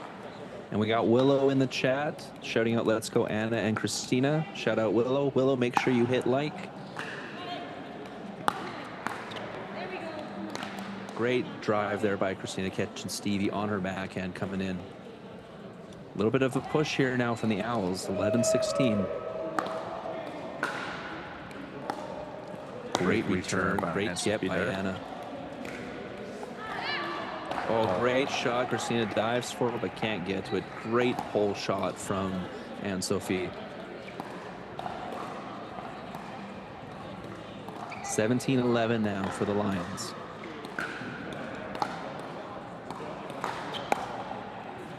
Stevie with the drive, Anna with the block.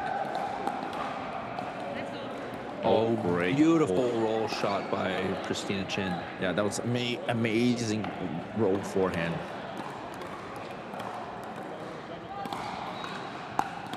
So she's still 5-point deficit over here.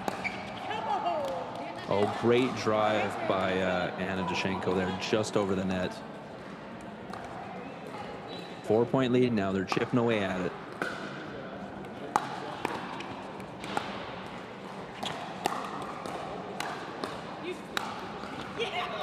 Anna Dashenko taking control there. Great shots. Great setup by Christina Chin. I have a feeling if there Owls take one more point, the Lions will take another timeout. 14-17.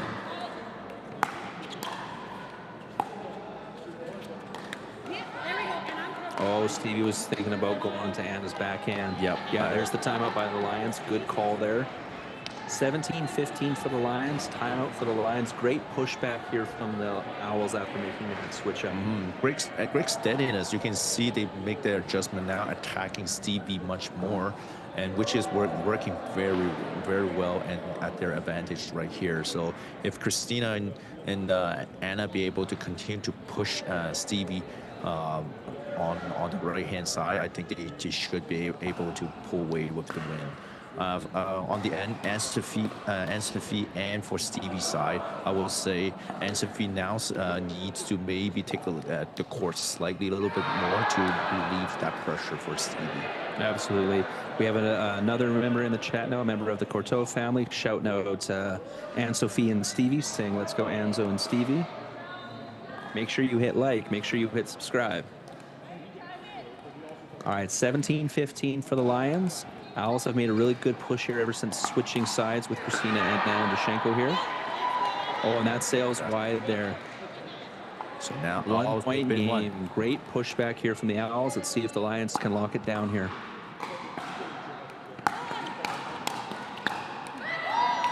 Oh, great finish there by Stevie. 18-16 now for the Lions. Lions trying to finish this match off.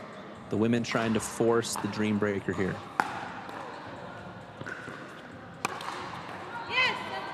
Oh, that just sails a little long there. Oh, and then we had a surprise appearance from Matthew Kawamoto from the other court there when the ball came over.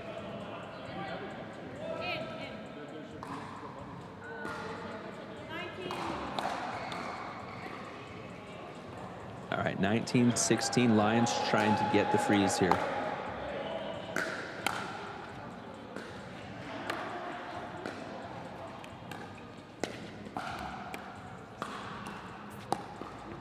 Great thinking game over here. Oh, and Stevie down the middle again.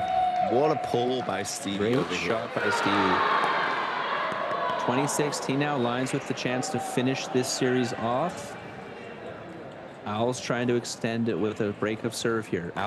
Lions have to score on their serve to win.